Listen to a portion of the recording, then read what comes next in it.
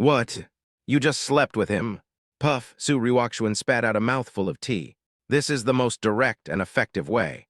As long as it succeeds, he will be completely devoted to you out of responsibility. This kind of person is a rare species. You must seize the opportunity. If you let other women get there first, you will have no chance. Su Ryukshuan's face flushed. Oh, Sister Wonking, you teased me. Zhu Wonking said, I am serious. You must take him to the banquet the day after tomorrow. Do you have time to slowly persuade him to go to the banquet with you? Su Ryukshuan thought about how Chu Ji had been trying to divorce her recently, and wondered how he would be willing to attend the banquet with her, unless she promised to divorce him after the banquet. But I don't want to get divorced, and I don't want to give the other party a bargaining chip for divorce. Sister Wonking's method may be more of a teasing method, but it must be said that it is indeed a method. If it were anyone else, she would naturally not be willing to do so. But if it was Chu Ji, she seemed to be able to accept it. What's more, I am his legal wife. Even if nothing happened, no one would believe it, so why not make it a fact? The more Su Ryukshuan thought about it, the brighter her eyes became. Zhu Wonking looked at Su Ryukshuan's shining eyes and became excited. Why don't you let him come over? We've got the marriage certificate anyway. What are you afraid of? Here. What, isn't my place good enough? I can prepare something for you, and I guarantee you'll be able to take him down. Zhu Wonking's eyes lit up, full of evil taste. Chu Ji received a call from Su Ryukshuan at around 9 o'clock. Chu Ji was very happy that he could finally have a good talk with Su Ryukshuan about the divorce. He doesn't dare go back to school now, and his classmates look at him strangely when he walks on the street. Even the restaurant where he worked had seen an increase in traffic. The boss was happy, and Chu Ji was depressed. So he hid at the back of the restaurant and checked his phone. And just in time, he received a call from Su Ryukshuan. Chu Ji said hello and left the restaurant without saying a word. When Chu Ji was leaving, a car drove slowly over and the window rolled down, revealing Xiao Han's gloomy face. Follow him and see where he goes, Xiao Han said.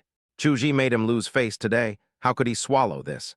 So he came to find Chu Ji again today, to make him see the gap between Ji and himself, and to make Chu Ji see clearly that he was just an unnecessary tool by Su Ryukshuan's side. Chu Ji took a taxi to the gate of a manor. This is actually a villa area. It's very big. The Su family's main family and the Qin family's main family are also here, but they are still some distance away from here. This manor seems to be located at a higher level and has a larger area. He saw Su Ryukshuan's car at the gate of the manor. Just looking at the yard of this manor, Chu Ji was very surprised. Such a large piece of land has been turned into a garden, and the house is located in the garden, which is a perfect fusion of nature and family. This is a big deal. The maintenance of this garden alone may require hiring professional people to maintain it. Someone opened the door for Chu Ji. Chu Ji walked into the manor. After Chu Ji entered the manor, the gate was closed again. Xiao Han's car also came here. He also saw Su Ryukshuan's car. Thinking of Su Ryukshuan and Chu Ji dating here, Xiao Han's face twisted with anger. Is this also the Su family's property? The female assistant looked at the luxurious and magnificent manor with jealousy. The Su family is indeed rich. This manor alone is worth several small goals, right? Xiao Han looked at the manor, his eyes full of greed. Mine, all of this should be mine. Chu Ji is just a peasant, why should he compete with me? Honey, what should we do now? Asked the female assistant. Xiao Han took out his cell phone and called Su Ryukshuan. Chapter 33, A Mistake. In the manor, Su Ryukshuan frowned as she watched Xiao Han call her. The call was connected, and Xiao Han's voice came from the other end of the phone. Ryukshuan, where are you now? I want to apologize to you. Because my selfishness has caused you trouble, can we go out for a midnight snack together? I want to apologize to you in person. Su Ryukshuan said, No need, I'm already resting, let's talk about it another day. Hearing the sound of the phone being hung up, Xiao Han slammed the phone on the seat. The female assistant quickly got down from the driver's seat, came to the back seat, picked up the phone and consoled him. Mr. Xiao, don't get angry and hurt yourself. Inside the villa at this time, Zhu Wonking next to Su Ryukshuan shook her head. This Xiao Han really was like a dog's skin plaster. She stood up and said, Okay, your little husband is here. I won't disturb your leisure time. Xiao Xiangxian, come on, take him down directly. Su Ryukshuan's cheeks were red. Zhu Wonking left, and there was a noise outside the door, and Chu Ji walked into the hall. Su Ryukshuan stood up and took Chu Ji to a small room next to the living room. Mr. Su, do you want to talk to me about the divorce procedures? Chu Ji said with a little joy. Su Ryukshuan's body stiffened slightly. Let's not talk about this for now, let's have a drink first. Su Ryukshuan poured 2 glasses of red wine and placed 1 glass opposite Chuji. Chuji frowned and said, I don't like drinking red wine. Su Ryukshuan said, then what do you like to drink? I'll change it for you. That's all right, let's talk about business, Chuji said. Su Ryukshuan picked up the glass of red wine in front of Chuji and said, how can this be possible? Let me pour you a glass of water. Wait. After saying that, he took the glass of red wine and went out. Chuji frowned. He felt that Su Ryukshuan didn't want to talk to him about divorce. He looked around but saw nothing resembling a document. Aren't I asked to sign a contract to give up my property? Chuji muttered. At this time, Su Ryukshuan came back with a glass of water and placed the water in front of Chuji and said, then drink the water. Chuji did not touch the glass of water but looked at Su Ryukshuan and said, Boss Su, I wonder what you think about this. Su Ryukshuan asked, is it because of those gossips that you are in a hurry to divorce me? Chuji said, it is indeed related. I always feel that this matter is directed at you, so I think you should divorce me as soon as possible to prevent any trouble. But if you divorce me, won't all our previous efforts be wasted? Su Ryukshuan tried to make Chuji give up the idea of divorce. Chuji lowered his eyes and recalled the scene of Su Ryukshuan and Xiao Han appearing in front of him in the private cinema. He felt a little uncomfortable. He didn't say anything before Xiao Han came back. But now that Xiao Han is back, he doesn't think he needs to be Su Ryukshuan's shield anymore. He felt like a joke at this moment, although he knew this feeling was wrong. Chuji suppressed his distracting thoughts and said, I have helped Mr. Su deal with his family. Get a divorce now, Mr. Su. You can marry Mr. Xiao, so I don't have to get caught between you two, and I don't have to embarrass Mr. Xiao. Su Ryukshuan's heart skipped a beat. She knew that Xiao Han had gone to find Chuji, although Chuji didn't say anything based on Chuji's performance today. Xiao Han must have said something unpleasant at that time. This made Su Ryukshuan's impression of Xiao Han decline a little. Seeing that Su Ryukshuan didn't say anything, the room became quiet. Chuji looked a little embarrassed, so he picked up the water in front of him and carefully took a sip. Su Ryukshuan frowned and was indeed a little angry about Xiao Han's behavior. Chuji, what I mean is, if Xiao Han and I cut off our relationship, will you still divorce me? Chuji was stunned. He didn't mean that. He married Su Ryukshuan purely to help. He had no intention of interfering in Su Ryukshuan's feelings. It doesn't matter to him what the relationship between Su Ryukshuan and Xiao Han is. Although he is Su Ryukshuan's nominal husband, Su Ryukshuan was delighted when she saw that Chuji didn't say anything. Just then the phone rang. It was an unfamiliar number. She didn't want to answer it, but the calls kept coming, which was a bit annoying. She answered the phone, and a slightly panicked voice sounded on the other end of the phone. Ms. Su, Xiao Xian had a car accident, can you come over? Su Ryukshuan stood up suddenly and asked, where is it? After saying that, Su Ryukshuan hurried out. The corners of Chuji's mouth twitched. He just said that he wanted to cut off ties. Women's mouths are really deceiving. However, Chuji was a little depressed because he didn't get Su Ryukshuan to agree to get a divorce today.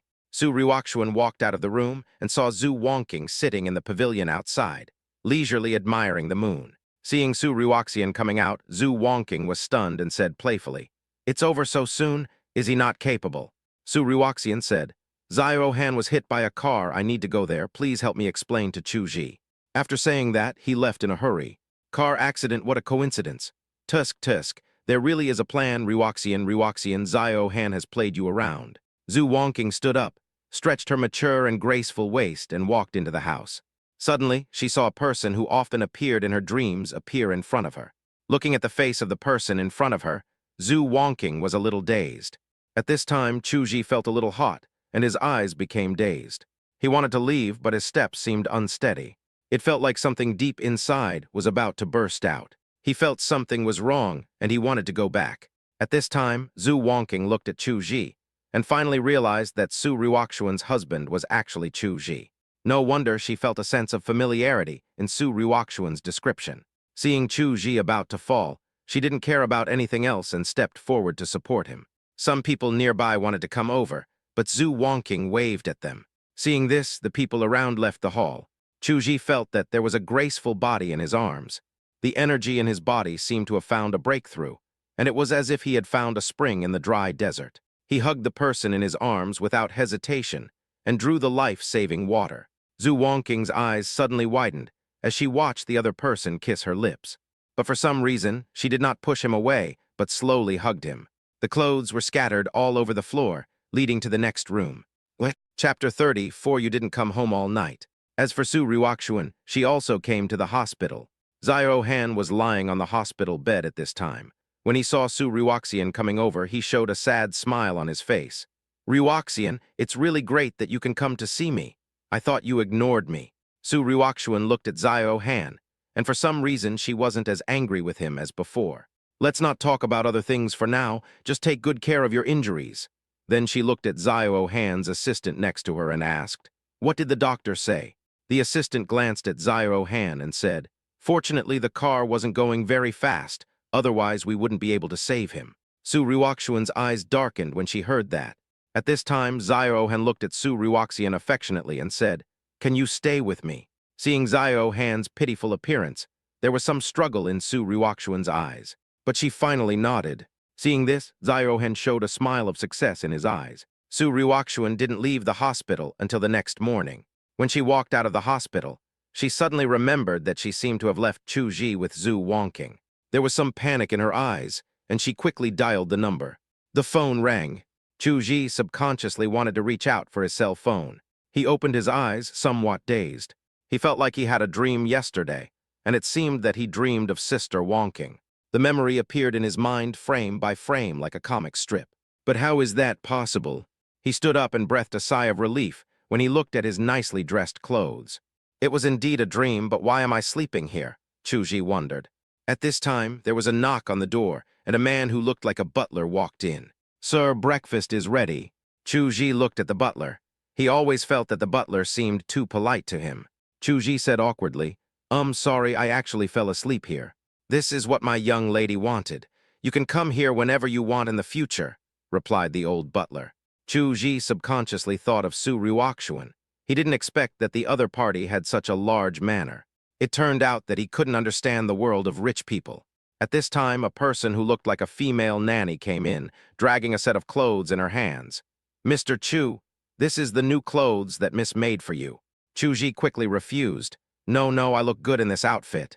Chu Ji straightened his clothes, but it seemed that a button had fallen off. However, it was not a big deal. He could just go back and sew it on. In the end, Chu Ji refused to put on the other person's clothes and refused to eat breakfast here. He really didn't want to have too much involvement with Su Ruoxuan, even for a meal. Chu Ji left the manor in a hurry. Fortunately, graduation is approaching, and there are not so many courses, so he doesn't have any classes this morning. Otherwise, he would definitely have missed class today. Chu Ji returned to the school dormitory and saw Su Jai looking up information on the computer. Now it was time for him to prepare his graduation thesis. Seeing Chu Ji coming back, Su Jai asked, What did you do yesterday? Why didn't you come home all night? Su Jai just asked casually, and Chu Ji looked a little embarrassed when he heard it. Anyway, it seems that I stayed overnight at my wife's house. Does this count as cohabitation? Probably not. Well, what are you thinking about? Su Jai looked up at Chu Ji suspiciously. Looking at Chu Ji's red face, Su Jai was stunned. Then he thought of something and opened his mouth wide. You can't. Chu Ji came back to his senses at this time and asked, What did you say? Su Jai was stunned and scratched his head. Did I guess wrong? That's right. How could a straight man like you do something beyond your limit of cognition? Chu Ji was a little speechless. What did it mean to be something that was beyond his limit of understanding? Have you never seen the world? And at this time, the Zhu family. Zhu Wongqing stretched her plump and charming body. Beast, Zhu Wongqing cursed, not knowing who she was scolding. At this time, there was a knock on the door, and a man who looked like a butler said respectfully, Miss, the information you asked for is ready. Give it here. Zhu Wongqing's voice was as lazy and charming as ever. The old butler walked into the room with his head lowered, placed the information on the table next to Zhu Wongqing, and then stood beside her respectfully. The information was obviously about Chu Ji. From small to large, very detailed, this is the strength of the Zhu family. Zhu Wongqing looked through the pictures one by one very carefully. Although she had a general understanding of Chu Ji, after today she felt that she needed to get to know Chu Ji in a comprehensive way. He received the scholarship for 2 consecutive years. Logically, he should have received one this year as well, but he was disqualified because of the fight. The information contains photos of Chu Ji being beaten. Zhu Wongqing's eyes darkened, and she brushed Chu Ji's cheek with her fingers. Zhang Heng from the Zhang family, huh? She continued reading.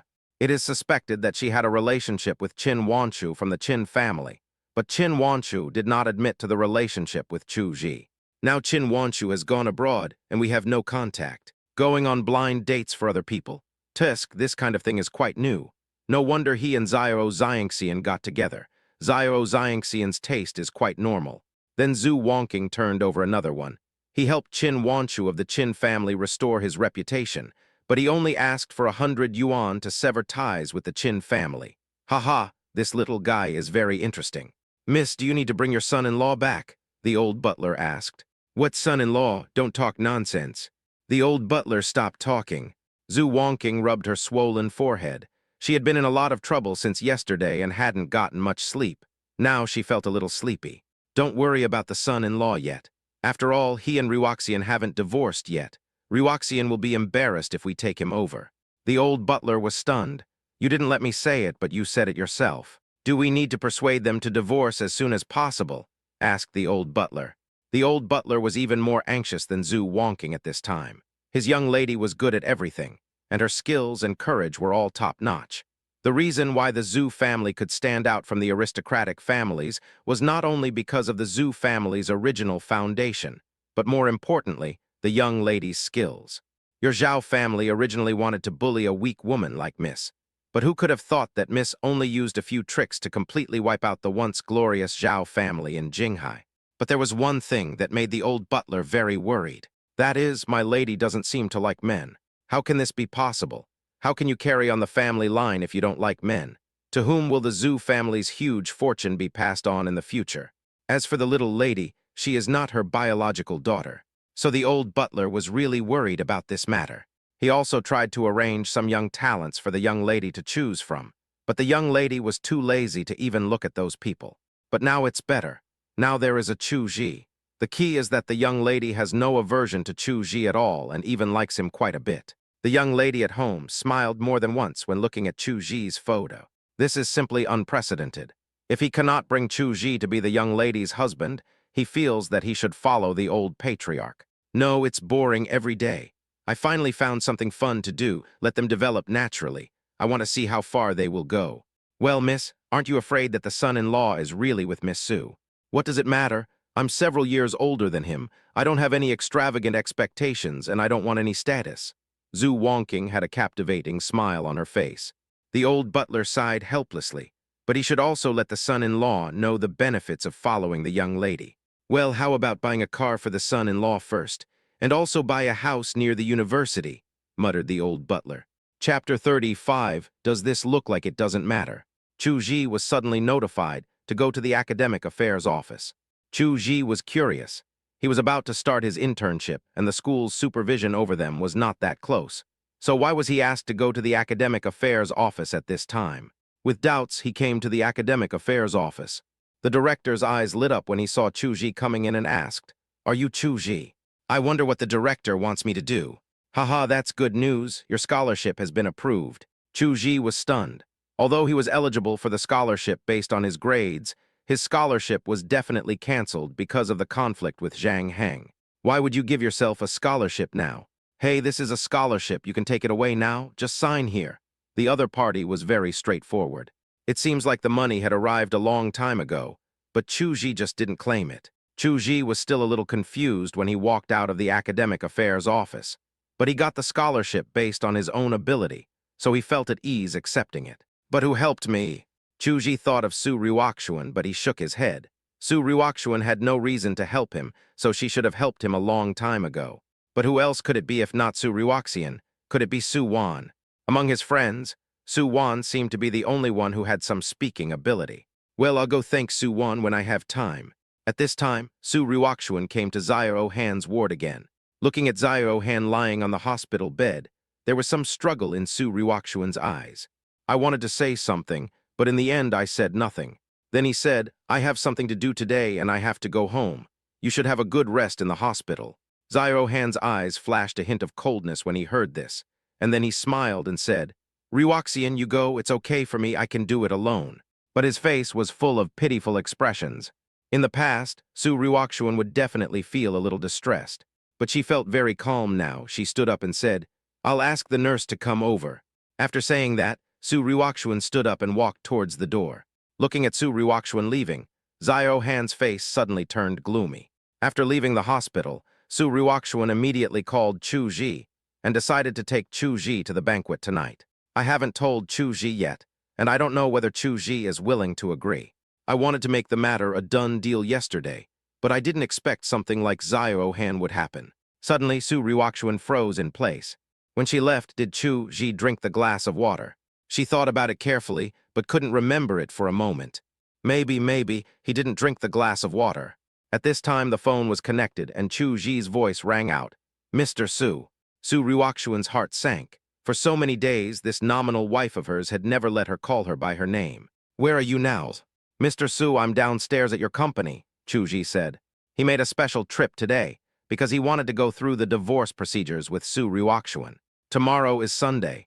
If we can't do it today, we'll have to postpone it for 2 days. Su Ryukshuan's voice rang out over the phone. "Okay, go up to my office and wait for me. I'll be there in a minute." Chu Ji stood at the door of Su's building in a daze, then walked into the building. I came to the front desk again and said, Your CEO Su told me to go upstairs and wait for her. Can you guys confirm it?" The two receptionists naturally knew Chu Ji and said, "Boss, Su just called. Mr. Chu, please come this way." After Chu Ji arrived at the elevator door opened. This was his first time coming to Su Ryukshuan's workplace. Following the instructions from the front desk, Chu Ji came to the floor where Su Ryukshuan worked. Outside her office were some employees. Chu Ji's arrival attracted their attention, and soon someone recognized Chu Ji as General Manager Su's legal husband. Chu Ji was a little nervous when being watched by so many people and said, "Well, I'm looking for President Su. President Su told me to wait in the office." "Which one is President Su's office?" A clerk came back to his senses and said, "Mr. Chu, this way, please." Chu Ji quickly agreed. At this time, the outside was in chaos. "He is Chu Ji. He is so handsome. The moment he looked at me just now, I felt like he was taking my soul away." A female employee had stars in her eyes. "He is indeed very handsome. This kind of handsomeness makes people feel at ease. It is completely different from the flamboyant feeling of Zio Han. Zio Han relies on clothes to set off her beauty. She knows how to dress up, but Chu Ji, look at the clothes he's wearing and his slightly messy hair. He doesn't dress up at all. Indeed, Chu Ji is the kind of naturally handsome guy who gives people a different feeling. But are he and Mr. Su husband and wife? Of course, President Su didn't deny it. But why does the legitimate husband call Mr. Su Mr. Su? Shouldn't he call him by his nickname or his real name? Indeed, the legitimate husband is called Mr. Su, but Zio Han is called Ryukshuan. What's going on? I support Chu Ji. He looks calm, steady, and reliable. Indeed, that Zio Han gives people a frivolous and scheming feeling. Ignoring the whispers outside, Chu Ji sat in Su Ryukshuan's office. The secretary brought tea, but Chu Ji didn't dare to move. The secretary's eyes were full of curiosity when he saw Chu Ji sitting upright. It wasn't like this when Zio Han first came here. Zio Han is very familiar with this place and feels very relaxed here. He doesn't consider himself an outsider at all. But the legal husband of General Su in front of her seemed like a stranger and seemed a little embarrassed. How could the world be like this? The secretary sighed in her heart that the legitimate wife at home is not as important as the wild man. After Chu Ji waited for a while, Su Ryukshuan also walked into the office. Looking at the tea that had gone completely cold and wasn't even touched, Su Ryukshuan's eyes froze for a moment. "I'm sorry, I did have something to do that day." "Yeah, I know, I heard it," Chu Ji said. Su Ryukshuan's body froze, her face turning pale. "The relationship between him and I is really not what you think. I just. Chu Ji said, "Boss Su, you don't have to explain this to me. This is your personal matter. I came here this time to complete the divorce procedures with you as soon as possible." "No," Su Ryukshuan said quickly. Chu Ji frowned. "Why?" Su Ryukshuan said, "Now everyone knows that you are my husband. If we divorce now, others will definitely talk about it, and my Su family will also be affected." Chu Ji said, "Boss Su, I'm talking about a quiet divorce only known to a few people. Besides, don't you want to marry Mr. Zio?" Su Ryukshuan said, "What Mr. Zio? I said I have nothing to do with him." Su Ryukshuan's face turned a little pale. Just then the phone rang. Su Ryukshuan subconsciously pressed the answer button and then pressed the speakerphone button. Mr. Zio suddenly feels unwell. Can you come and see him? Mr. Zio felt unwell as soon as you left. Chu Ji was stunned. So Su Ruoxian has been accompanying Zio Han in the hospital. Doesn't this look like it has nothing to do with him? Chu Ji's eyes darkened. Chapter 36, Self-Deception. Su Ruoxian glanced at Chu Ji in panic and quickly canceled the hands-free mode. She picked up the phone and said, "Let's find a doctor first. I'll come over when I have time." After hanging up the phone, Su Ruoxian looked at Chu Ji, not knowing how to start the conversation for a moment. Chu Ji's face was very calm. He stood up and walked to the door of the office and said, "Then I won't bother President Su. But I still hope that Mr. Su can go through the divorce procedures with me as soon as possible." "Stop." Chu Ji was stunned and said, "Mr. Su, is there anything else? Shouldn't you go to the hospital?" "Who said I was going to the hospital? Didn't I tell you that he and I are not what you think? He is just an ordinary friend of mine now. Why don't you believe it?" Chu Ji frowned. He had already encountered this situation once, but the other party was still trying to be stubborn.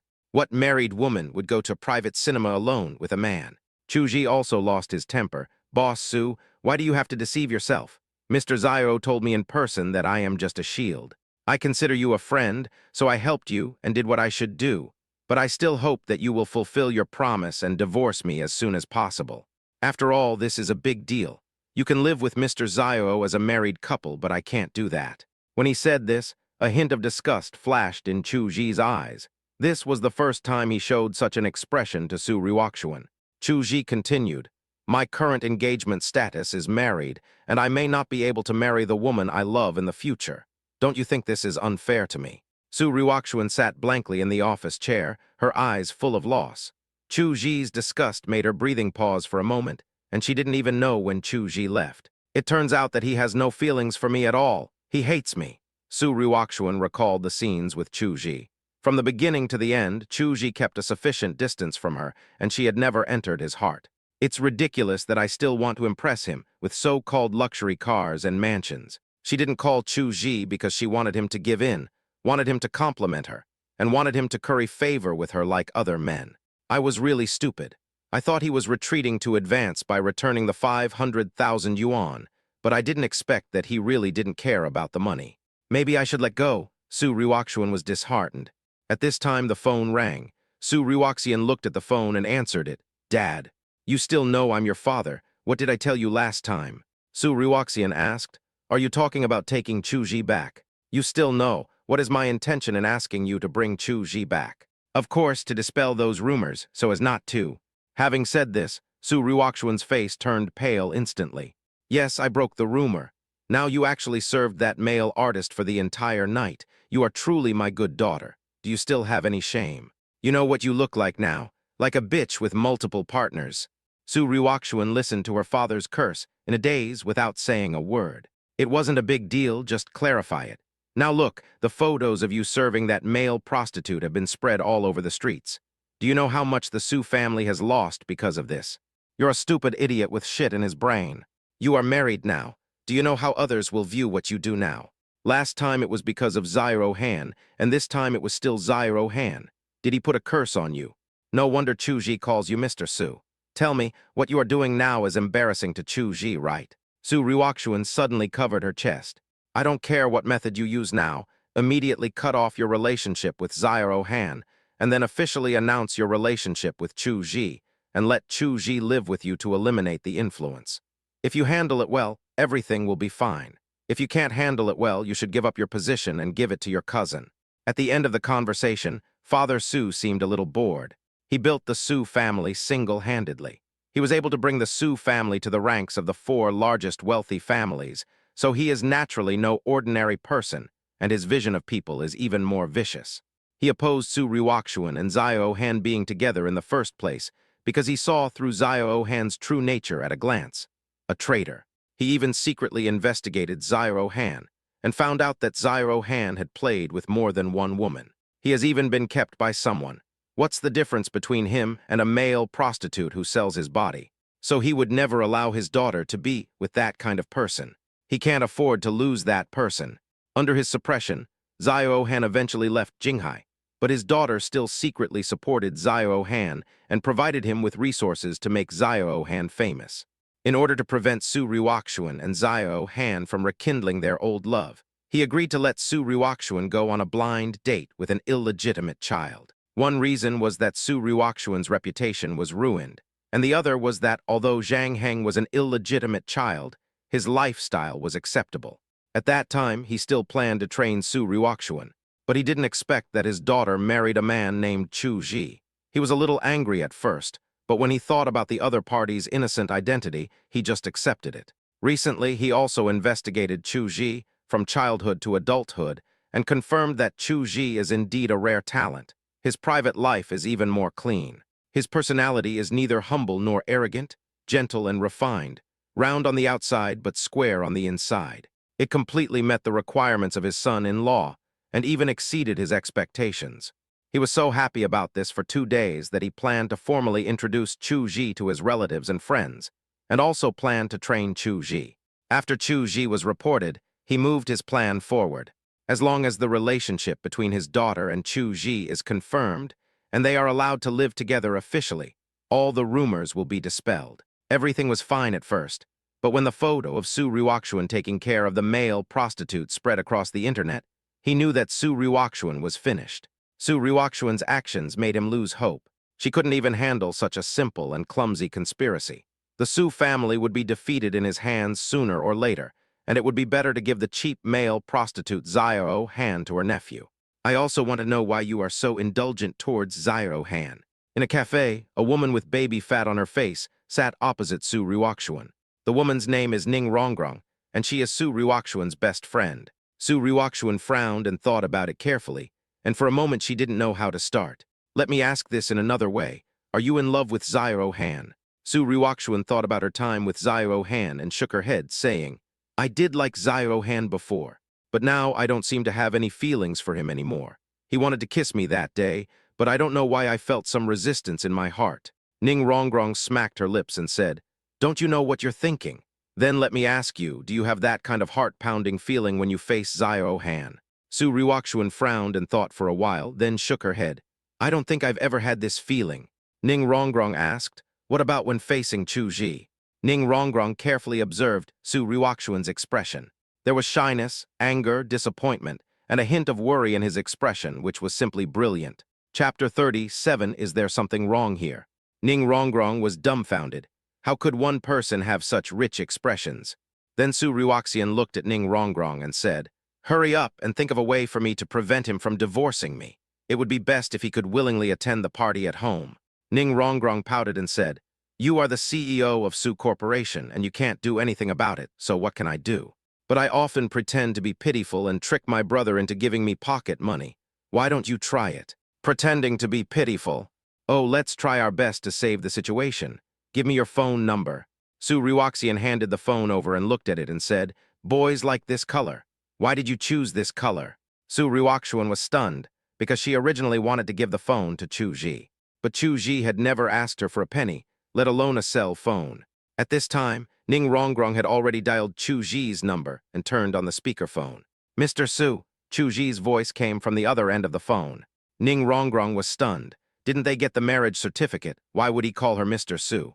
There was some anger in Su Ryukshuan's brows. Ning Rongrong said, Boss Su is drunk, and there's no one here to take care of him, so I called you. Do you want to come and pick him up? Chu Ji was stunned for a moment and said, This is inconvenient. You can call a man named Xiao Han. I think he will come to help. If there is nothing else, I will hang up. Ning Rongrong opened her mouth wide when she heard the phone being hung up. There are actually people like this. This is Su Ryukshuan, the daughter of the Su Group, and the woman who will control hundreds of billions of assets in the future. Any man would probably run over like the wind if he heard that Mr. Su was drunk. If something happens between me and President Su, wouldn't I instantly reach the pinnacle of the world? But the other party rejected such a good opportunity, and the rejection was so decisive. That would have been fine, but he pushed the person into the arms of someone else. What is this? Is there something wrong with Chu Ji? Ning Rongrong pointed to her head. He is a student at Jinghai University. He has received 2 scholarships and joined the student union. Later, for some reason, he resigned from the student union and has been working part-time.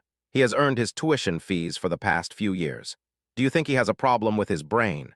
Ning Rongrong said, It seems that you have hurt him badly, Did he see you and Zio Han doing something? Su Ryukshuan subconsciously thought of the meeting in the private cinema.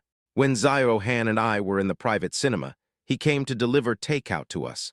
Ning Rongrong spat out the coffee in her mouth. What, you and Zio Han are in a private cinema, and you let your legal husband deliver food? Sister, this is not just an insult. You are simply trampling on his self-esteem. Even if you had a flash marriage and no emotional foundation, there is no need for you to humiliate him like this, right? No wonder the other party wants to divorce you. I would divorce him if it were me. Tusk, you are hopeless. Su Ryukshuan's body trembled violently when she heard that. Did Chu Ji give up on her from that time on? By the way, who ordered the takeaway? It couldn't be Zio Han, right? Could it be that Zio Han knew where Chu Ji worked? If so, well, Ning Rongrong asked casually. But seeing Su Ryukshuan's gloomy face, he said, Damn, it can't be true. This Zio Han is not simple. He has played you around. Tusk, you were so attentive to him at the beginning. No, this must be a coincidence, Su Ryukshuan said. Oh, coincidence? If you say it's a coincidence, then it's a coincidence. Ning Rongrong shook her head and looked at Su Ryukshuan with a hopeless look. Chu Ji was speechless after hanging up the phone. What is my status? Am I qualified to take care of the affairs of the eldest lady of the Su family? Su Ryukshuan was drunk. If she sobered up and found that it was herself and not Zio Han who sent her home, she would probably blame herself for meddling in other people's business. A moment later, as he continued to work, the phone rang again. Come quickly to the Red Rose Bar, we're in trouble. It was still the woman's voice, but she sounded very scared. Chu Ji frowned. First, Su Ryukshuan was drunk, and now she said she was in trouble. Is it possible that someone really has bad intentions towards Su Ryukshuan? Thinking of Su Ryukshuan's graceful figure and heroic yet beautiful face, it seems normal that she would arouse other people's covetousness. No matter what, he couldn't gamble, so he rushed out of the restaurant door, hailed a taxi, and headed to the designated location. He seemed very anxious in the car, and he would rather the other party was deceiving him. At this time in the Red Rose Bar, Su Ryukshuan, with her eyebrows raised, was holding a bottle of wine and confronting a few guys who didn't look like good people. Wow, such a pretty girl is so fierce, someone teased. Su Ryukshuan looked at those people. Judging from their attire, they came from wealthy families and should be a group of second-generation rich people. They are used to being lawless and have never suffered from the harsh punishments of society. Su Ryukshuan asked, When you were bullying others, didn't you ask who I was? Haha, who could it be? Even if you are the daughter of a wealthy family, so what? The worst that can happen is that the matter has been settled. Haha, you sound so cool, but if you dare, I will put you in jail for life. I don't believe it. A young man dressed in a neither male nor female style wanted to step forward and tease Su Ryukshuan. Su Ryukshuan sneered, and the anxiety between her brows completely erupted. The bottle in his hand smashed cleanly on the head of the androgynous young man. The attack was swift, accurate, and ruthless. The remaining young men were stunned. They didn't expect that the woman would actually dare to take action. You bitch, you're looking for death. As usual, he made harsh remarks before taking action. But before they could find trouble with Su Ryukshuan has already taken the initiative to attack them. Another bottle knocked over another. Ning Rongrong was so scared that her face turned pale. It's over. Those guys are courting death. Do you know Sister Ryukshuan's combat power index? How dare you provoke her? What if someone dies? She wanted to persuade Su Ryukshuan, but when she saw the ferocity between Su Ryukshuan's brows, she was scared. Even if Su Ryukshuan's biological father came at this time, he would probably have to stand aside. The remaining young men wanted to rush forward, but they underestimated Su Ryukshuan. Su Ryukshuan was knocked down by the opponents and picked up a wine bottle and smashed them down. A young man who was almost knocked unconscious by being thrown down was hit by a wine bottle and fainted instantly. Now the bar was completely quiet. The young men were used to flirting with beautiful women, and when they saw Su Ryukshuan's beauty, they couldn't help but want to flirt with her as usual.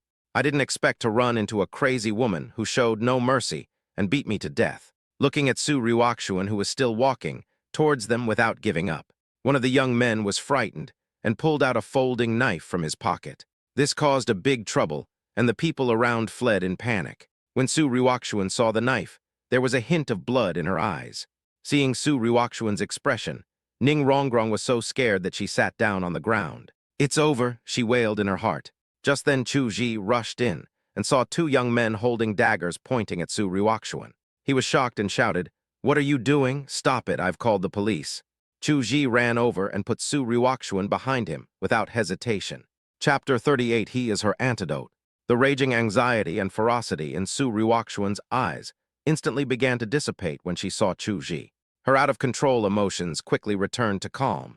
If Chu Ji had been a little later, she might have really beaten the man to death. Su Ryukshuan looked at Chu Ji, who was protecting her, and for some reason a smile appeared on her lips. Ning Rongrong breathed a sigh of relief. "Oh my God, I almost have to go to the prison to see Ryukshuan. This person must be Chu Ji, he is really handsome." Ever since Chu Ji appeared, Ning Rongrong noticed that Su Ryukshuan's eyes had never left him. Ning Rongrong now has a strong interest in Chu Ji. In the upper circle, everyone knows Su Ryukshuan's name. That's a synonym for violent. Once stimulated, Su Ryukshuan becomes like a different person, with an overwhelming desire to destroy and incredible strength. She once almost beat to death the young man from the Li family who tried to tease her. He was almost beaten to death, and the young master of the Li family stayed in the hospital for 3 months before he recovered. Until now, the Su family and the Li family have not been getting along well. The Su family also had someone treat Su Ryukshuan, but there was no problem. The only suspicion was that she had a mental problem. But how to explain this kind of thing? Could it be that the eldest daughter of the Su family is a mental patient? Besides, Su Ryukshuan is usually fine, and will only have an attack when she is completely irritated. Once he had an attack, even Su's father didn't dare to get close to him. As one of Su Ryukshuan's few close friends, Ning Rongrong naturally knew about Su Ryukshuan's problem. But she didn't expect that after Su Ryukshuan saw Chu Ji appear, her anxious aura would instantly disappear. This is simply unbelievable. No wonder Su Ryukshuan doesn't want to divorce. This is not about finding a husband, but about finding an antidote. At this time, Chu Ji was protecting Su Ryukshuan tightly behind him. He was now holding a chair in his hand and facing the 2 young men in front of him. He won't just come here without bringing anything just to look cool, and some big-name wolves would rather not charge for it. "Get out of here, kid, or we'll kill you too." The 2 young masters opposite were a little angry and embarrassed. After being beaten like this, they have lost their minds. At this age, face is the most important thing. If it is reported that they were beaten by a woman, they will never be able to hold their heads up for the rest of their lives. So when they saw Chu Ji suddenly appear, they had no intention of giving up. Seeing that Chu Ji didn't leave, they rushed forward. Facing the dagger with a cold glow, Chu Ji also rushed forward. Although he is not good at fighting, he has good physical fitness. He is really not afraid of fighting. At this moment, 2 policemen rushed over, subdued the 2 young men in no time, and took away their knives.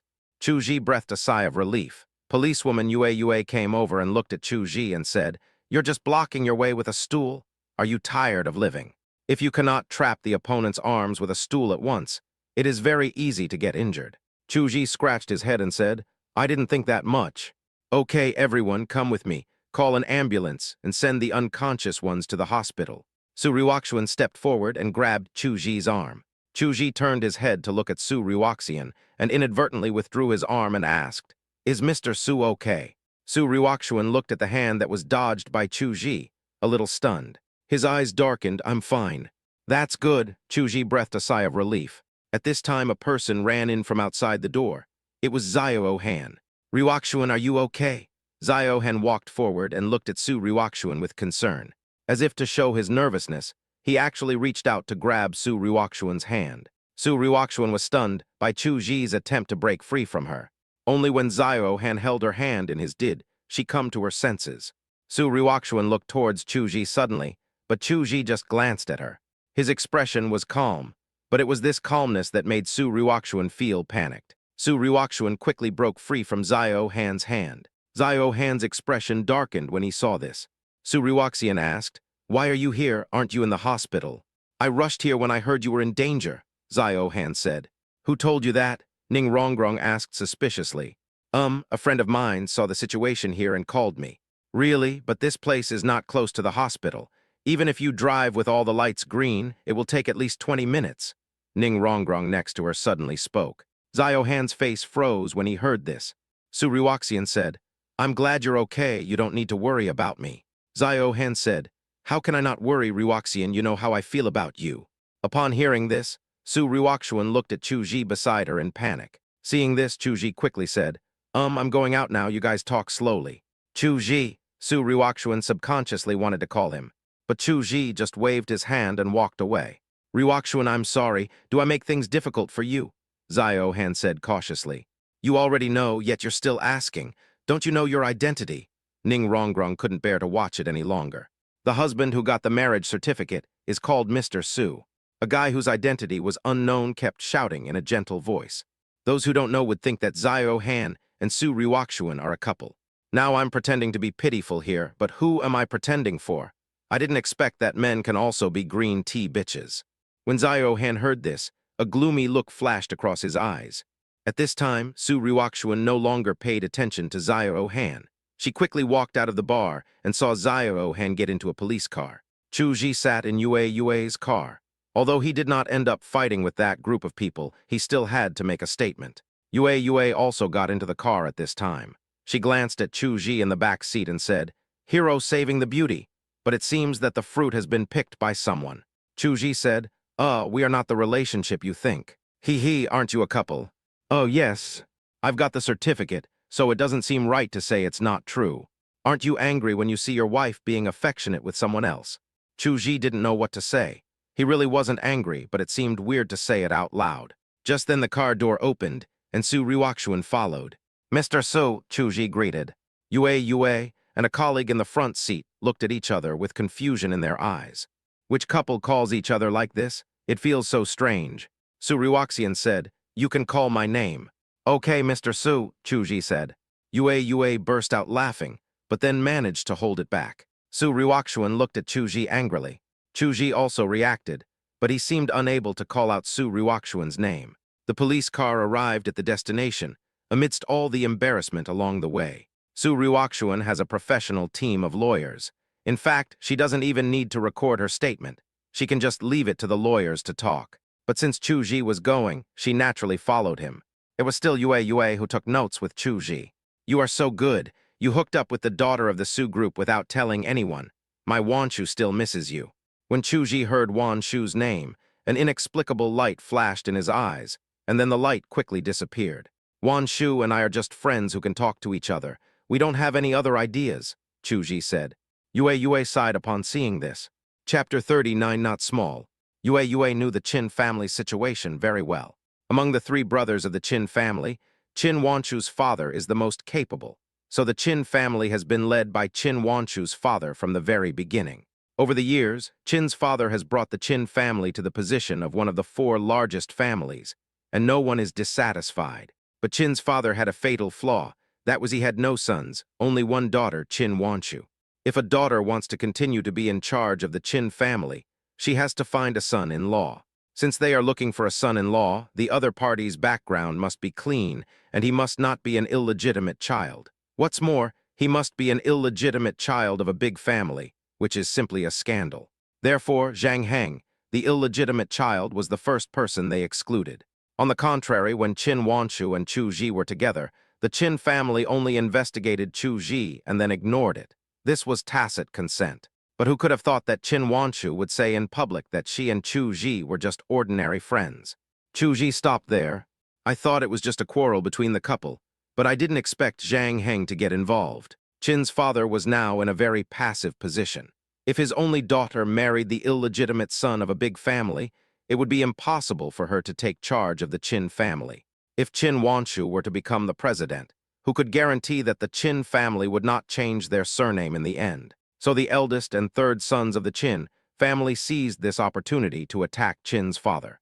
The advantage that Qin's father had gained in running the Qin family for more than 10 years was destroyed in an instant. Even though Chu Ji helped Qin Wanshu restore her reputation in the end, it also allowed those shareholders who followed the Qin family to see the weakness of a woman in charge of the Qin family. If Father Qin cannot make them feel at ease, it is only a matter of time before Father Qin is squeezed out. Qin Wanshu was playing a good game of chess, but it had come to this point.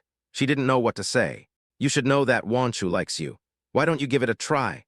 I'll give you Wanshu's contact information. Maybe it will work out." Chu Ji didn't know why Yue said that. He lowered his eyes and said, "Wanshu and I are just ordinary friends. I used to be the one who coveted her, but now I know very well the gap between us, so we can only be friends who can talk to each other." Yue shook her head speechlessly. Didn't she understand what she said? It seems that Qin Wanshu hurt him very badly that time. Yes, being rejected in public and being watched like a clown must be a really unpleasant feeling. When Chu Ji finished recording his statement, he saw Su Ryukshuan waiting at the door. "Boss Su, you haven't gone back yet. I'm waiting for you. Is there anything Mr. Su needs?" Chu Ji asked. Su Ryukshuan said, "Accompany me to a banquet." Chu Ji frowned and said, "Boss Su, I still have work to do and I don't have time. I'll give you a salary. How about 100,000? Chu Ji shook his head. "Mr. Su, you should invite Mr. Zyro instead of me." "I said Zyro Han, and I have nothing to do with each other." Su Ryukshuan scratched her head frantically, making her shiny black hair messy like a mad woman. Chu Ji's face darkened. "Boss Su, why do you have to deceive yourself?" Su Ryukshuan knew that Chu Ji was talking about the incident in the private cinema. She is regretting it so much now. Why did I agree to go to that private cinema with Zyro Han? Chu Ji looked at the time and said, "We still have some time.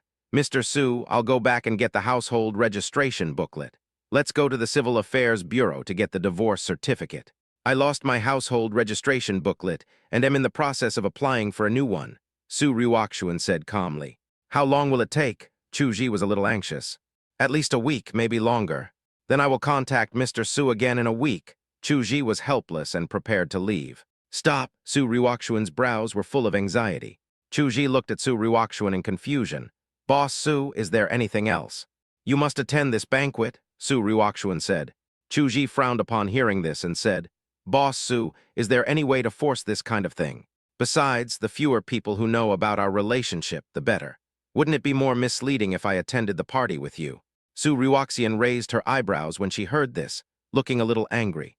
Ning Rongrong beside her quickly explained, "This is just an ordinary banquet. We girls will choose a reliable male companion. This way it is safer and we won't be taken advantage of by others." "But I don't have time, I still have to go to work." Chu Ji still refused. Ning Rongrong said, "You don't want this kind of fight to happen again, right?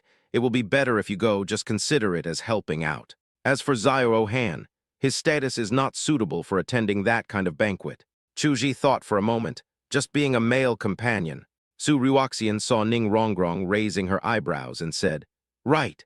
If there's dancing or something at the party, I don't want to dance with a stranger, so I want to ask you for a favor." "But I can't dance either," said Chu Ji. "I'll teach you then, and you'll learn it in no time," Su Ryukshuan replied quickly. Chu Ji thought about it and recalled the scene in the bar today. Su Ryukshuan must have felt insecure at this time, and it would seem a bit inhumane if he refused. "Okay, I'll go back and change my clothes first," said Chu Ji. "No need, I have prepared clothes for you. Your clothes are not suitable for the party," Su Ryukshuan said quickly. Chu Ji thought for a moment and said, "Okay then, I'll find a way to pay you back for the clothes." "You do whatever you want." Su Ryukshuan turned around and walked away angrily. Ning Rongrong, who had been silent, looked at Chu Ji speechlessly.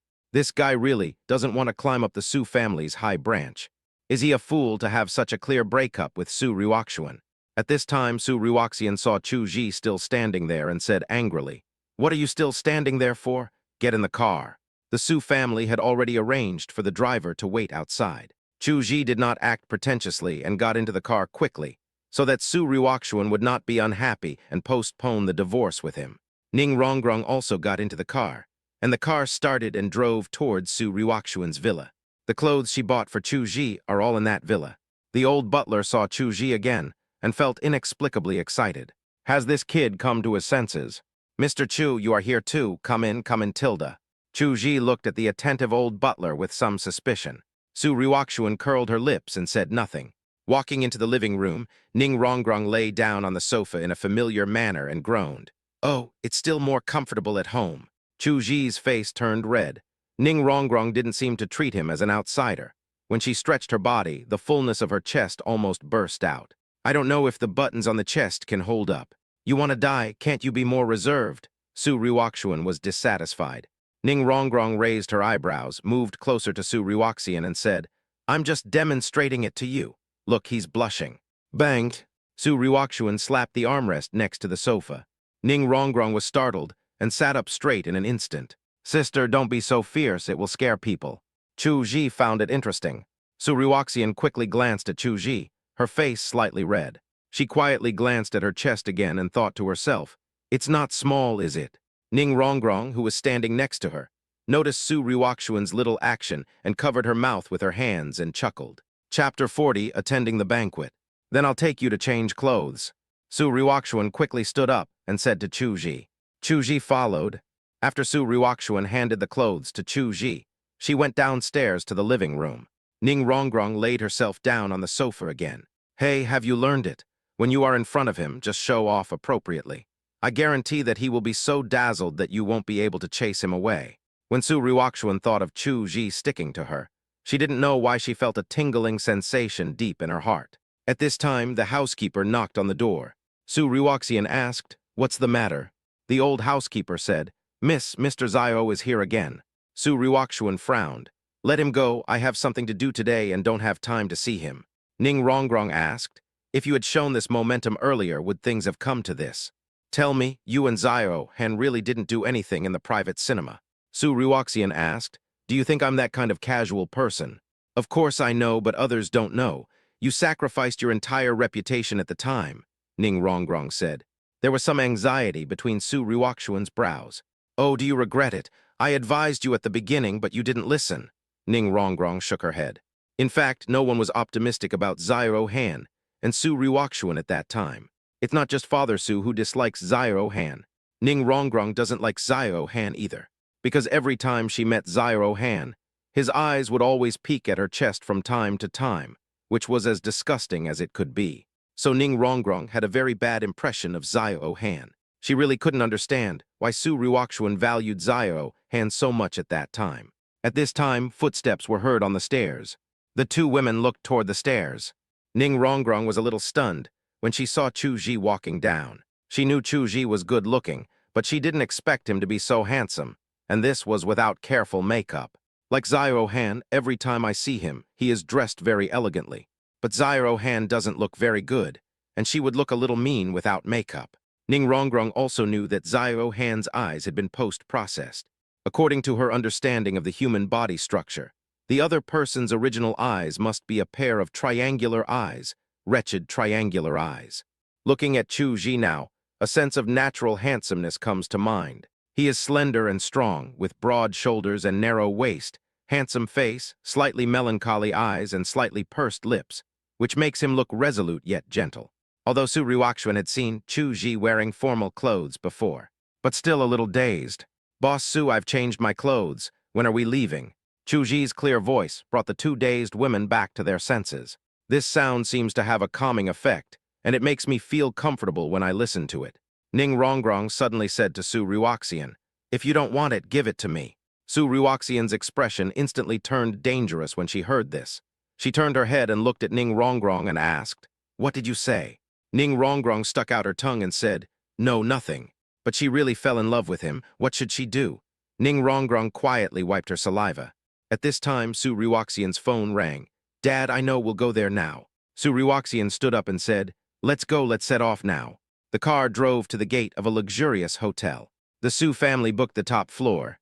When he arrived at the top floor, Chu Ji saw that there were already quite a few people there. Su Ruoxuan walked up to greet these people and seemed very familiar with them. Su Ruoxuan also introduced Chu Ji to these people.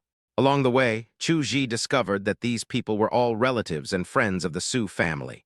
In other words, they were all related members of the Su family, and this was not an ordinary banquet. Chu Ji felt something was wrong, but it's already here, and there's nothing we can do now but grit our teeth and deal with it. Fortunately, Chu Ji has a good memory, and he has remembered all the people that Su Ruoxuan introduced along the way.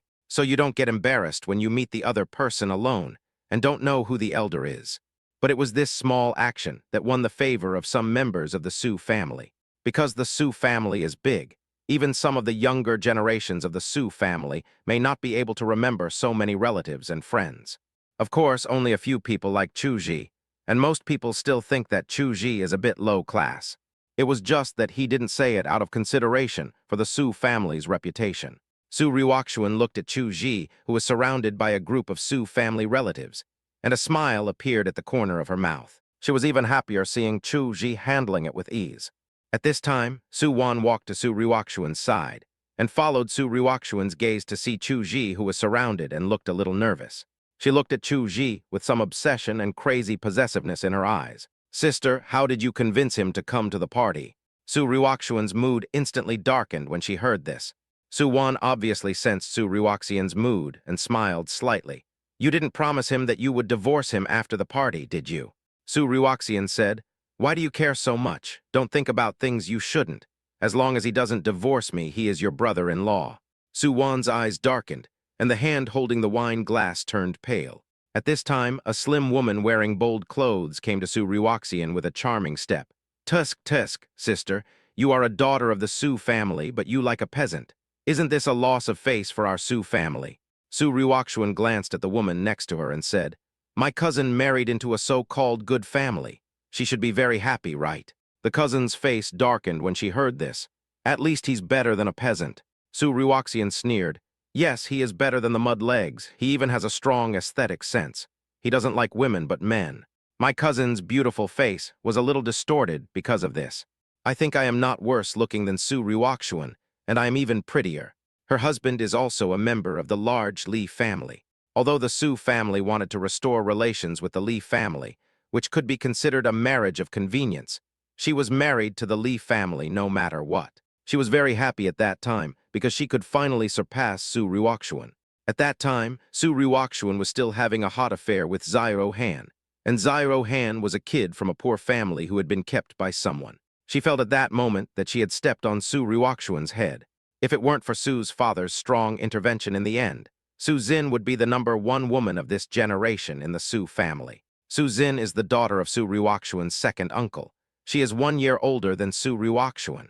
She got married 3 years ago and married Li Ping from the Li family. That was Li Yao's brother whom she met when she took Chu Ji to the mall to pick out clothes. Li Ping is a good person in all aspects. He is the most capable and most likely person to take over the Li family. However, some people secretly say that Li Ping does not like women but likes men. Although it is a rumor, they also know that it is likely to be true. This can be seen from Su Xin's condition. She has become a resentful woman now, which shows that she has never received any care from Li Ping.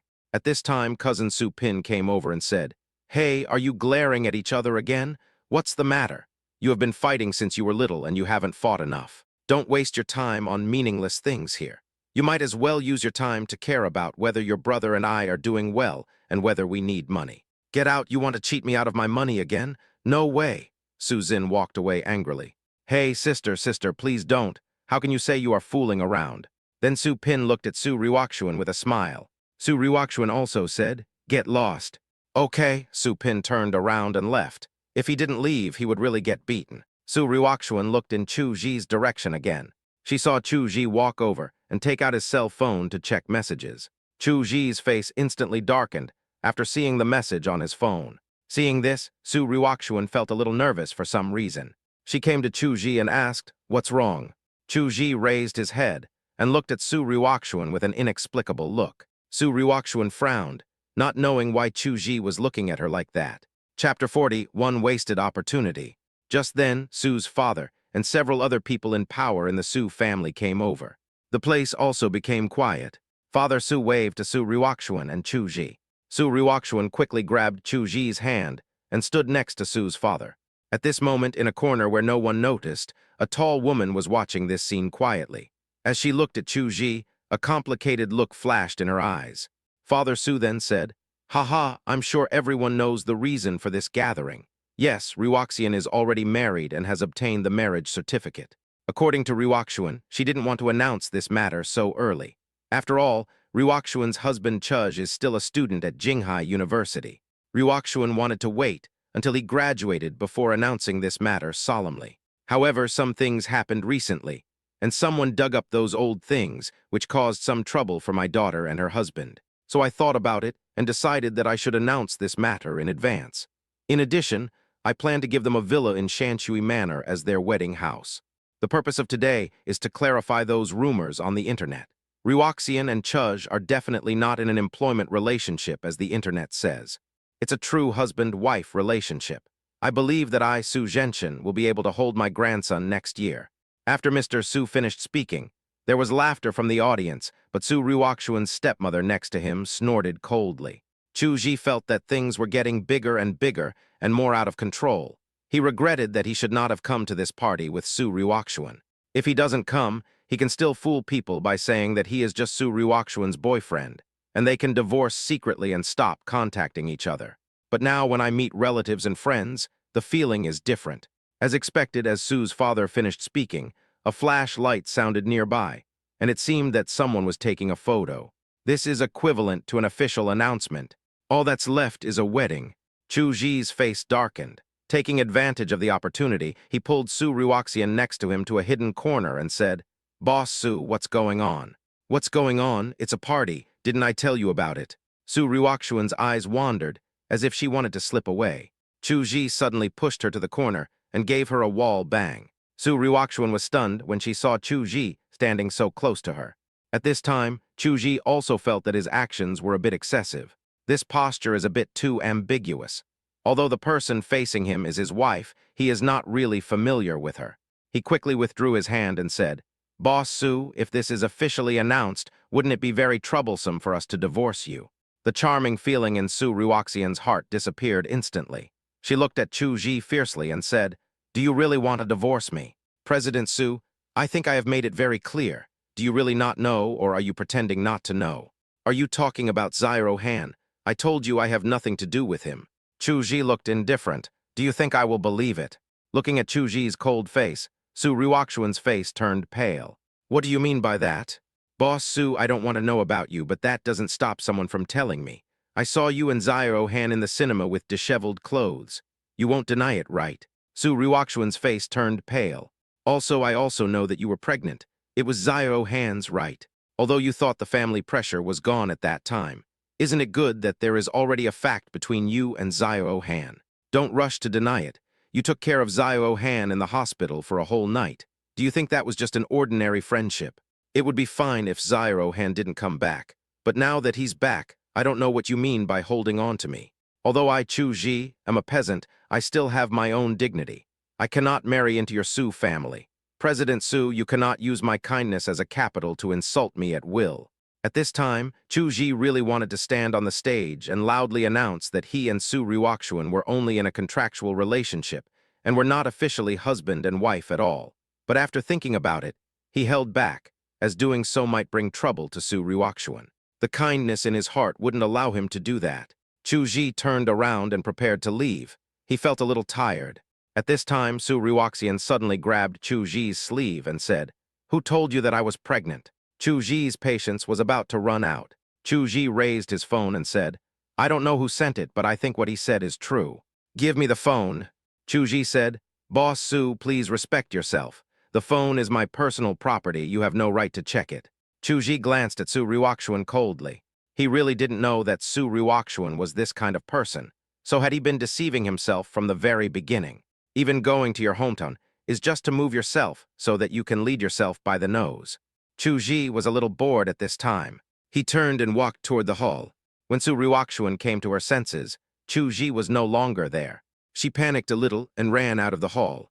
At this time, a waiter came over and looked at Su Ryukshuan and said, "Miss Su, a Mr. Chu just asked me to give this suit to you."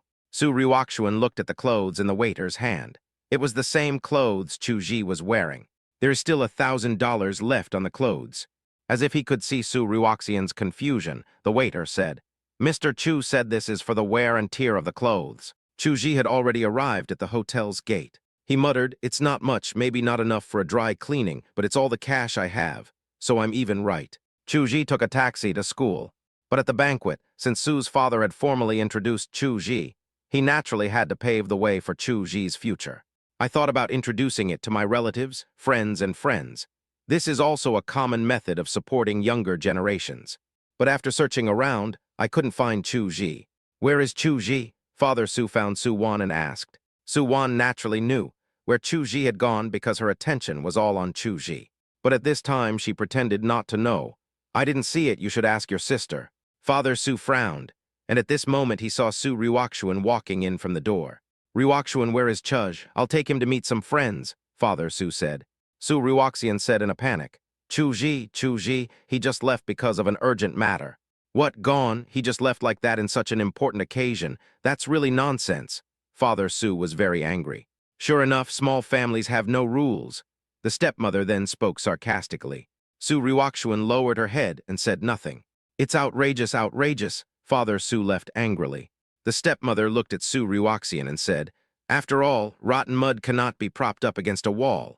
Do you know who are the people who came here today? Not to mention our own family.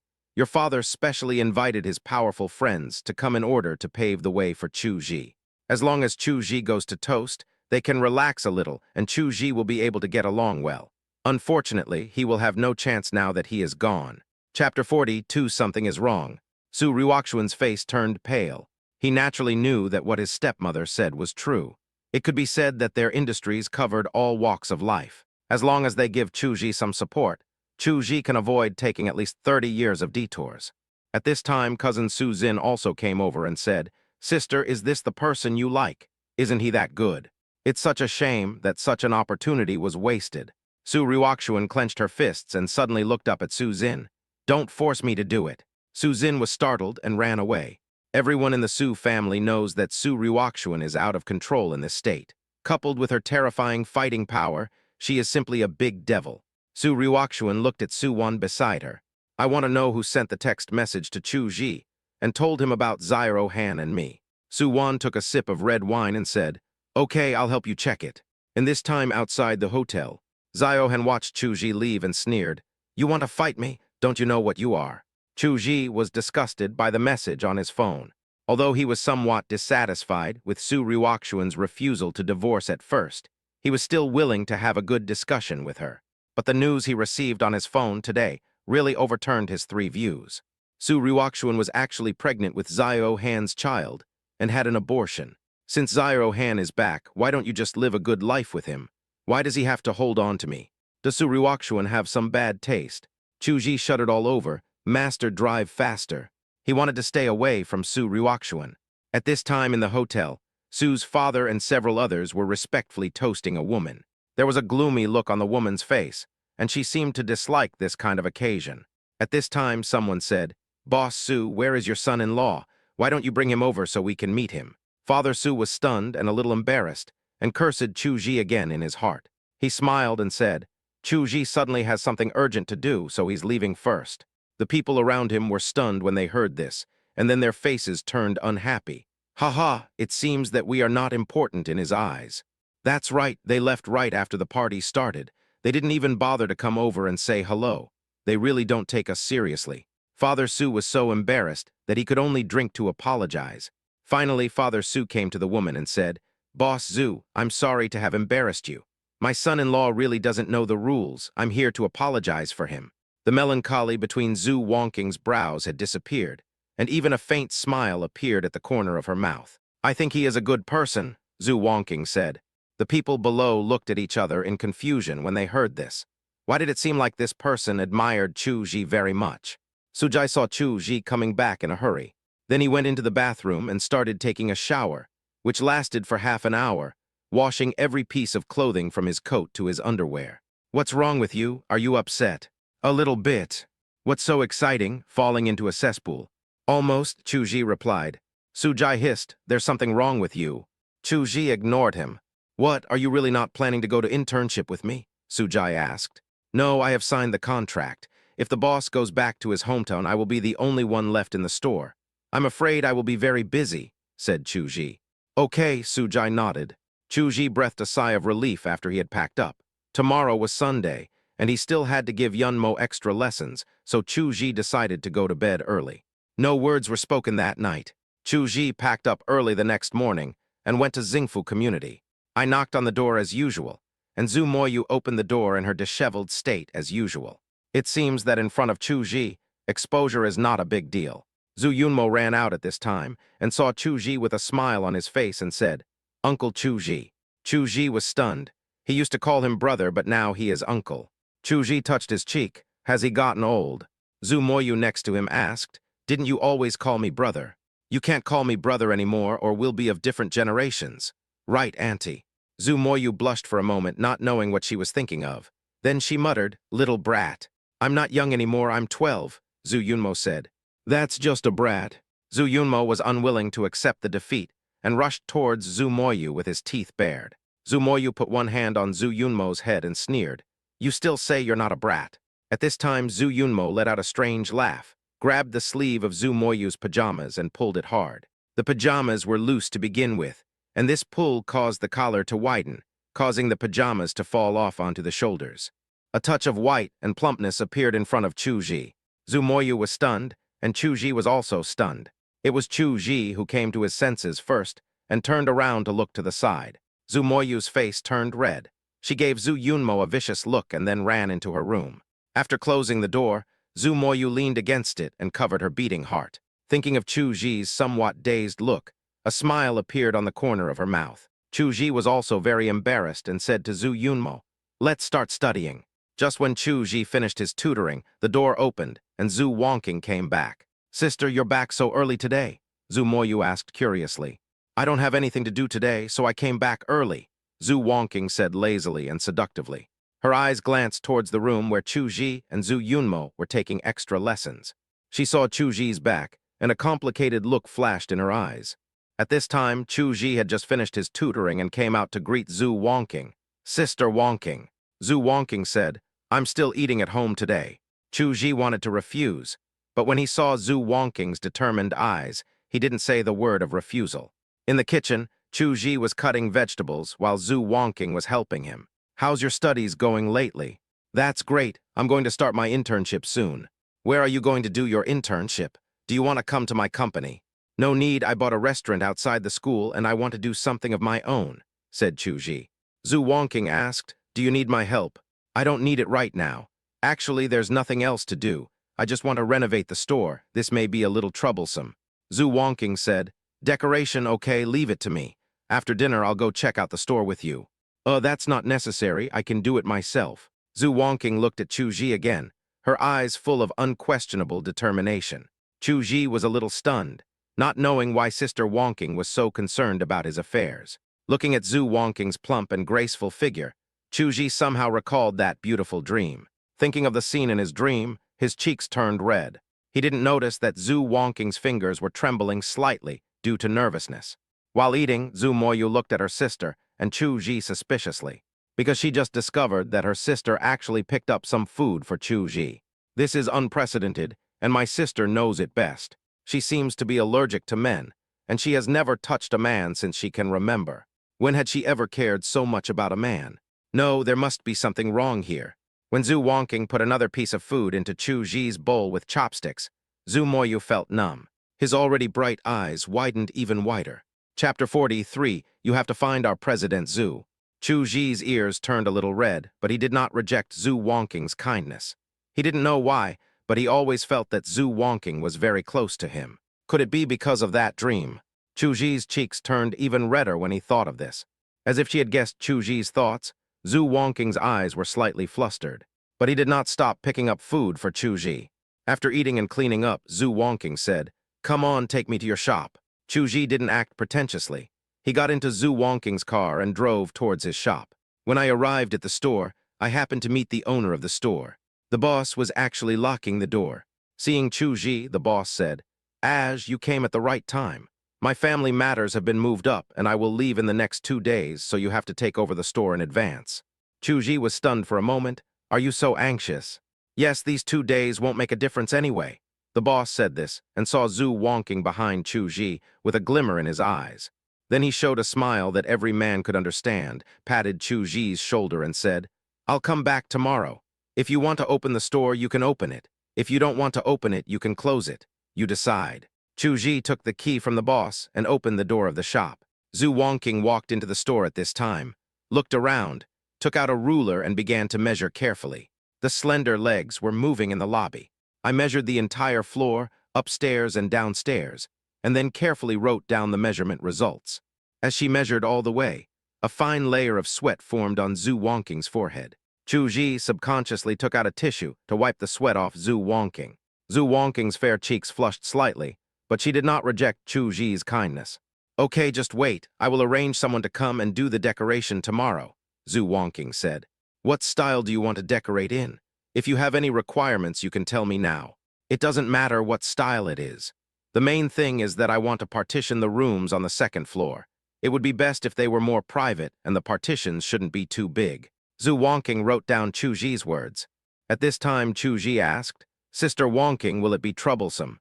It's not a problem. I'm a designer by profession and I have workers too. Just leave this job to me. At this time, Zhu Wongking's phone rang. Zhu Wongking answered the phone. Chu Ji felt that the moment Zhu Wongking answered the phone, her whole person seemed to have changed and became extremely fierce. Okay, I got it. I'll go back now, Zhu Wongking said and hung up the phone. Zhu Wongking walked up to Chu Ji and said, the company has something for me to deal with, so I'll leave first. This sentence seemed to be asking for Chu Ji's opinion. Chu Ji felt that if he said he didn't want to, Zhu Wongking might really not leave. But that's just a feeling. Sister Wongking, thank you for your hard work. Are you free tonight? I'll treat you to dinner, Chu Ji said. Zhu Wongking was stunned for a moment and said, okay, but I prefer to make it myself at home. Chu Ji said, leave this to me, I will definitely show my skills tonight. Zhu Wongking's lips curled up slightly, looking very happy, and she left with brisk steps. Chu Ji saw Zhu Wongking off, looked at the sky, and went to the market to buy things. When Chu Ji came to Zhu Wongking's house carrying a lot of bags, Zhu Moyu was stunned. Zhu Yunmo, on the other hand, was jumping for joy. As expected, Zhu Wongking came back in the evening. I don't know if it's an illusion, but Zhu Wongking looks particularly charming today. Chu Ji began to show off his cooking skills. Since the food was almost ready, Chu Ji just asked Zhu Wongking to go out and wait for the meal. Looking at Chu Ji busy in the kitchen, Zhu Moyu looked at Zhu Wongking and said, Sister, are you really trapped this time? Zhu Wongking revealed a charming smile. Her eyes became blurred and charming, and her whole temperament was completely different from before. I'm several years older than him. Do you think it's possible? Maybe not many older, probably only 8 years old, Zhu Moyu said with a smile. Zhu Wongking smiled but said nothing. After a while, a table of dishes was ready. Zhu Moyu said at this time, how can such delicious food be served without wine? I'll go get some wine. Chu Ji looked at the full wine glass in front of him and said speechlessly, is this how you drink red wine? Yes, that's how you drink it. Chu Ji's mouth twitched and said, but I'm not good at drinking. That won't do. You're going to enter the workplace after you graduate. How can you not know how to drink?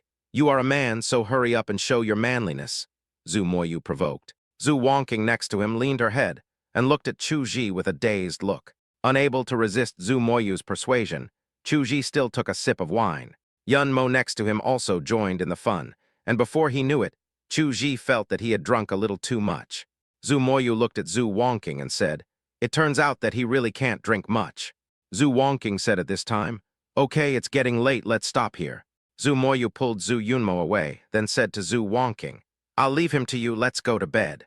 After saying that, they went into the bedroom and locked the door, leaving Zhu Wongking and Chu Ji outside. Zhu Wongking's face turned slightly red.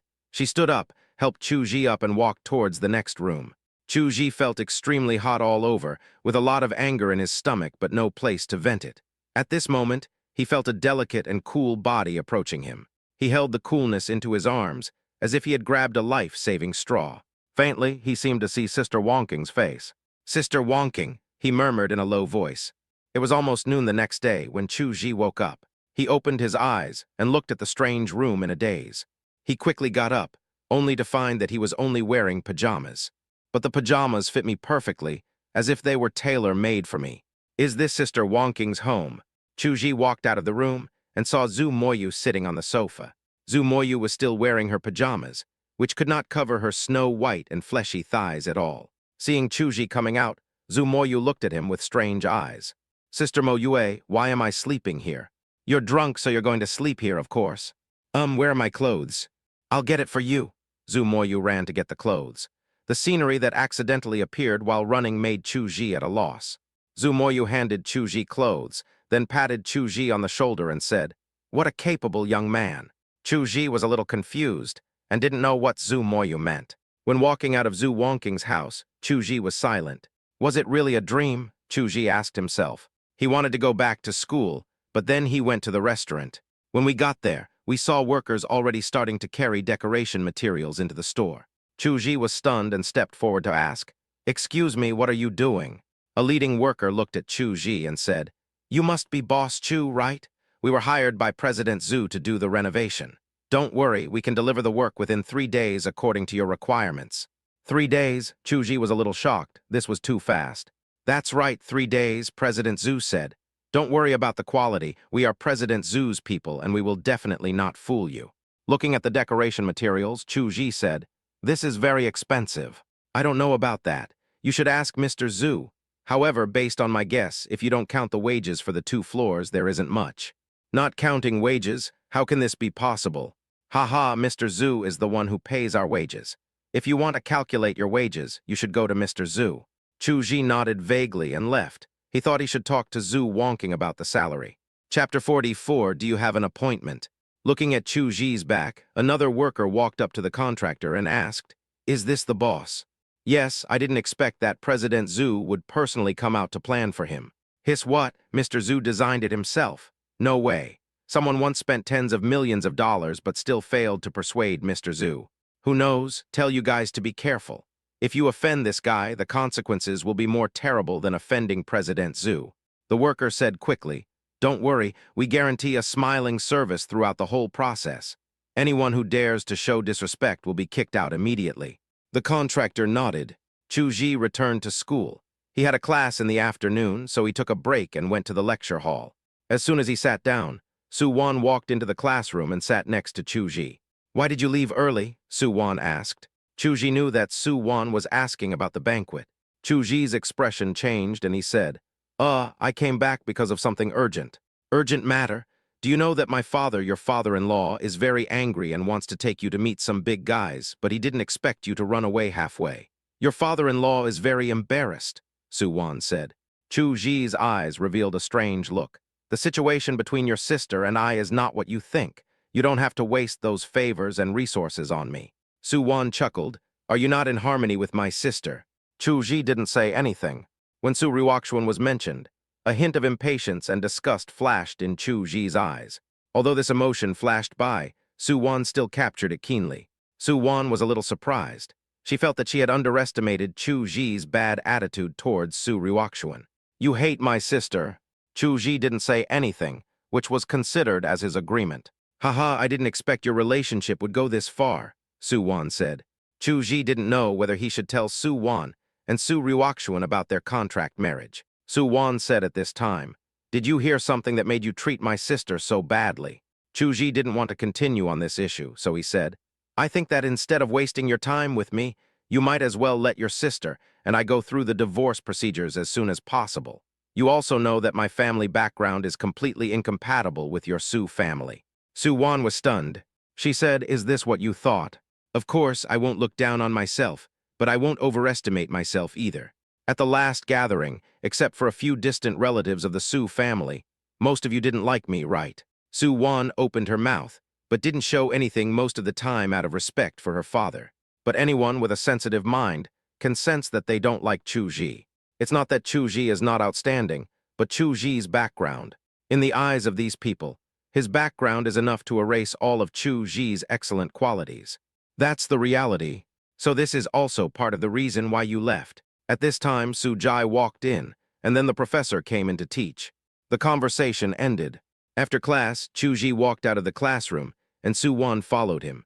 Give me your cell phone, Su-won said. Chuji didn't doubt him, and handed the phone to Su-won. Su-won frowned as she looked at the phone that had been held by someone she didn't know how many times, but she didn't say anything. He just scratched it twice and returned it to Chuji. At this time, we were in Su's building. Zio Han was dressed brightly and beautifully, and he appeared at the door of Su's building again. Holding a bouquet of flowers, he walked into the building. Just say hello to the front desk symbolically and take the elevator as usual. But this time the front desk stopped Zio Han. Mr. Zio, would you like to see Mr. Su? Certainly. Do you have an appointment? The receptionist asked. Appointment? Do I need an appointment to meet President Su? Zio Han straightened his expensive clothes. Yes, President Su has instructed that anyone who wants to see him must make an appointment. The receptionist had a professional smile on her face. Zio Han frowned, looking somewhat unhappy. He took out his cell phone and called Su Ryukshuan, but the call was hung up. Zio Han's face turned pale. At this time in Su Ryukshuan's office, Su Ryukshuan looked at the hung-up phone coldly. Keep going. During the conflict at the bar, Mr. Zio was actually in the crowd. Although he was under surveillance at four corners, a paparazzi took a picture of Mr. Zio and what? And the scene of Mr. Zio talking to those second-generation rich kids. A photo was placed in front of Su Ryukshuan. Inside was the scene where those young masters met, when Zio Han and Su Ryukshuan were fighting. There was a cold light flashing in Su Ryukshuan's eyes. At this time, Su Ryukshuan's secretary came in. "Boss Su, Mr. Zio wants to see you downstairs." "Just say I'm busy," Su Ryukshuan said. Then she looked at her assistant and said, "Go and help me check what Chuji is doing now." The assistant went out, and soon Su Ryukshuan was the only one left in the room. She took out her cell phone and called up Chuji's chat box. There is still no content on it. This made him a little irritated. Soon the assistant came with news that Chuji was renovating the store. Su Ryukshuan drove to Chuji's shop. He saw Chuji talking to a man who looked like a foreman. Su Ryukshuan got out of the car and came in front of Chuji. When Chuji saw Su Ryukshuan, his brows subconsciously frowned. Seeing this, Su Ryukshuan's brows became more anxious. "Came to a cafe." Chuji said, "Boss Su, what else do you want to say? Is this your attitude towards me?" Chuji didn't say anything. "How many times have I told you that there is nothing between Zio Han and me?" Chuji remained silent. Bang! Su Ryukshuan dropped the coffee in her hand to the ground. "You don't believe me." Chuji said, "How can you make me believe it? Mr. Su, I'm still very busy. If there is nothing else, I will leave first." "Chuji, let me tell you, I will not divorce you, not even if I die," Su Ryukshuan shouted. Chuji was a little angry. He turned around and came to Su Ryukshuan, staring at her. Su Ryukshuan showed no sign of weakness, and even straightened her chest and moved closer to Chuji. Everyone nearby looked over here. Chuji said, "You know, my suggestion is also for your own good." "I don't think so." Chuji had no choice but to turn around and leave. When they arrived at the door of the coffee shop, Su Ryukshuan grabbed Chuji again. "What? Follow me." "No. If you don't go, I'll call you guilty of molesting me," Su Ryukshuan said. Chuji was speechless. "Don't forget, you are my wife now." "I didn't forget, so what?" When Su Ryukshuan heard Chuji say this, there was actually a hint of joy between her brows. "Where do you want to take me?" Chuji was speechless. "You'll find out when you come." Chuji got in the car. The car sped all the way, and soon arrived at a villa in Shanshui Manor. This villa is bigger and more spectacular than Su Ryukshuan's. "This will be your home from now on," Su Ryukshuan said. Chuji recalled that at that banquet, Su's father said he would prepare a wedding house for them. "That's roughly what I'm talking about." Chapter 40, She kicked down the cotton. The old butler has come out to greet him. It seems that Su Ryukshuan has moved here from her original villa. "My son-in-law is here. I'll record his face and unlock it," said the old butler. Chuji frowned and said, "No, there's no need. I won't live here." The old butler's heart skipped a beat. This person is not being polite to you. This person really doesn't want to come. "No, you must live here," Su Ryukshuan said firmly. "Why?" "No reason. You are my husband. Shouldn't you live with me?" "It's inconvenient. I would rather rent a house near the school," Chuji said. "Just consider it as your help. If you don't live with me, then the party will be in vain. I must let people see that you and I have established a relationship." Chuji shook his head. "So it's because of your Su family's stock market." "That's right. Because of me, the stock market of my Su Corporation is a little bit down. I have to make changes, otherwise I won't be able to sit firmly in my position as the president. Just consider it as a favor to me. When I stabilize the stock market, I can consider divorcing you." "Really?" Chuji raised his eyebrows. "Of course, a gentleman's word is as good as gold," Su Ryukshuan said. Chuji said, "Okay, I hope you keep your word." When Su Ryukshuan heard this, the anxiety between her brows instantly disappeared. There was a sly glint in his eyes. The old housekeeper hurriedly helped Chuji enter the Facebook mask. "And fingerprints." Chuji walked into the villa and found the living room was very large with a loft. The chandelier in the lofted living room is large and beautiful. It shouldn't be cheap. All other furniture and facilities appear luxurious and grand. Well, it's the kind that he likes but can't afford for the time being. I probably won't be able to afford it in my lifetime. There are several cars in the garage. You can pick any car you want to drive. You must drive it. This is also part of your job responsibilities. Otherwise, I will prolong the time of my divorce from you." Chuji closed his mouth quietly in refusal. Well, by treating him this way, she was hitting on cotton. All this for a divorce? Chuji secretly encouraged himself in his heart. Looking at Chuji going upstairs, Su Ryukshuan's lips curled up slightly. "Still can't control you." Chu Ji chose a room and moved in. All for divorce. Time flies. Soon it was time for dinner, and Chu Ji and Su Ryukshuan sat together to have dinner for the first time. As soon as she sat down, Su Ryukshuan's phone rang. Su Ryukshuan didn't want to answer it, but the phone kept ringing. She had no choice but to answer the call. "Hello, are you Miss Su?" A strange voice sounded. "I am. Who are you?" "The owner of this phone is drunk and has no one to take care of him here. Can you come and pick him up?" "I know, tell me the address." Su Ryukshuan made a phone call. "Go pick someone up for me and send him to the hotel." After Su Ryukshuan finished her call, she returned to the dining table. Chu Ji didn't say a word, just ate. Su Ryukshuan hesitated for a moment and said, Just go ahead, don't worry about me." Chu Ji despised him in his heart. Su Ryukshuan frowned. "Who said I was going?" Chu Ji was disgusted. "Isn't it obvious? The hotel is already open." Not wanting to bother with Su Ryukshuan, Chu Ji finished his meal, picked up his used things, went to the kitchen, and washed the dishes himself. But the nanny was scared to death. She might lose her job. Su Ryukshuan sat in the restaurant motionless. With a bang, Su Ryukshuan threw the thing in her hand onto the dining table. Pretend to overturn the table. The butler nearby was ready to clean up the mess. There was no expression on his face because he had seen this scene too many times. But after a while, he found that his young lady did not move, but just stomped her feet angrily and went upstairs. After the nanny cleaned up everything, there was no one else in the villa. Chu Ji couldn't fall asleep in the strange room, so he walked out of the room and went downstairs to drink some water. When he came to the living room, he saw a man sitting on the sofa, drinking from a glass of wine. Chu Ji was a little surprised. Su Ryukshuan didn't go to find Zio Han. Is she considering her own feelings? Chu Ji thought about it and felt that he was not that important. "Mr. Su, are you still drinking so late?" Chu Ji came closer. I found that Su Ryukshuan was wearing silver-white underwear, which gave her a different kind of charm. An aura mixed with heroism, and charm permeated the air. Chu Ji looked at the white, slender and straight thighs exposed, and his face turned slightly red. He quickly poured a glass of water and prepared to leave. "Wait," Su Ryukshuan said, "sit down." Chu Ji frowned, but still sat down on the sofa opposite Su Ryukshuan. "Mr. Su, is there something wrong? But you want me to take you to where Zio Han is?" Su Ryukshuan looked at Chu Ji angrily. "I am your wife now. Do you mean to give your wife to another man?" Chu scratched his head. "We are not real."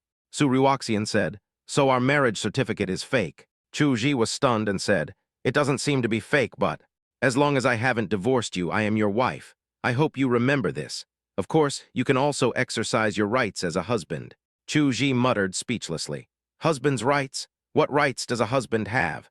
I do know that there is a legal provision that cannot go against a woman's wishes." Su Ryukshuan opened her mouth but didn't know what to say. Then he took a big gulp of red wine. Chu Ji shook his head speechlessly. He stood up and left. He didn't want to have too much contact with Su Ryukshuan. He stayed here just for the divorce certificate. However, in the middle of the night, I heard faint noises on the stairs and sounds of stumbling. Chu Ji opened the door suspiciously and walked out. Suddenly he saw a person lying on the stairs. Who else could it be but Su Ryukshuan? Chu Ji frowned. He drank so much. Was he worried about Zio Han? Chu Ji subconsciously thought that Su Ryukshuan's family put pressure on her and did not allow her to have any contact with Zio Han, so Su Ryukshuan drank to drown her sorrows. I didn't want to pay any attention to her, but after thinking it over, I couldn't bear to just leave her lying on the stairs. With a sigh, he walked forward and picked her up.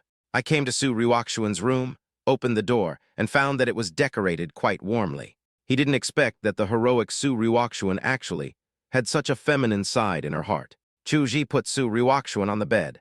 Just as he was about to stand up, Su Ryukshuan suddenly hugged his neck tightly. Su Ryukshuan looked at Chu Ji with hazy eyes, and then kissed him fiercely. Chu Ji's whole body stiffened suddenly, and he tried to push Su Ryukshuan away. But Su Ryukshuan was surprisingly strong, and actually pulled Chu Ji down on the bed. Chu Ji was momentarily obsessed with the soft, faintly fragrant body beneath him. But he quickly came to his senses and tried to push Su Ryukshuan away, but she held his neck tightly. "Don't leave me, you can't leave me," Su Ryukshuan murmured. Chu Ji was speechless and struggled for a long time before he finally freed himself from Su Ryukshuan's entanglement. "Does he think I'm Zio Han?" Chu Ji muttered in his heart. After covering Su Ryukshuan with a quilt, he turned and left Su Ryukshuan's room. Chapter 42, Who is More Important? Chu Ji got up early the next morning.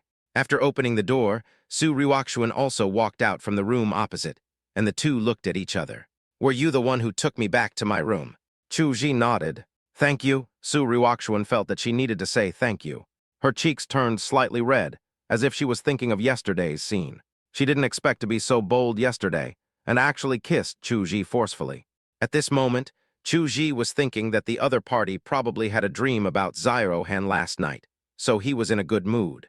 At the dinner table, Su Ryukshuan seemed to be in a much better mood. Both the nanny and the housekeeper were very surprised by this. The housekeeper noticed that while his young lady was eating, she would look up at Chu Ji from time to time. Every time I watch it, I eat a big bite of breakfast. Is this what beauty is all about? Chu Ji ate obediently. After dinner, Su Ryukshuan prepared to go to work at the group. Chu Ji also planned to go to school and check out his shop. Before leaving, the old butler placed a box of keys in front of Chu Ji and motioned him to choose one at random. Su Ryukshuan said, "Cooperate obediently. Whether you can get the certificate depends on you." Chu Ji had no choice but to choose the lowest-end BMW. It is indeed much more convenient to drive on the road. He parked his car near his shop. Then he got out of the car and walked into the store. I found that the store decoration was already more than half completed. The decoration here will really be completed tomorrow. Chu Ji bought some drinks and cigarettes and took them over. The workers thanked him repeatedly and worked more efficiently. I wanted to go back to school, but he was stopped by Zairohan on the way. Zairohan's face turned pale, and he looked at Chu Ji with ferocious eyes. Chu Ji, you don't seem to take what I said to heart, Zairohan said coldly. Chu Ji's impression of Zairohan became worse and worse. He frowned and said, I don't know what you're talking about. Stop pretending. I told you to stay away from Ryukshuan, but what did you do? You actually lived with her. What gave you the right? Chu Ji looked cold. Mr. Zairo, the matter between me and Mr. Su is our own matter. If you don't like it, you can go to Mr. Su yourself. Also, whether I get close to Mr. Su or not is my business. It has nothing to do with you. First you let me see your chat history, then you acted pitiful when you were hospitalized, and yesterday you even pretended to be drunk. Mr. Zairo, I didn't expect you to be so dramatic. If I'm not mistaken, it was you who sent me messages at the party that day, right? Do you think your plot has succeeded? Chu Ji continued with a sneer on his face. I just don't want to have too much interaction with President Su, so I took the opportunity to make an excuse to leave. It's not because of your despicable and petty tricks. Seeing Zairohan's expression change, Chu Ji said, Haha, it seems that I guessed right. Let me guess, wasn't that your plan when Mr. Su got into trouble at the bar? I saw a hint of panic in Zairohan's eyes. Chu Ji narrowed his eyes. It was really him. This Zairohan was not a good person. At this moment, Zairohan seemed to be meeting Chu Ji for the first time. In the past, Chu Ji gave him the impression of a country bumpkin who could be manipulated at will. But at this moment, Chu Ji gave him the feeling of a sword drawn from its sheath, with its edge fully exposed. Chu Ji's expression was cold and indifferent. Mr. Zairo, let me give you a piece of advice. If you want to pursue true love, you should pursue it openly and honestly, instead of using these petty tricks that are not worthy of being shown on the stage. Chu Ji gave him a cold look and walked towards the school. Zairohan had a ferocious look on his face. He took a few quick steps and blocked Chu Ji's way again. You don't seem to know your own identity. What qualifications do you have to lecture me? Chu Ji looked at Zairohan quietly and suddenly smiled. I'm just telling you how to be a human being. Zairohan wanted to take action, but he held back. It seems that you really don't know the gap between you and me. Chu Ji said, Tell me, how big is the gap between you and me? Zairohan said calmly at this time. I'm not afraid to tell you, you also know my current fame. Chu Ji nodded. Yes, you are a very famous male artist in recent years. Zairohan said, Haha, do you know that the Su family is recruiting actors to endorse their group's products? Chu Ji narrowed his eyes and said nothing. Zairohan became proud. As one of the most famous actors, you should know how much help I have given to Ryukshuan. Ryukshuan will definitely ask me to endorse her products. Who do you think is more important, you or me? Believe it or not, I can get you out of that villa with just one sentence. Chu Ji's eyes suddenly lit up, and he looked at Zairohan and asked, Are you serious? Zairohan was stunned. Why did the other person have such an expression? Shouldn't he feel desperate and depressed? Why do you look so excited? Zairohan frowned and asked, Did you hear what I said clearly? I heard you say that you can make me get out of the villa with just one word. Is that true? Chu Ji's eyes sparkled. Good, Zairohan said proudly. That's great. There really is a silver lining. Mr. Zio, no, Brother Zio, come on, you haven't eaten yet. I'll treat you to a meal. Zio Han looked at Chu Ji, who was suddenly enthusiastic, and his hair stood on end. What are you doing? No way, shouldn't I thank Mr. Zio? Zio Han sneered and said, Stop pretending here, just wait and get out of that villa. Zio Han left after making these harsh remarks. Chu Ji looked at Zio Han's back for a long time and sighed. What a good man. At this time, Su's building. The assistant came to Su Ryukshuan's office with the report. Boss Su, our clothing sales have dropped significantly this quarter, and our revenue this quarter has decreased by 1/3 compared to last year. This is already a huge drop. If no action is taken, everyone will question her ability. Our rivals have poached several well-known actors and actresses to endorse their products. This is a big threat to us. We must have good spokespersons to fight back. Su Ryukshuan frowned in thought. The assistant whispered, Boss Su, among all the famous artists in Jinghai, only Zio Han has time. Mr. Zio is the best candidate in terms of both personal image and popularity. Do you think we should let Mr. Zio be the spokesperson? Su Ryukshuan rubbed her forehead and said, Don't worry about this matter for now. What's urgent now is to have a good advertising copy. Contact the well-known advertising company in Jinghai and ask them to come up with an eye-catching advertising plan as soon as possible. The assistant hesitated to speak. What's the matter? Hurry up and tell me. Su Ryukshuan was a little impatient. According to the information we received, our rival company has already started contacting Mr. Zio. I heard that the price they offered is not low and has exceeded our maximum budget. But Mr. Zio has not agreed yet. If you, Mr. Su, ask, I think Mr. Zio will definitely agree to be our spokesperson. Su Ryukshuan frowned. I understand you go down first. The assistant leaves. Su Ryukshuan took out her phone and looked up Zio Han's name. His finger pressed on the dial button. Chapter 43, Zio Han's embarrassment. But after thinking about it, she gave up and threw the phone on the table. You really make me angry. I clearly have nothing to do with him, but you just keep talking about him every day, Su Ryukshuan muttered. Then Su Ryukshuan picked up the phone again and pressed her finger on the dial button again. Just as she was about to press the button, the phone suddenly rang. It was Su Wan calling. When the call was connected, Su Wan's charming voice rang out. Sister, I have found out what you asked me to check. You should be mentally prepared. Su Ryukshuan was stunned. She recalled that she seemed to have asked Su Wan to find out who sent a text message to Chu Ji's phone during the banquet. Who is that person? Su Ryukshuan asked in a deep voice. That was an empty number, or someone asked someone else to buy it. But I still found some clues. The person who bought that number was the female assistant next to Zio Han. Su Ryukshuan's face was gloomy. Zio Han. It's almost right. I have to say Zio Han does have some tricks up his sleeve. It's a pity that he didn't use them in the right way. Su Wan's voice sounded teasingly from the other end of the phone. Su Ryukshuan had a gloomy expression, and no one knew what she was thinking. At this time, the assistant came over again and announced that the meeting time had arrived. Su Ryukshuan hung up the phone. Come to the meeting room. A group of leaders, both big and small, have gathered together. The meeting soon turned to the topic of clothing. The Su family started out with this, and although the family business also covers various aspects, the main funds are still in the clothing sector. Boss Su, the sales performance of the clothing industry has been poor recently, and our rival company has signed several big-name stars in succession, with good results. Both the brand awareness and recognition have increased a lot, which has put us under great pressure. I suggest that we should fight back as soon as possible, find celebrities to endorse our products, and launch our new clothing before the overseas trade fairs. If we miss this opportunity, we will be in a passive position.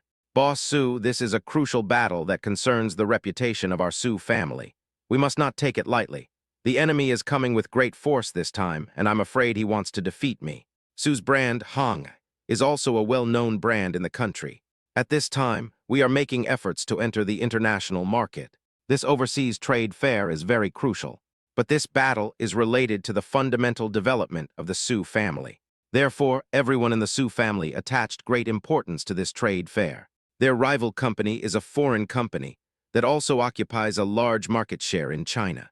With ample funds, they were able to sign big-name stars and suppress the Hongai brand. If Su's fails to achieve impressive results at this trade fair, its pace of entering the international market will probably be halted, and even the domestic market will be lost. The pressure was on Su Ryukshuan. Su Ryukshuan returned to the office, and her assistant followed her. Mr. Su, everyone under us is inclined to sign Zio Han as the spokesperson for our brand of clothing, said the assistant. Su Ryuxian said expressionlessly, I know. At this time, the secretary at the door came over and said, Boss Su, Mr. Zio is downstairs. The secretary and the assistant both looked at Su Ryuxian. Su Ryuxian frowned tightly, and a hint of disgust flashed in her eyes. Mr. Su, we can't give up this opportunity, the assistant said. Su Ryuxian tapped the table with her fingers, her white and tender fingers making people linger. Let him go back and tell him I'm busy now, Su Ryuxian said. The assistant was stunned. Boss Su. Don't say anything more, just do as I say. Su Ryuxian raised her slender sword-like eyebrows slightly, leaving no room for doubt. The assistant reluctantly left the office. Under the Su building, Zio Han had a gentle smile on his face. He didn't call Su Ryuxian, but waited here by himself. He wants to demonstrate his importance. He wanted to let those front desk staff and everyone in the Su family know that he, Zio Han, was the one who could help the Su family. He wanted to slap the faces of those people in the Su family who had looked down on him. The two receptionists looked at Zio Han with trepidation. At first, they couldn't stand Zio Han's style, and even stopped him from looking for Su Ryuxian last time. Who would have thought that Zio Han would now become the key figure in saving the Su family? Given his relationship with President Su, he might be promoted in the future. What should we do? We're probably going to be fired, one of the receptionists said. I don't know, let's just leave it to fate, said another receptionist helplessly. Zio Han patted the stains on his chest and glanced at the two receptionists with disdain in his eyes. But the two receptionists have nice bodies, so maybe we can have some fun with them. It should feel good to make them your own women. Just as Zio Han was daydreaming, the phone at the front desk rang. A receptionist answered the phone resignedly. She was ready to resign. But when she heard the content of the phone call, she was stunned and looked at Zio Han with a strange look. Zio Han still maintained his self-image at this time. He could already anticipate the receptionist respectfully asking him to go upstairs. Even Su Ryuxian's secretary or assistant would come down to pick him up in person. Sure enough, the elevator descended from the upper floors, and Su Ryuxian's assistant walked out of the elevator. Zio Han pretended not to see it and looked outside the door with a reserved look. But after waiting for a while, the assistant didn't come forward to say hello. He was unhappy and decided to make a report to Su Ryuxian when he had time and get the assistant fired. I turned my head to look in the direction of the assistant, but saw that the assistant was gone and I didn't know where he went. Zio Han frowned. Didn't he see that he was standing here? At this time, the receptionist also walked up to Zio Han and said, Mr. Zio, our President Su doesn't have time to see you now. Please come back another day or make an appointment in advance. Zio Han's face suddenly turned pale when he heard this. What did you say? Our President Su doesn't have time to see you now. Please come back another day, the receptionist said again, smiling in her heart. I let you act pretentious and show off just now, and now you feel slapped in the face, right? Zio Han said, Impossible, you must have missed the message. Humph, I will call your CEO Su in person. If CEO Su sees me, you just wait for him. Zio Han called Su Ryuxian personally. Now is the time when Su Group needs him. His worth is there, and he is the only one who has the ability to endorse clothing for Su Group. Looking at the entire Jinghai, he didn't know if Su Ryuxian would have any other better choice besides him.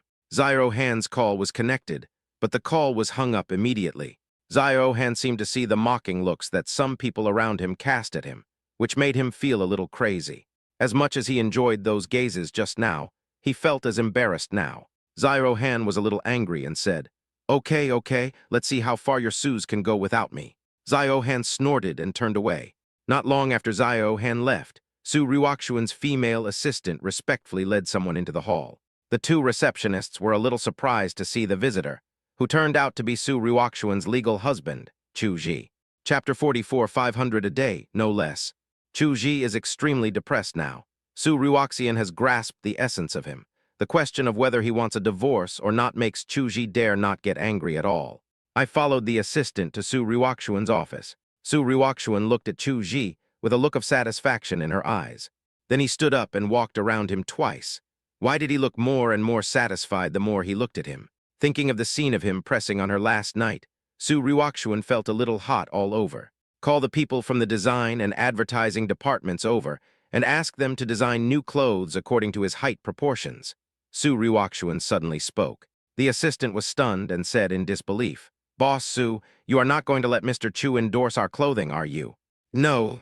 I'm afraid the board of directors won't agree with this. I will be responsible for all the consequences," Su Ryukshuan said domineeringly. Soon, people from the advertising and design departments came up, and their eyes lit up when they saw Chu Ji. His body proportions are perfect, and he's handsome. Even if he wears a sack, he'll still look beautiful. The design department leader's eyes lit up. Chu Ji frowned and asked, "What clothing endorsement?" Su Ryukshuan said, "Don't think about refusing the clothing endorsement of my Red Leaf brand. I can pay you, how about 1 million? This is what you deserve. If I were to find a big-name star, the price would be much higher, sometimes tens of millions, so I got the upper hand this time." Chu Ji said, "I'm not a star, not even a third-rate star or artist. Are you sure you want to use me?" "Yes, I'm sure," Su Ryukshuan said firmly. "Okay, I'll treat it as a part-time job. 500 a day, it can't be any lower," Chu Ji said. Several people nearby coughed when they heard this and almost choked to death on their own saliva. "Brother, can you do the math? This endorsement will only last for 20 days at most, and 500 a day is only 10,000 yuan. I give you 1 million and you don't want it, but you want 10,000. Are you stupid?" A leader from the advertising department said speechlessly. "Just 500, Chu Ji nodded seriously. Su Ryukshuan almost laughed out loud. The serious Chu Ji was really adorable. Su Ryukshuan smiled and said, "Okay, 500 is 500. How about I provide food and accommodation?" "Deal," Chu Ji nodded in agreement.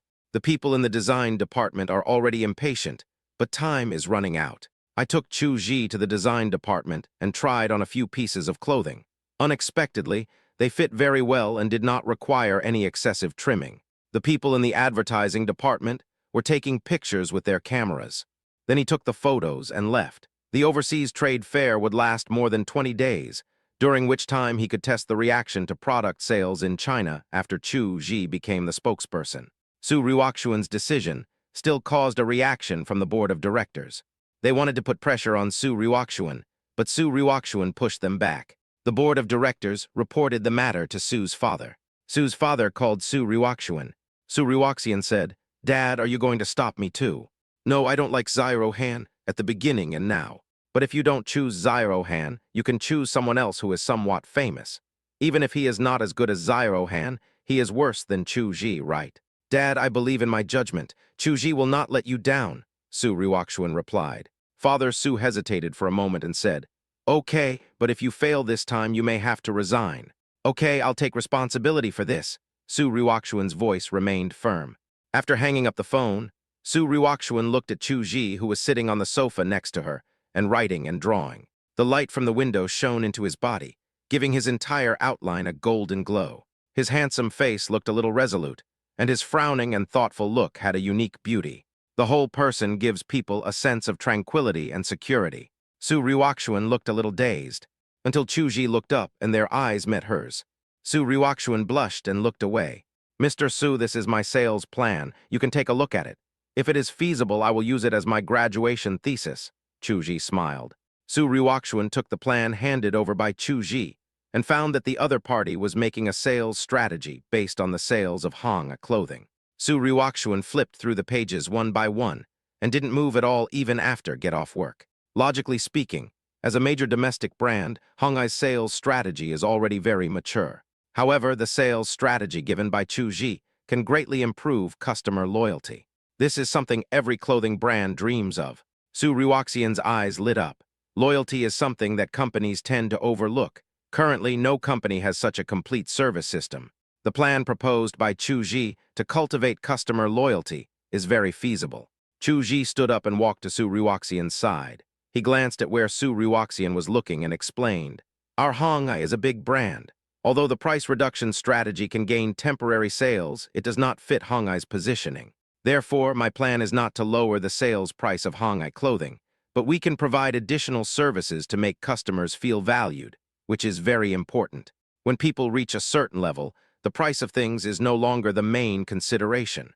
They care more about the added value of the things they buy. It is the added value that can highlight their importance. This is related to our culture, and we should grasp this mentality." Chu Ji wanted to say something else. At this time, Su Ryukshuan closed the plan with a snap. "This is a good plan, I'll adopt it, How much do you think it will cost? Chu Ji was stunned and said, "This can also be sold for money. Let me think about it." Chu Ji has always been particular about what belongs to him, and he is not the kind of person who would blindly claim to be noble. If the plan is adopted, the other party will naturally pay money, but he doesn't know how much help this plan will be to Su Ryukshuan. "Well, I'll give you 10,000 first. This is the starting price. If sales and customer loyalty increase after the plan is implemented, I'll give you extra money based on the increase. This price is very fair. I didn't give you more, but I didn't lower your price either," Su Ryukshuan said. "Make a deal." Chu Ji was in high spirits. This was the money he earned himself, and he felt at ease taking it. Su Ryukshuan raised her lips at this time. "Don't you like money too? Why didn't you spend a penny of the money I gave you?" "That's not my money," Chu Ji answered as a matter of course. Su Ryukshuan paused for a moment. "Do you really have to explain it to me so clearly?" Chu Ji said, "Our situation is special, so it's better to distinguish them clearly." Su Ryukshuan's good mood just now is gone now.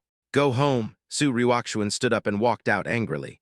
Chu Ji said, "I'm not going back, I'm going to live in the dormitory today." Su Ryukshuan couldn't help but feel anxious when she heard this. "Why?" Chu Ji said, "I want to go and see how the decoration of my restaurant is going. I am a little worried because I haven't been back these 2 days. I'll go with you, and after we're done with the restaurant you'll come back and stay with me." Su Ryukshuan's tone left no room for doubt. Chu Ji said helplessly, "Okay, let's go."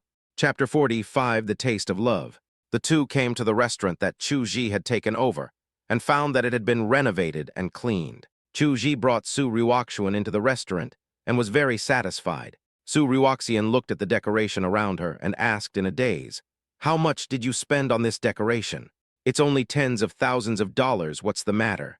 Su Ryukshuan frowned. "Tens of thousands? How is that possible? The decoration materials for this floor alone cost more than tens of thousands." Chu Ji was stunned. "Is it so expensive? But I really only spent tens of thousands." Su Ryukshuan frowned when she heard that. "Did the person who renovated it for you sign a contract or something?" "No, she measured it herself and started working the next day. All the materials and labor were hers," said Chu Ji. "Who is she, male or female?" Su Ryukshuan seemed a little anxious. Chu Ji looked at Su Ryukshuan and asked, "Why do you care about this?" "You should have told me when you were renovating it." Su Ryukshuan looked at Chu Ji with dissatisfaction. Without even signing a contract, he just charged a symbolic amount of tens of thousands of dollars to give him such a luxurious decoration. Su Ryukshuan felt that this person must have some plans against Chu Ji. Chu Ji didn't want to argue with her about this. He knew that Sister Wonking would never cheat him. He changed the subject and said, "I plan to open the store in a few days. Mr. Su, you are a very busy person, so I won't invite you." Su Ryukshuan looked at Chu Ji steadily, then snorted coldly and walked out of the restaurant. Chu Ji was speechless. He looked the restaurant over carefully and was very satisfied. He decided to open for business in a few days. To this end, he also developed a detailed marketing plan for the restaurant. He has absolute confidence in himself. When I walked out of the restaurant, Su Ryukshuan, who I thought had already left, was actually sitting in the car waiting for me. Chu Ji was helpless. It seemed that he couldn't go back to the dormitory today. After not going home for several days, he could guess that Su Jai was thinking about writing a short essay for himself. As soon as I got in the car, Su Jai called me. "I heard that you officially married into the Su family," Su Jai asked. "Who said that? Who in the streets and alleys doesn't know about this now? Besides, the Su family has officially announced it," Su Jai said. Then Su Jai sent over a few photos, which were photos of him and Su Ryukshuan at the banquet. Chu Ji raised his eyebrows, feeling a little depressed. Something that could have been easily resolved had to be made into such a big deal. "I guess so, I won't go back these days," Chu Ji replied. "I understand. After all, you are married now, and you have to consider your wife and children." Chu Ji was confused. How come it was a child? "Hang up quickly. If you continue talking, he will have to hold his full moon banquet." Looking at Su Ryukshuan next to him, Su Ryukshuan's crystal ears turned a little red, probably because she heard what Su Jai said. "You're a pretty good friend," Su Ryukshuan said. Chu Ji was stunned. "How do you know he is a good person?" The car starts. Chu Ji returned to the villa again. "Clean up and prepare to eat." Seeing Su Ryukshuan took out the red wine again, Chu Ji said, "Can't you drink less? What are you afraid of? We are not outside. Besides, drinking red wine in moderation is good for your skin," Su Ryukshuan said. She also poured a glass for Chu Ji. Chu Ji said, I don't like drinking. Pour it all out, don't waste it, Su Ryukshuan said. Looking at Su Ryukshuan, who was staring at him, Chu Ji reluctantly picked up the wine glass and took a sip. The old butler standing beside him had a smile on his face. He found that the relationship between the young lady and her husband had eased a lot today. Chu Ji felt very uncomfortable living here. Although there was good food and drink, it just didn't feel right. After all, these are not yours. No matter how Su Ryukshuan looks at it, it cannot change the fact that he is now living under someone else's roof. This made Chu Ji feel a little depressed. Chu Ji plans to hold out until the endorsement is over, and then file for divorce again from Su Ryukshuan. I guess Su Ryukshuan would have no excuse to refuse by then. After making the decision, Chu Ji seemed to relax a little, and before he knew it, the wine glass in his hand was empty. Chu Ji felt a little dizzy and didn't want to communicate too much with Su Ryukshuan, so he went upstairs to pack up and get ready for bed, while also thinking about what he needed to prepare for the opening. In the middle of the night, Chu Ji felt a soft and tender body in his arms. In a trance, he felt like he was back in the dream of that night. Sister Wonking, he murmured. Then he unconsciously hugged the person in his arms tightly and kissed him greedily. And the person in Chu Ji's arms, Meng Longzheng, also opened his eyes with shock in his eyes. But when Chu Ji's lips covered hers, her eyes became blurred. She slowly stretched out her arms and hugged Chu Ji tightly. Curled up in Chu Ji's arms, feeling the breath behind her, Su Ryukshuan took a slightly fascinated breath and then fell into a deep sleep. The next day, when Chu Ji got up, he looked at the seat next to him with some suspicion. There was nothing there, but there was a faint fragrance. Chu Ji patted his forehead. Maybe I'm overthinking it. When I went out, I saw Su Ryukshuan. At this moment, she was walking down the stairs carefully, as if she was afraid of startling herself. Chu Ji asked suspiciously, Boss Su. Su Ryukshuan was slightly startled. Her feet slipped and she fell down the stairs. Fortunately, Chu Ji reacted quickly and reached out to grab Su Ryukshuan's arm, then pulled her back, and Su Ryukshuan was pulled into his arms. Su Ryukshuan curled up on Chu Ji's chest with a red face. She said softly, Are you awake? Chu Ji said, Mr. Su, are you okay? Chu Ji helped Su Ryukshuan up. Su Ryukshuan felt her legs were a little weak, and she was a little unsteady on her feet. Chu Ji quickly supported her again. Chu Ji frowned, Did you sprain your ankle? Then Chu Ji squatted down in front of Su Ryukshuan and said, I'll carry you down. Su Ryukshuan bit her sexy lips. Then she slowly lay on Chu Ji's back. Chu Ji grabbed Su Ryukshuan's thighs with both hands and went downstairs. Feeling the heat on her thigh, Su Ryukshuan's face turned red as blood. After Chu Ji put Su Ryukshuan on the sofa, he leaned over and grabbed one of Su Ryukshuan's feet. Su Ryukshuan was slightly stunned, but did not resist. She let the other person knead her ankles so unscrupulously. Chu Ji checked and said, Boss Su, both of your feet are fine. Could it be that you have cramps? After Chu Ji finished speaking, he helped Su Ryukshuan massage her calves. There was mist in Su Ryukshuan's eyes, making them hazy. I'm fine. Su Ryukshuan lowered her head and said in a rumbling voice. Oh, that's good. Chu Ji also breathed a sigh of relief. Su Ryukshuan looked at Chu Ji and said, Last night you. Chu Ji was a little confused. What happened last night? Su Ryukshuan blushed and said, Nothing, it's time, let's eat, we still have to go to the company. After dinner, Chu Ji drove Su Ryukshuan to work. As soon as Chu Ji arrived, he was taken away by people from the design department. Su Ryukshuan went upstairs by herself, with a smile on her face all the way. When a subordinate saw her and greeted her, Su Ryukshuan responded with a smile. The colleague who received a smile in response looked flattered. Oh my God, President Su actually smiled at me. I saw it too. Has the iceberg melted? The sun rises from the west, someone said in disbelief. Tisk tisk, I smell the scent of love. Chapter 46, Conflict on the Bund. At this time in the advertising department, someone saw Chu Ji and hurried over to say, Mr. Chu, we are going to shoot outside this time, Mr. Chu. Please get ready. Go outside. Yes, it's on the Bund. Chu Ji had no objection. After all, he was just a model and could be anywhere. After arriving at the Bund, the staff were busy setting up the background and adjusting the equipment. Chu Ji was a little bored, so he just strolled around the periphery. Suddenly, a few more cars stopped here. Many people got out of the car. These people were walking towards here, surrounding a person. It's like being the center of attention. The person among them, Chu Ji, looked familiar.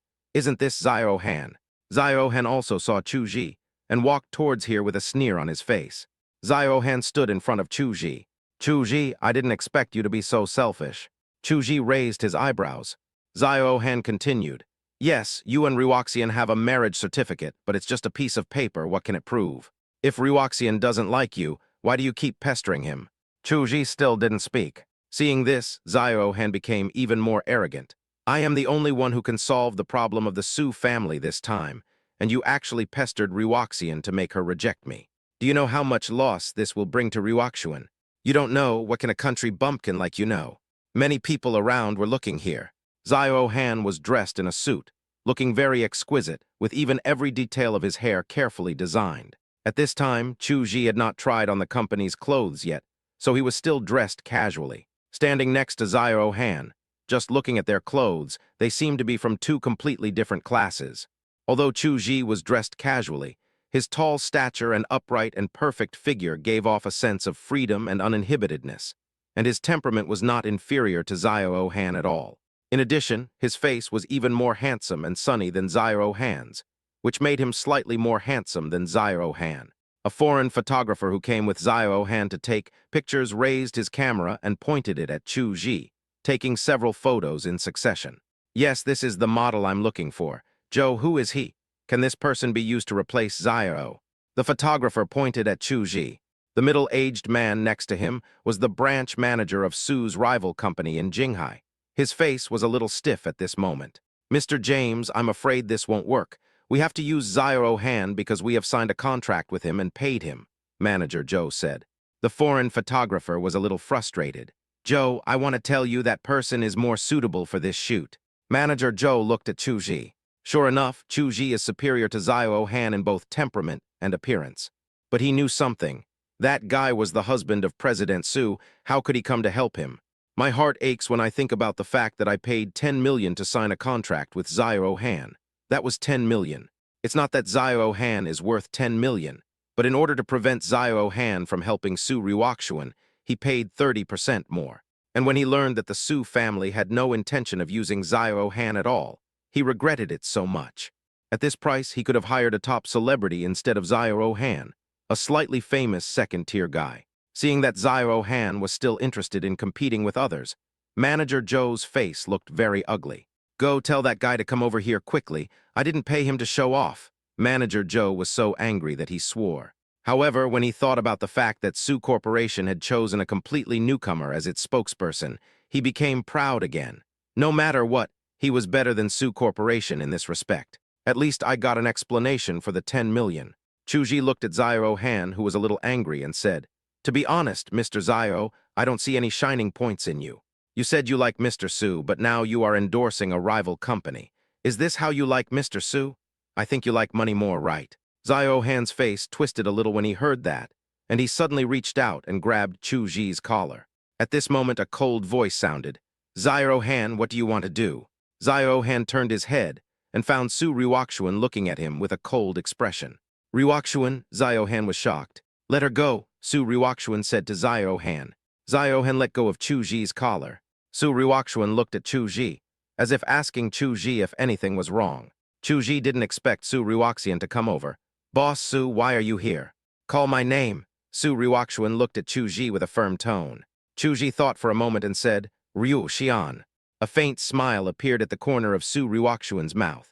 At this moment, she was wearing the new style of clothes that Su's company strongly recommended. The clothes made Su Ryuoxian look even more beautiful. This is a simple work outfit. The upper body is a light green top that looks like a long-sleeved shirt. She wore a nylon skirt with a slanted opening. Looks stylish and elegant. Her arrival attracted more people's attention. James exclaimed repeatedly and then said to the manager next to him, Joe, can you hire this person to be a model? She is really perfect, my God. Manager Joe's face turned dark. That's the president of Su Corporation. Are you crazy to let her be your model? Manager Joe now had a bad feeling in his heart. But after thinking about it carefully, although the other party was good-looking, he was not famous and should not pose a threat to them. Thinking of this, he felt a little relieved. Su Ryuoxian came to Zio Han and asked, Zio Han, what do you want to do? Ryuoxian, I just want him to face reality. How can a country bumpkin like him be worthy of staying by your side? Su Ryuoxian's eyes shone dangerously as she looked at Zio Han coldly. Chu Ji next to him nodded at this time, agreeing with Zio Han's words. Unexpectedly, his action made Su Ryukshuan explode. I have the final say on whether he is worthy of being by my side. Do you need to comment here? Zio Han, I'm giving you a warning this time. If it happens next time, our friendship will be over. Zio Han looked at Su Ryukshuan with an unpleasant expression. Then he looked at Chu Ji with resentment, as if saying that all this was Chu Ji's fault. Chu Ji was speechless. What was going on? At this time, a person came over and said to Zio Han, Mr. Zio, the shooting time is up. Please don't waste your time on meaningless things. Zio Han looked at the man. The man looked at Zio Han expressionlessly. He also despised Zio Han's character. He was just a second-rate actor, but he didn't expect that he could act like a bigger shot than the top male artists. Do you really think you are insignificant? If the company didn't want to give Su the opportunity to sign Zio Han, would they be crazy to sign a contract with such a person? However, since the contract has been signed, we have to let the other party create value. Although his image is not enough to enter the international market, he still has many fans in China. It's a waste utilization. Mr. Zio, do you need me to remind you again? The visitor asked impatiently. Now that the Su company obviously will not sign a contract with Zio Han, they have no scruples and naturally are too lazy to be nice to Zio Han. Chapter 47, Zio Han's Reluctance. Zio Han walked towards the shooting location with a gloomy face. When passing by Su Ryukshuan, he said, Ryukshuan, I'm busy now. I'll come and apologize to you when I have time. Su Ryukshuan said, You should apologize to Chu Ji, not to me. Zio Han's eyes narrowed. Then he lowered his head and turned away. At this time, someone from the Su family came over. He looked at Zio Han with some disdain. He has enjoyed so many resources from our President Su. It can be said that it was President Su who trained him. I didn't expect him to be such an ungrateful person. Exactly. I didn't expect that he would endorse a rival company. It's unbelievable. That's right, it was President Su who brought him up. So even if the Su group doesn't want him, he shouldn't go to a rival company, right? Isn't there any other way to make money? Isn't this disgusting? After this incident, they finally saw Zio Han's character clearly. I used to think Zio Han and President Su were a good match, better than Chu Ji. Now it seems that he is not even worthy of carrying Chu Ji's shoes. Chu Ji looked at Su Ryukshuan and said, Su Ryukshuan. He was about to call him President Su, but when he saw Su Ryukshuan's sharp gaze, Chu Ji changed his words for some reason. Su Ryukshuan smiled with satisfaction. Su Ryukshuan muttered, I didn't mind you calling me President Su before, but after last night, if you still call me President Su, I'll bite you to death. It's a pity that Chu Ji didn't hear these words. Mr. Chu, we are about to start filming. Please hurry up and change your clothes, said the staff member next to him. Chu Ji hurried to a minibus parked nearby. He changes his clothes in the car. Unexpectedly, as soon as he got into the car, Su Ryukshuan followed him. Chu Ji was stunned and asked, How did you catch up? I'll help you. No, I can do it alone. You can't. I know how to wear my clothes to look best, Su Ryukshuan said righteously. Chu Ji was helpless. Anyway, I'm wearing underwear so it's not like I'm exposed, so just let her be. The staff didn't care at all, because they were a couple and had a marriage certificate. At another place, Zio Han saw Su Ryukshuan and Chu Ji getting into the car together, and his face twisted slightly with anger. At this time, the photographer waved his hand speechlessly. Zio, how can I take a picture of you like this? Manager Joe said impatiently.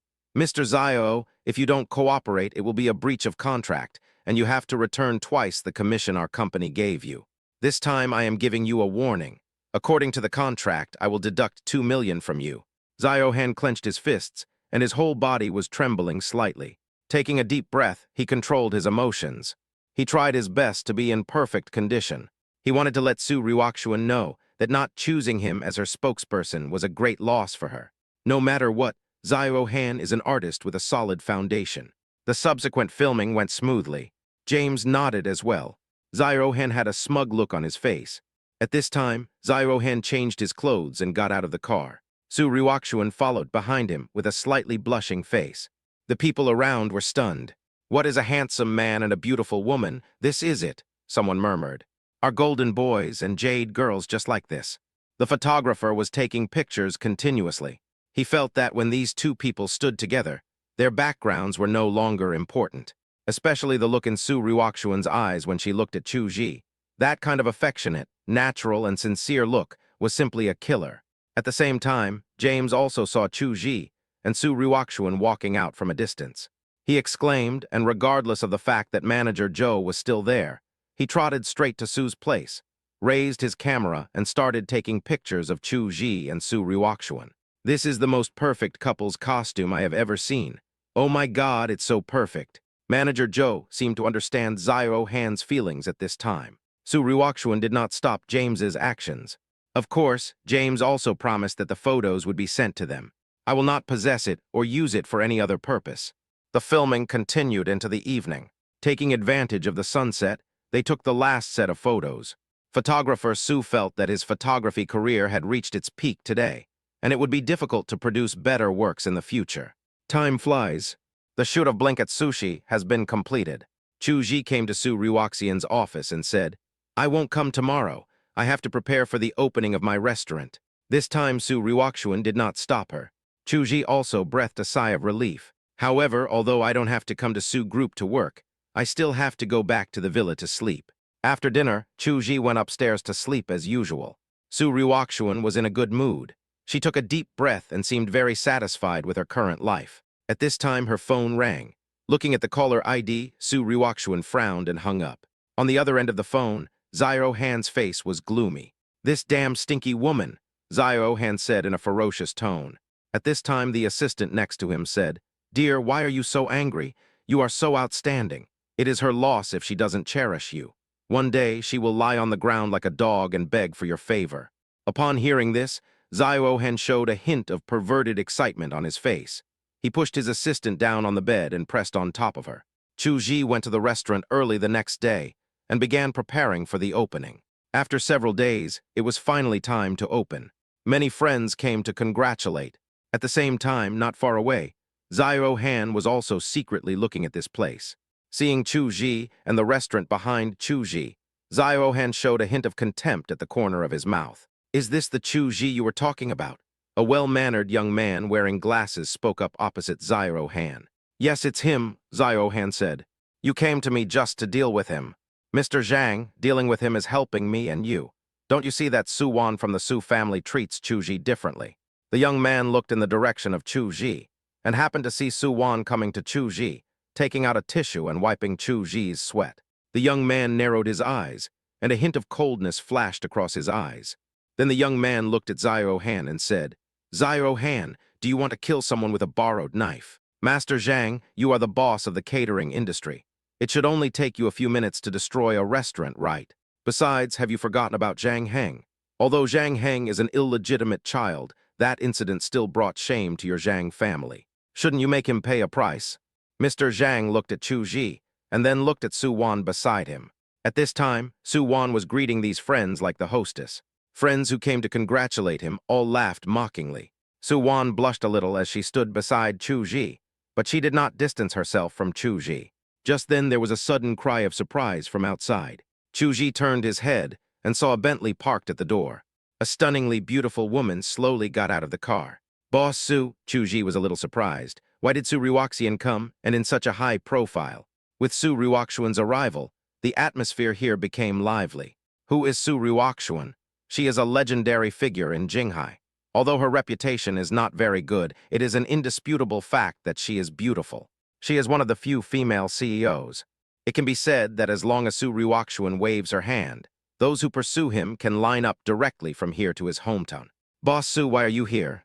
Su Ruoxian frowned when she heard that and asked, "What did you call me?" Ruoxian." Su Ruoxuan's face instantly broke into a smile. Chapter 48, Find an Opportunity to File for Divorce.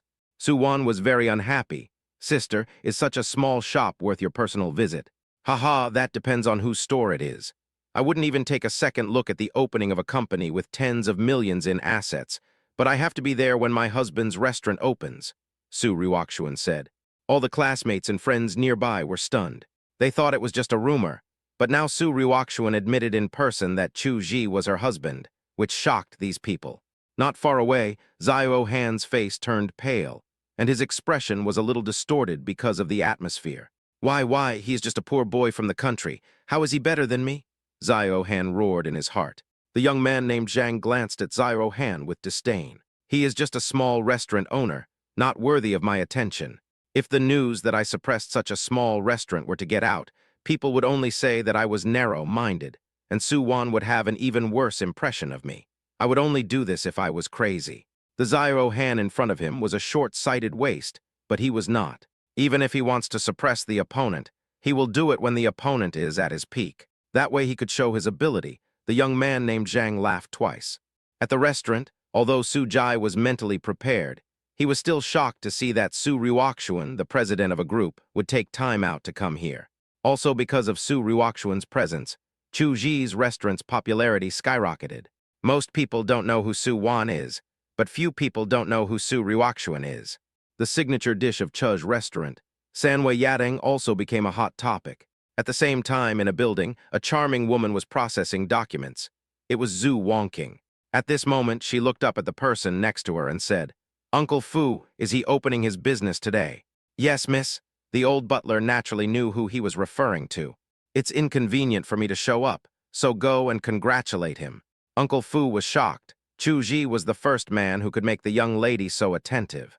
Maybe this guy will become the master of the Zhu family in the future. Su Ryukshuan did not stay at Chu Ji's place for long. Otherwise, the place would probably be surrounded by people with ulterior motives. I thought this was the peak popularity. But after Su Ryukshuan left, everyone was stunned again when a Cullinan drove up to the door. A man who looked like a butler came down and came to Chu Ji and said, "Mr. Chu, I am here to congratulate Mr. Chu on the orders of my young lady." Old man, who is your young lady?" "My lady's surname is Zhu." Chu Ji thought of Zhu Wongking in an instant. He didn't quite understand what Zhu Wongking did. But now it seems that my understanding of Sister Wongking is very limited. After Wang Fu left, Su Jai ran over and said, Your restaurant is very popular." What else can Chu Ji say except a bitter smile? He could imagine the bustling scene here in the next few days. He would still thank Sister Wongking when he had time. As for Su Ryukshuan, he would just think of him as supporting her sister. After all, Su Wan also owns a share of the restaurant, so it can be considered as part of the Su family's business. Sure enough, Su Ryukshuan and Wang Fu arrived. The restaurant was extremely popular. There are many customers coming every day. Chu Ji also got busy and hired a few students to work and study, and they were busy until late at night. I thought this was just a wave of traffic, and it would slowly return to normal over time. But he found out that he was wrong because he had repeat customers. Because Chu's restaurant has a nice decoration and authentic Tan family cuisine, everyone who has been here is full of praise. Su Wan and Chu Ji were standing behind the counter at this time. Su Wan said, "That won't do, it's too busy. You should hire someone to take care of this store."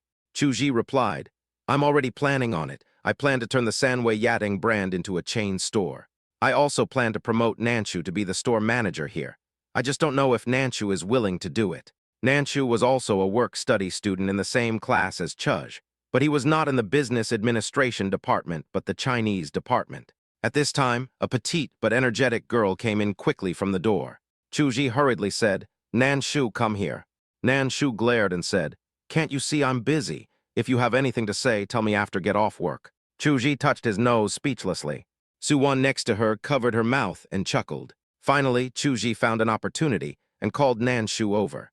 "Nanshu, you are also in the same class as me. Now that the internship has started, have you found an internship unit?" Nanshu frowned. "Are you going to chase me away?" Chu Ji waved his hands and said, "No way. I want to promote you to store manager. I'll give you an annual salary of 120,000 yuan. Of course, if you develop well in the future, I will give you a raise. What do you think?" Nanshu was also a child from a poor family. Although she was petite, she was very lively. She is very skillful at work and, more importantly, she is responsible, which is rare. Nanshu smiled happily when he heard this. "You said that?" I said, "Our two bosses have unanimously decided that you are now the store manager here." "Oh yeah, boss, don't worry. The store is here and I am here. Even if the store is gone, the store is still here," Nanshu said loudly. Chu Ji was somewhat envious of Nanshu's energetic appearance.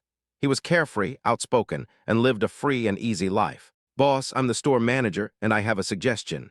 "You say?" "In order to stimulate the enthusiasm of the store employees, I decided to implement a contract system. All store employees receive commissions. For example, the barbecue chef at the door will receive commissions based on how many skewers he sells today. It can inspire their passion and sense of responsibility to improve their service attitude. After all, they can earn more money by retaining customers. What do you think? Chu Ji's eyes lit up slightly, and he looked at Nan Shu with some admiration. Nan Shu blushed and said coyly, "Why are you looking at me like that? Let me tell you, although I don't have a boyfriend, I can't have one with you. You're too handsome and I don't feel safe." Chu Ji said, "Haha, Xiaopo, yes, your idea is good, I agree. In this way, I will also implement a contract system for you. I will set a quota for you throughout the year, and after reaching this quota, I will give you a portion of the extra money from this store." Nan Shu said, "Really? Of course, but I want to try it for a year. After a year, I will give you a reasonable amount, and then we will sign the contract." Nan Shu left happily. She decided to become a wealthy woman with 1 million yuan in 3 years. Chu Ji is still worried about the future development of the chain stores. Now Nan Shu's method instantly gave him an idea. Chu Ji returned to the villa as usual, entered the living room, and found that Su Ruoxuan had not come back yet. He's still a little uncomfortable. At this time, the housekeeper came over and said, "Sir, the young lady will be back in half an hour. Do you want to eat first or wait for the young lady to come back and eat together?" "Let's wait for Ruoxian to come back," Chu Ji said. The old housekeeper smiled and said, "The master and the lady are becoming more and more affectionate." Chu Ji was stunned for a moment, then came to his senses and realized that he had been in this villa for a month without realizing it. "Because I was busy with restaurant business recently, I didn't realize that a month has already passed. Sujai has already gone to his internship, and I actually got used to coming back every day and having dinner with Su Ruoxuan." Chu Ji felt that he and Su Ruoxuan had become a real couple. Chu Ji frowned, feeling a little annoyed. No, he must find an opportunity to file for divorce from Su Ruoxuan. Chapter 49, Some Guilty Feeling. Putting his worries aside for the moment, Chu Ji took out a piece of paper and a pen and began to plan for the development of his restaurant chain. This was the scene Su Ruoxuan saw when she came back. Watching Chu Ji drawing on the paper with a hint of contemplation, she felt all the fatigue she had felt today disappeared. No matter how tired she was outside, as long as she came back here and thought that Chu Ji was waiting for her, she felt that all the hard work was worth it. After an unknown amount of time, Chu Ji came back to his senses from his thoughts. He looked up and saw Su Ruoxuan standing at the door. "Ruoxuan, you're back," Chu Ji said. "Su Ruoxian, I came back a long time ago, but unfortunately someone didn't notice. I was thinking about something, and my mind wandered for a moment." Su Ruoxuan stepped forward and looked at the paper in Chu Ji's hand. Chu Ji said, "This is my plan to open a chain store." Su Ruoxuan flipped through it and her eyes lit up. Even with her status as a president, she couldn't help but admire Chu Ji's idea. "Contracting system, good idea. I dare not take credit for it. This is my clerk's idea. She has a quick mind, which is rare," Chu Ji said matter-of-factly. "You are excellent for grasping this inspiration and considering it comprehensively. Chuj, don't be modest. You are really better than most people." Chu Ji smiled and didn't take it seriously. At this time, the housekeeper came over and asked if we wanted to eat. Su Ruoxuan nodded. Su Ruoxuan seemed very happy at the table and opened a bottle of red wine for herself. "I'm very happy today. Come and have a drink with me." Su Ruoxuan poured wine for Chu Ji. "Is it a company matter?" "Yes, the last advertisement we placed received a very good response. Sales in various regions of the country have begun to rise. This month's sales have increased by several hundred million compared to last month." Chu Ji was also happy for Su Ruoxuan. "What's more important is your plan. Planning proposal. Have you forgotten? You said you would use that sales plan as your graduation thesis." Chu Ji suddenly remembered the marketing plan he provided to Su Ruoxuan. "I was so busy that I forgot about it. Your method has been implemented, and judging from the responses from various places, the effect is good, and customer loyalty has been greatly improved. Do you know that our products have now firmly established their reputation as high-end products? The most high-end clothing model in the Red Leaf series costs more than 1 million yuan, but the demand still exceeds supply." Chu Ji was a little surprised. He still underestimated the purchasing power of the rich. Su Ruoxuan then took out a card, a black card. "This is for you." "Why? Didn't I tell you that I will give you money based on the value of your proposal? This is for you. There is 500,000 in it. This is the money given to you by the company after discussion. It is not mine personally. It is what you deserve, just take it." Chu Ji did not refuse this time. "Then I'll take it. I really need some funds now." Chu Ji was very happy after making money and drank one more glass without realizing it. At this time, in Sue's rival company, Manager Joe's face turned pale. With the strong rise of Sue's company, their sales in various cities have dropped sharply. It no longer has the advantage it had in suppressing the Sue family, especially after Sue's new advertisement was launched. No one expected that Chu Ji, who was not an artist and had no fame, could drive such a large sales volume. He can now predict the results of trade fairs currently being held abroad. Opposite Manager Joe, Zyro Han was sitting there with a gloomy face. Manager Joe looked at Zyro Han with some annoyance, and he also used Zyro Han to place domestic advertisements.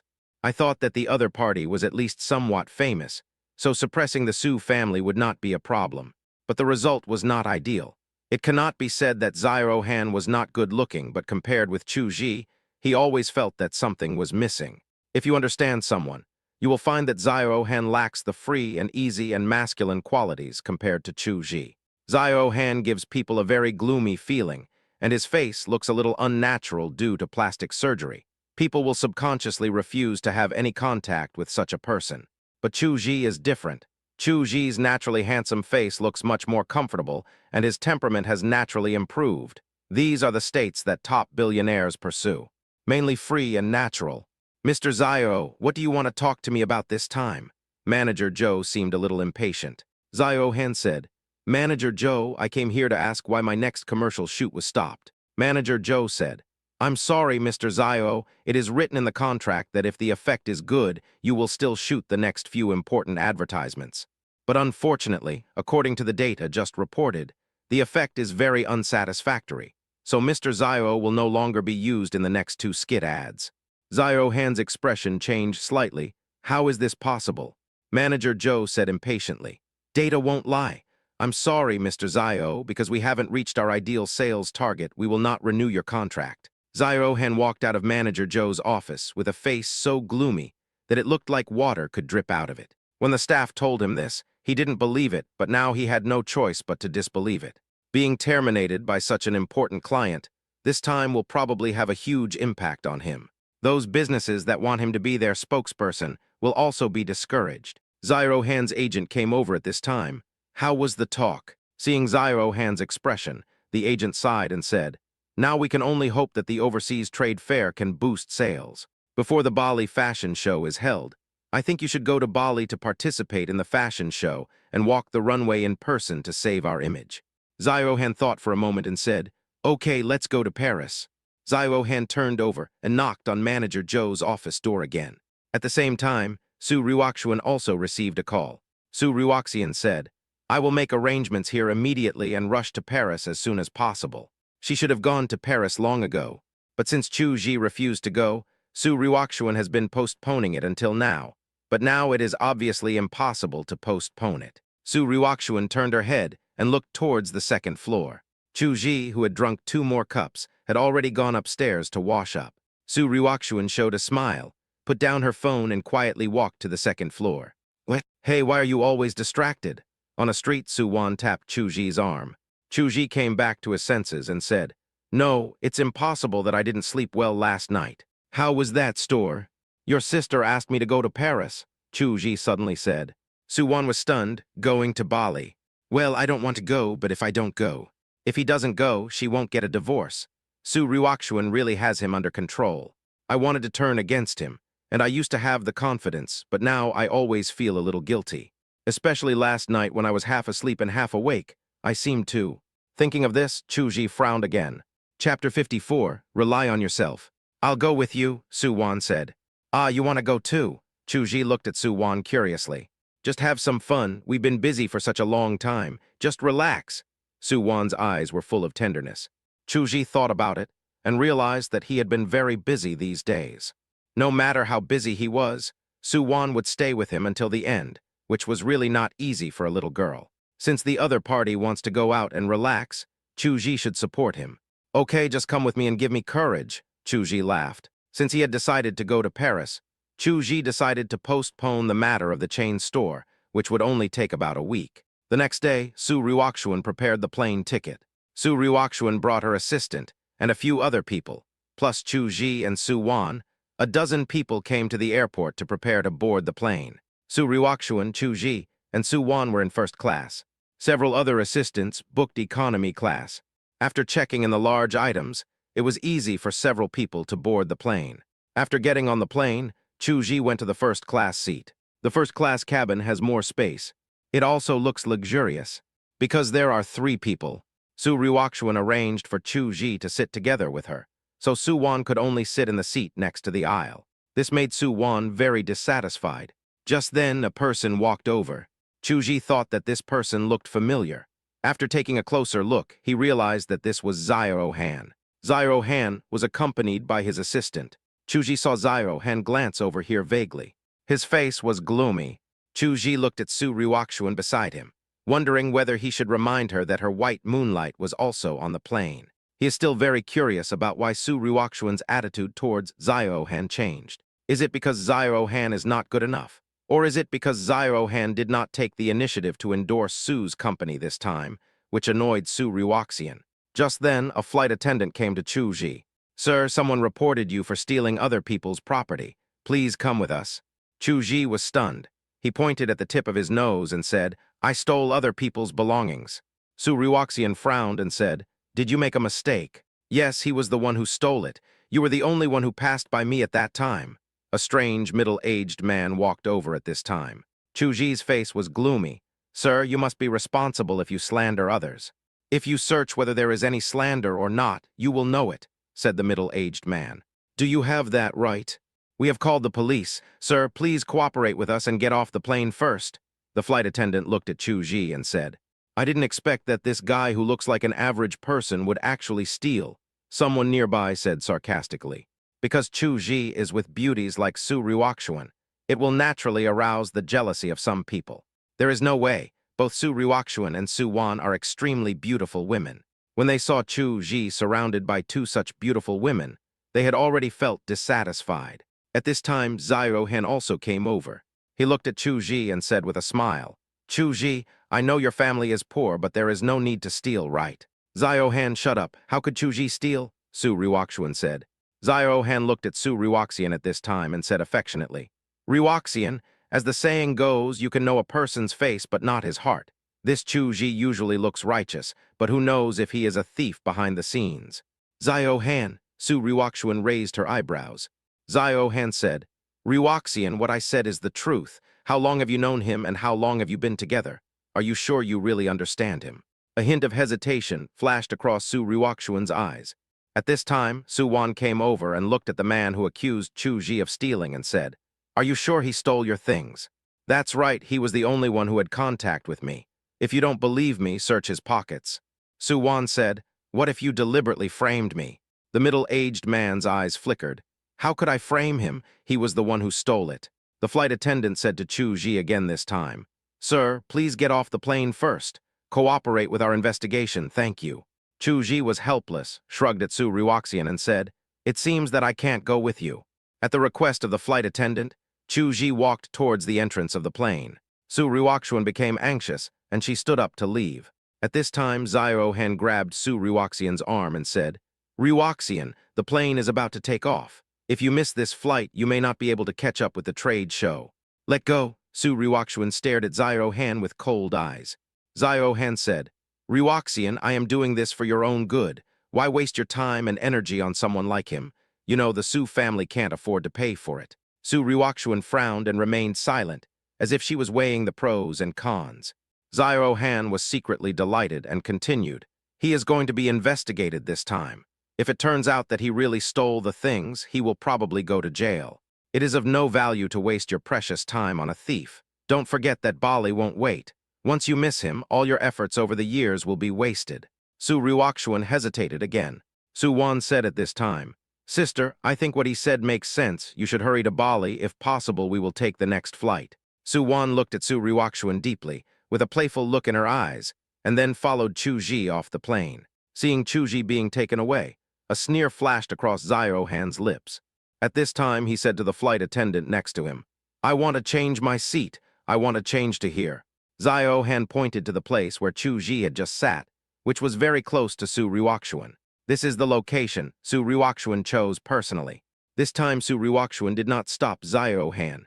This made Ziro-han very excited. As for Chu-ji, He followed the flight attendants off the plane. The person who accused him of stealing would naturally follow him down.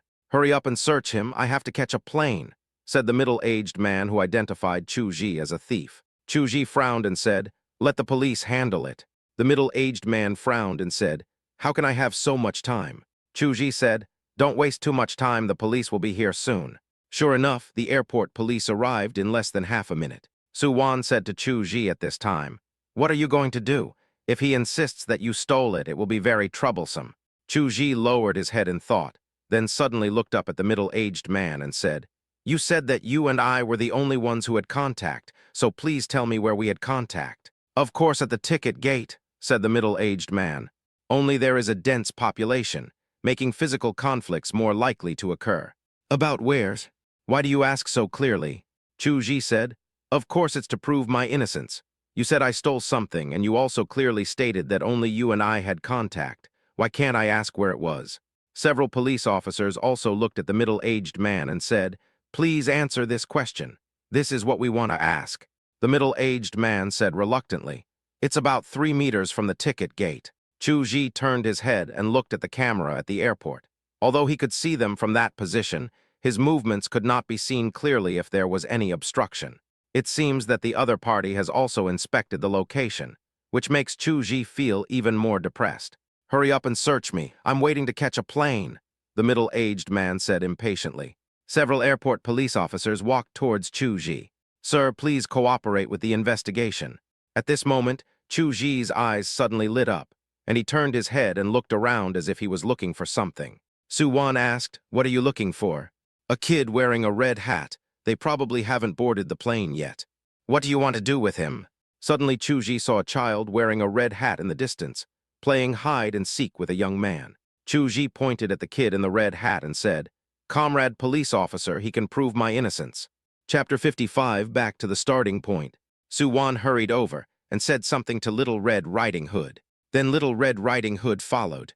"Chu Zhedao, little friend, when I was boarding the plane, I noticed that you used your phone to record the process of us boarding the plane, right?" The little red hat said, "Yes, this is my homework today." "Can you let me take a look?" one of the policemen asked. At the same time, he also looked at Chu Ji in surprise. He turned out to have such good observation skills. Little Red Riding Hood looked at Chu Ji, then at the police officer and took out her cell phone. At this time, the middle-aged man who framed Chu Ji had sweat on his forehead. At this time, not only Chu Ji, but also the policemen noticed something unusual. Two of them had quietly taken a few steps towards each other, looking at him warily. At this time, the child had already called up the video. As the video progresses, Chu Ji and the middle-aged man are soon seen, and the middle-aged man stuffing something into Chu Ji's pocket. Su Wan looked at the middle-aged man with cold eyes. "You actually framed us. Tell me who instructed you." "You don't have to answer, but I reserve the right to hold you accountable. I will send my best lawyer to fight you."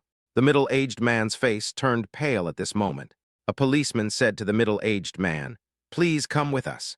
If you frame others and the amount is huge and involves criminal responsibility, you will also bear the corresponding criminal responsibility." The middle-aged man was shocked and said, I said someone paid me to frame him. But when the other party negotiated with me, he was wearing glasses and a mask so I couldn't recognize him. He gave me money, and I was paid to do the job." "Male or female?" Chu Ji asked. "Female." The middle-aged man was still taken away. Su Wan asked, "Who do you think it will be?" Chu Ji said, "I won't say anything without evidence." "Who are you thinking about?" "The female assistant next to Zyro Han," Chu Ji said. Su Wan narrowed her eyes slightly. "Okay, leave this matter to me. I will investigate her thoroughly." Chu Ji looked at a flight attendant next to him and said, "Now that the misunderstanding has been resolved, can I still board the plane?" There was only 1 minute left before the plane left. Su Wan said at this time, "I am a VIP member." Upon seeing this, the flight attendant immediately made a phone call. Then he said, "Yes, please follow me." At this time on the plane, Zyro Han was slandering Chu Ji. "Haha, Ryuxian, when you look at people, you have to look at their nature. Chuj is a peasant after all, and his vision and pattern are not broad. It's not surprising that such a person would commit crimes." Su Ryuxian frowned. No one knew what she was thinking. Zyro Han continued, "But then again, the more this kind of person is, the more treacherous he is. He returned the 500,000 yuan to you last time. Do you think he really didn't want it?" That was just his conspiracy. He didn't care about the 500,000 yuan. He wanted more. He was playing the long game to catch a bigger fish. Zio-Han looked at Su Ruoxian lovingly. Ruoxian, you and I have been through so many ups and downs since we met and got to know each other. How could I hurt you? Everything I do is for you, for our bright future. You should believe me, I will always stand by your side.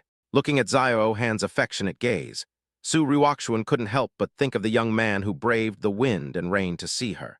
As if he noticed the tenderness in Su Ruoxian's eyes, Zio-Han was secretly happy. Looking at Su Ruoxian's tender and tempting red lips, Zio-Han slowly approached Su Ruoxian. Su Ruoxian came back to her senses and frowned. This was the scene Chu Ji saw when he came up. Su Wan sneered, "It's quite romantic, isn't it?" Su Ruoxian suddenly turned her head and looked to the side, and saw Su Wan's sarcastic look, and Chu Ji's calm gaze. "Chu Ji, are you okay?" Su Ruoxian's eyes showed surprise. Su Wan said, "Are you disappointed? I'm sorry to bother you." Su Ruoxian's face turned pale when she heard this, and she looked at Chu Ji with a panicked look. "No, it's not like that," Su Ruoxian wanted to explain anxiously. But Chu Ji suddenly said, "Boss Su, you don't have to explain to me." Su Ruoxian's tone paused. At this time, a flight attendant came over to Chu Ji and said, "Sir, your seat has been swapped with this gentleman's. Do you want to change seats?" Chu Ji said, "No need, it doesn't matter where you sit." Chu Ji answered calmly. He glanced at Su Ruoxian and Zio-Han, and the reluctance that had risen in his heart not long ago had disappeared. Chu Ji said, "Boss Su, I won't bother you anymore. I'm going to my seat now." Su Wan also sneered and followed. She exchanged seats with assistant Zio-Han so that she and Chu Ji sat together. Su Wan was very happy, looking at Chu Ji's indifferent expression when he left, and the words, "Mr. Su." Su Ruoxian sat back dejectedly. Everything seems to be back to square one. Su Wan asked Chu Ji at this time, "Are you feeling uncomfortable?" Chu Ji thought for a moment and said, "It is true that there is a little bit this time, but it is only a little bit." Su Wan hugged Chu Ji's arm. Chu Ji froze slightly. "What's wrong with you?" "Nothing." Su Wan let go of her hand. Chu Ji also breathed a sigh of relief. The plane takes off. After the flight was stable, a stewardess came to Chu Ji and said, "Sir, I misunderstood you as a thief just now. I apologize. This is a cup of coffee I prepared especially for you." Chu Ji said, "This is your duty, you don't have to apologize to me." The stewardess' bright eyes fell on Chu Ji's handsome face, her cheeks slightly red as she said, "This is a little gift from me, you're welcome." The stewardess pushed the coffee towards Chuj. Chu Ji said, "Thank you." The stewardess nodded and left with a smile. Su Wan snorted coldly at this time. "That stewardess is interested in you." Chu Ji coughed awkwardly and asked, "How did you know that?" "Humph, women understand women best. She is already in a state of sexual excitement." Chu Ji shook his head speechlessly. "Do you drink coffee?" "That's for you, I don't want it." Su Wan snorted coldly. I don't know why she was angry. Su Ruoxian also saw this scene. She lowered her eyes and bit her lips tightly. She didn't believe Chu Ji for a moment just now, which made her feel guilty. Zio-Han had a cold expression and looked in Chu Ji's direction with resentment in his eyes. Withdrawing his gaze, Zio-Han wanted to establish a relationship with Su Ruoxian. But at this time, Su Ruoxian actually raised the partition between the two of them, cutting off her communication with him. Zio-Han asked, "Ruoxian, what are you doing?" "I'm tired and I want to rest," Su Ruoxian said. Zio-Han's face was gloomy, and he glanced fiercely in Chu Ji's direction. Chapter 56, Shameless Zio-Han. After 12 hours of flight, we finally arrived in Paris. Chu Ji got off the plane. A colleague who had come to Paris earlier came to pick me up at the airport and arranged a car. Zio-Han had been following Su Ruoxian and even wanted to ride in the same car with her. Su Ruoxian frowned and said, "Is there no one to pick you up when you come here?" "No, Ruoxian, you won't leave me here." Zio-Han pretended to be pitiful. "But there is no place for you here," Su Ruoxian said. This car was here to pick him, Chu Ji and Su Wan up, and there was no vacant seat. At this time, Su Wan suddenly said, "Then let Zio-Han go, Chu Ji and I will take a taxi." Su Wan said as she pulled Chu Ji's arm and prepared to leave. Su Ruoxian raised her eyebrows. "Stop, Su Wan, what do you want to do?" Su Wan shrugged and said, "I'm just afraid of disturbing your love." Su Ruoxian said, "Zio-Han and I are not what you think." Su Wan snorted. Chu Ji also shook his head speechlessly. He saw what the other party was still quibbling about. "Chu Ji, come here, come with me," Su Ruoxian said. Chu Ji said, "Boss Su, Su Wan and I should take a taxi." Looking at Chu Ji and Su Wan, who walked away, Su Ryukshuan had a cold expression and clenched her hands tightly. Zio Han hurriedly said at this time, "Ryukshuan, let's ignore him and get in the car." The staff who came to pick up Su Ryukshuan looked at Zio Han speechlessly. The real owner is here, but he doesn't even know how to avoid suspicion. He has never seen such a shameless person. Su Ryukshuan, Zio Han, and others first arrived at the hotel where they were staying. I didn't expect that the hotel Zio Han booked was also here. This made Zio Han very happy. A Su staff member came to Su Ryukshuan and said, "Boss Su, because the rooms are limited, you and Mr. Chu Ji will share a room." Zio Han, who was standing next to him, said sternly, "How can this be possible?" The staff member was stunned and asked, "Excuse me, is there any problem?" Zio Han said, "No reason, it's just not possible." Su Ryukshuan looked at Zio Han coldly and asked, "What do you want here?" Zio Han said, "Ryukshuan, why should that peasant live in the same room with you? He has no right to do so. Is it up to you to decide whether or not one is qualified?" Su Ryukshuan looked unfriendly. Seeing this, Zio Han quickly said, "Ryukshuan, that's not what I meant. I think Chu Ji is a bad person. You'd better keep your distance from him." "Character problem?" The Su staff nearby rolled their eyes. "You, a mistress, are preventing a couple from being together. Don't you have any character problems?" At this time, Chu Ji and Su Wan also came up. Seeing Chu Ji, Zio Han snorted coldly. Chu Ji was speechless. He looked at Su Ryukshuan and asked, "Where is my room?" The staff member next to him said, "You and Mr. Su share the same room." Chu Ji was stunned, then looked at Su Ryukshuan and Zio Han, who had a bad look on his face. Chu Ji laughed and said, "How can this be possible? Can you open another room for me?" The staff member said, "Mr. Chu, the rooms are a bit tight right now. I'm afraid it's hard to book. Can we switch, or I can sleep on the floor in other colleagues' room?" Chu Ji said. The staff was stunned. What was going on?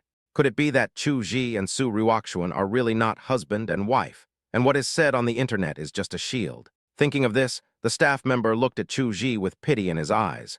Su Wan said, "No need to sleep on the floor. My sister and I will share a room. You can stay in my room." Chu Ji thought about it and said, "Okay." Chu Ji followed the staff and left. Su Ryukshuan watched Chu Ji leave quietly, and the light in her eyes dimmed. Zio Han next to him sneered. Later, Zio Han wanted to change his room to next to Su Ryukshuan, but was rejected by Su's staff. In Su Ryukshuan's room, Su Wan said, "Now that you are abroad, there are not so many people watching you. You and Zio Han can do whatever you want. Don't worry, I promise to pretend I know nothing. Do you want me to switch rooms with Zio Han?" Su Ryukshuan looked at Su Wan suddenly and said, "That's enough." Su Wan curled her lips. "You obviously still have feelings for Zio Han, so why do you insist on holding on to Chu Ji?" Su Wan asked. This has always been something that puzzled her. "Sister, you're not really planning to just let Chu Ji be the cover for your secret love affair, are you?" Tusk, you're so domineering even when having an affair. Is that really your style?" Su Ryukshuan, "That's enough, shut up. Zio Han and I are not in the relationship you said." Su Wan said, "Sister, we saw it with our own eyes. Do you still need to quibble?" Su Ryukshuan's face turned pale. "No, it's not what you think. I was just distracted for a moment." "Tusk, do you think anyone will believe this?" Su Ryukshuan, "I don't know what you are going to do, but I still advise you to be kind. Chu Ji is naive, but this is not a reason for you to hurt him." Su Wan's expression turned cold. This was also the first time she showed this attitude towards Su Ryukshuan. For Chu Ji. Chu Ji was lying on the bed at this time. He took a long breath, and his eyes became firm. Chu Ji, you have to keep your true heart. Others have never liked you, so don't be so self-indulgent." Chu Ji brainwashed himself. After confirming this belief 7 times, Chu Ji got up, washed, and went to bed. Jet lag. After a good sleep, it was already past 8 o'clock in the morning in Bali. Someone knocks on the door. Chu Ji opened the door and found it was Su Wan. "Let's go have breakfast." Su Wan's smile was as bright as ever. Chu Ji nodded. After walking a few steps, I saw Su Ryukshuan walking out of the room. "Hello, Mr. Su," Chu Ji greeted. Su Ryukshuan's body trembled slightly. She felt alienated by this greeting, as if they had just met. Ignoring Su Ryukshuan, who was standing there stiffly, Chu Ji walked straight past Su Ryukshuan and went to the restaurant with Su Wan to have breakfast. After Chu Ji left, Zio Han came over from a distance. "Ryukshuan, let's go to breakfast together." The staff member passing by looked at Zio Han, then looked at Chu Ji's back as he walked away and shook his head slightly. When they arrived at the restaurant, Chu Ji and Su Wan had already started eating. They ate and commented on the food, looking very harmonious. On this side, Zio Han and Su Ryukshuan also sat together. Zio Han served Su Ryukshuan diligently. Those who don't know might think that Zio Han and Su Ryukshuan are a couple, and Su Wan and Chu Ji are a couple. Su Ryukshuan looked at Chu Ji from time to time. Chu Ji didn't even look at Su Ryukshuan. Those who knew the inside story looked at them with gossip on their faces. Chapter 57. It turns out to be a shield. The trade show will start at around 2:00 p.m. Are our models ready? After dinner and sending Zio Han away, Su Ryukshuan entered work mode. It's ready, the staff replied. The finale is our couple's collection. I wonder if you, Mr. Su, will go in person or let the hired model go. Su Ryukshuan said, let's go in person. The staff member was stunned for a moment, but did not leave. Anything else? Boss Su, are you going to go on stage with Mr. Zio or with Mr. Chu? Su Ryukshuan asked, do you even need to ask this? When the staff member saw Su Ryukshuan getting angry, he left hesitantly. When the staff arrived at their workplace, someone came over and asked, did you find out? Are you going to walk the runway with Zio Han or Chu Ji? Mr. Su didn't say it explicitly, he just said, is there any need to ask? The other staff members were a little dumbfounded. Ever since arriving in Paris, no, ever since boarding the plane, Su Ryukshuan and Zio Han's attitude has been ambiguous. They even found out that it was Zio Han, not Chu Ji, who was sitting next to President Su in the first-class cabin. In addition, Su Ryukshuan and Zio Han got off the car together, while Chu Ji came by taxi. And the breakfast I just had was also eaten with Zio Han. All this seems to indicate one thing, that is, President Su is paving the way for Zio Han. After all, this fashion show will have a huge impact. If it is successful, Zio Han's fame will definitely reach a new level. It seems that Mr. Su really wants Chu Ji to be his cover. Didn't you see that Chu Ji refused to live in the same room with Mr. Su? That's right, that means Miss Su Wan is here. If Miss Su Wan doesn't come, then Zio Han will probably be the one living in Mr. Su's room. Oh, how could this happen? I actually admire Chu Ji. This is in Bali. The Su family manager is gone, and no one in the country will know about it. Then what should we do with the clothes? Our clothes are all tailored according to Mr. Chu's figure. Especially the last set, there is only one set. Contact Mr. Zio as soon as possible, and cut it as soon as possible after measuring the size. There are still a few hours until the afternoon, that's enough. Some people were dissatisfied. What the hell is this? Everyone started to take action. Only a staff member who came over from Su Ryukshuan whispered, should we ask clearly? Too bad no one heard it. It was soon noon. The group set off to the trade fair. Many bigwigs came to this trade fair. This fashion show is very important for whether we can gain a foothold here. And this fashion show was held by two brands together. It is also a competition between two brands. It will attract more people. When I arrived at the venue, I saw that people were already seated on both sides of the catwalk. Su's staff also began to make preparations. Since Su Ryukshuan's catwalk was the last one, she didn't need to prepare in advance. They found a seat and sat down. This was Chu Ji's first time watching a fashion show, so he still found it a little novel. Su Ryukshuan looked at Chu Ji, seeming to want to say something but stopping herself. Finally making up her mind, Su Ryukshuan opened her mouth to call Chu Ji's name. But at this moment, Zio Han walked over and sat next to Su Ryukshuan. Ryukshuan, I didn't expect you to be here. I just looked for you for a long time. Shouldn't you be getting ready for the catwalk? Zio Han looked at Su Ryukshuan lovingly and said, Ryukshuan, thank you. I knew you wouldn't give up on me. Su Ryukshuan frowned, not understanding what Zio Han was talking about. Zio Han looked at Chu Ji at this time, with disdain in his eyes. Ryukshuan, don't worry. I will definitely seize the opportunity and live up to your expectations of me.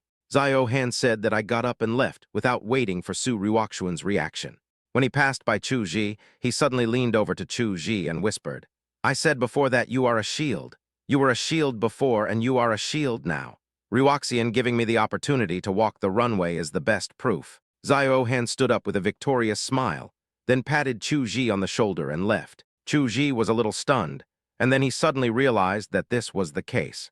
Su Ryukshuan asked him to come to Paris not because she valued him, but because she wanted him to cover for her. Chu Ji didn't know what the feeling was, but it was more disgusting than eating a fly. Su Wan asked at this time, what did he say? Chu Ji smiled and said, nothing, just stating a fact. Su Wan was at a loss, while Su Ryukshuan next to her pretended to be expressionless. This made Chu Ji even more certain of what Su Ryukshuan was thinking. He felt a little regretful. He shouldn't have come here and wasted his time. It would be better to spend his time opening a few chain stores in Jinghai. Chu Ji felt that sitting with Su Ryukshuan was also a torment. Since I have nothing to do, I don't want to stay here anymore. So he got up and walked outside. Where are you going? Su Wan asked. I'm going to the bathroom, Chu Ji replied. Coming to the bathroom, Chu Ji looked at himself in the mirror and shook his head helplessly. He felt like a clown being played around by Su Ryukshuan. He was too naive. At this moment, a cry of surprise suddenly rang out. Isn't this Mr. Chu Ji? The other party spoke Chinese. Chu Ji turned his head and was slightly surprised to see the person next to him, because the other person turned out to be the photographer named James. It's Mr. James, nice to meet you. James said, Mr. Chudge, are you here to participate in Su's fashion show this time? Chu Ji smiled bitterly and said, Mr. James, I'm not participating in the fashion show. I'm just here to join in the fun. What does this mean? James asked. Oh, I'm just strolling around casually. I'm just here to make up the numbers. I have nothing to do with the fashion show, Chu Ji replied. Really, that's a pity. Mr. Chudge, your fashion show would be amazing, James said. Chudge smiled. At this time, James suddenly said, Mr. Chudge, I would like to invite you to participate in a fashion show. I wonder if you are willing. Don't worry, I will pay you and you will not do it in vain. Chu Ji was stunned. It was good to be able to make money. He was just sitting around doing nothing anyway.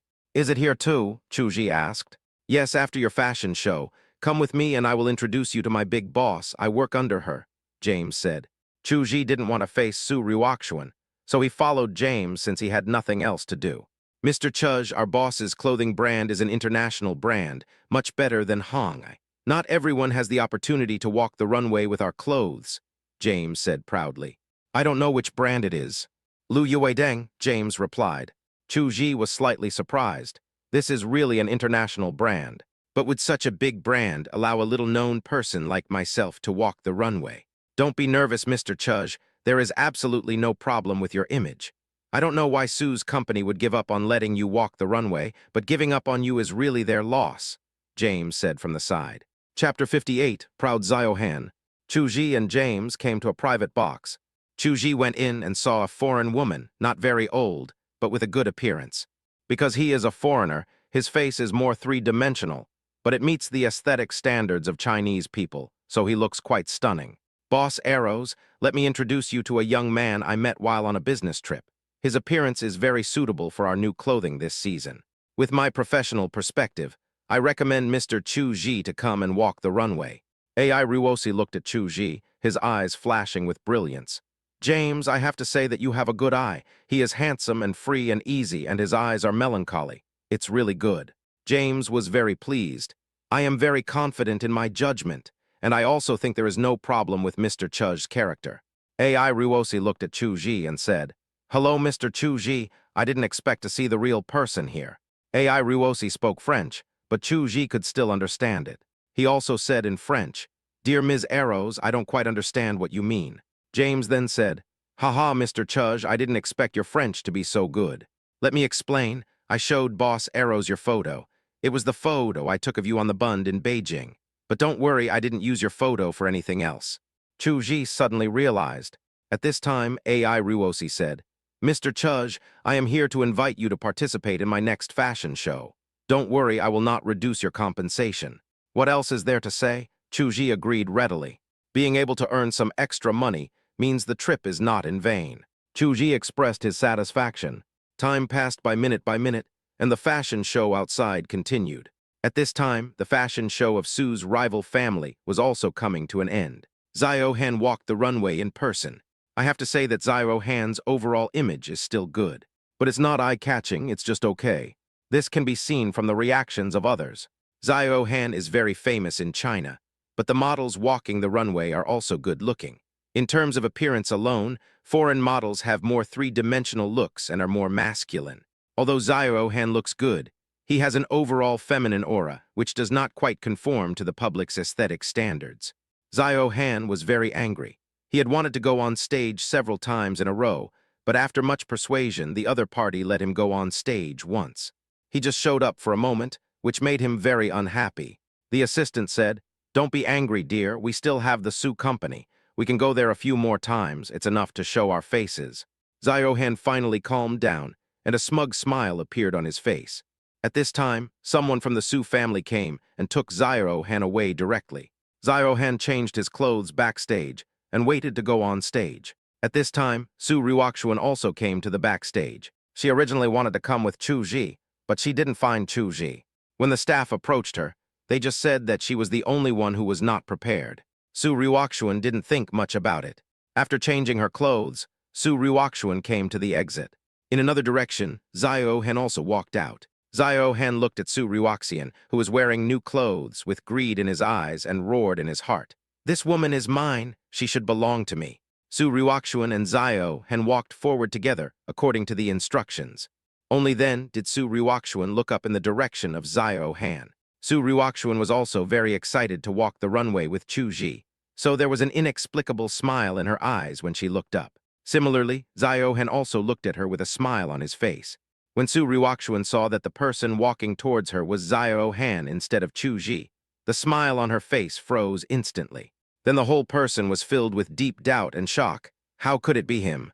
Where is Chu Ji?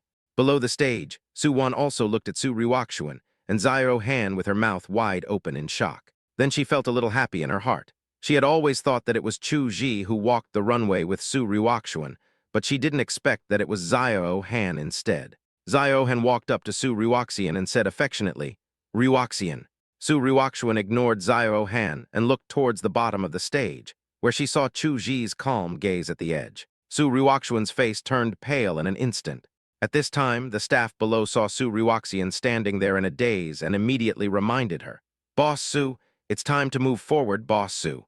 Su Ryukshuan came back to her senses, and despite the confusion and shock in her heart, she walked the runway. Su Ryukshuan didn't even know how she finished the show. Backstage, the staff hurried over and said, "Mr. Su, the effect is pretty good. It would be great if you could have a little more intimate interaction with Mr. Zio-Han." Su Ryukshuan was so angry that she was shaking all over. She looked at the staff with red eyes and asked, "Who told you to change people?"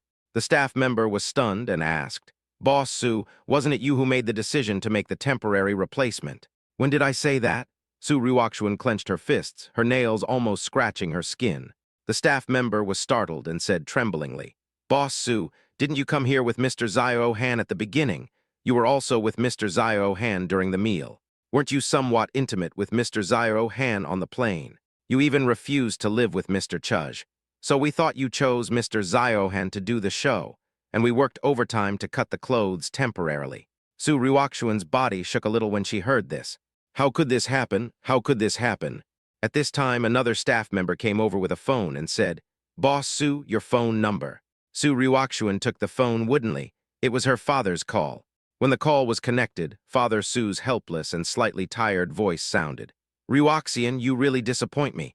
I am old and can't take care of you anymore. Let's leave it like this from now on. I will arrange for Su Zi and Su Pin to join the Su Corporation.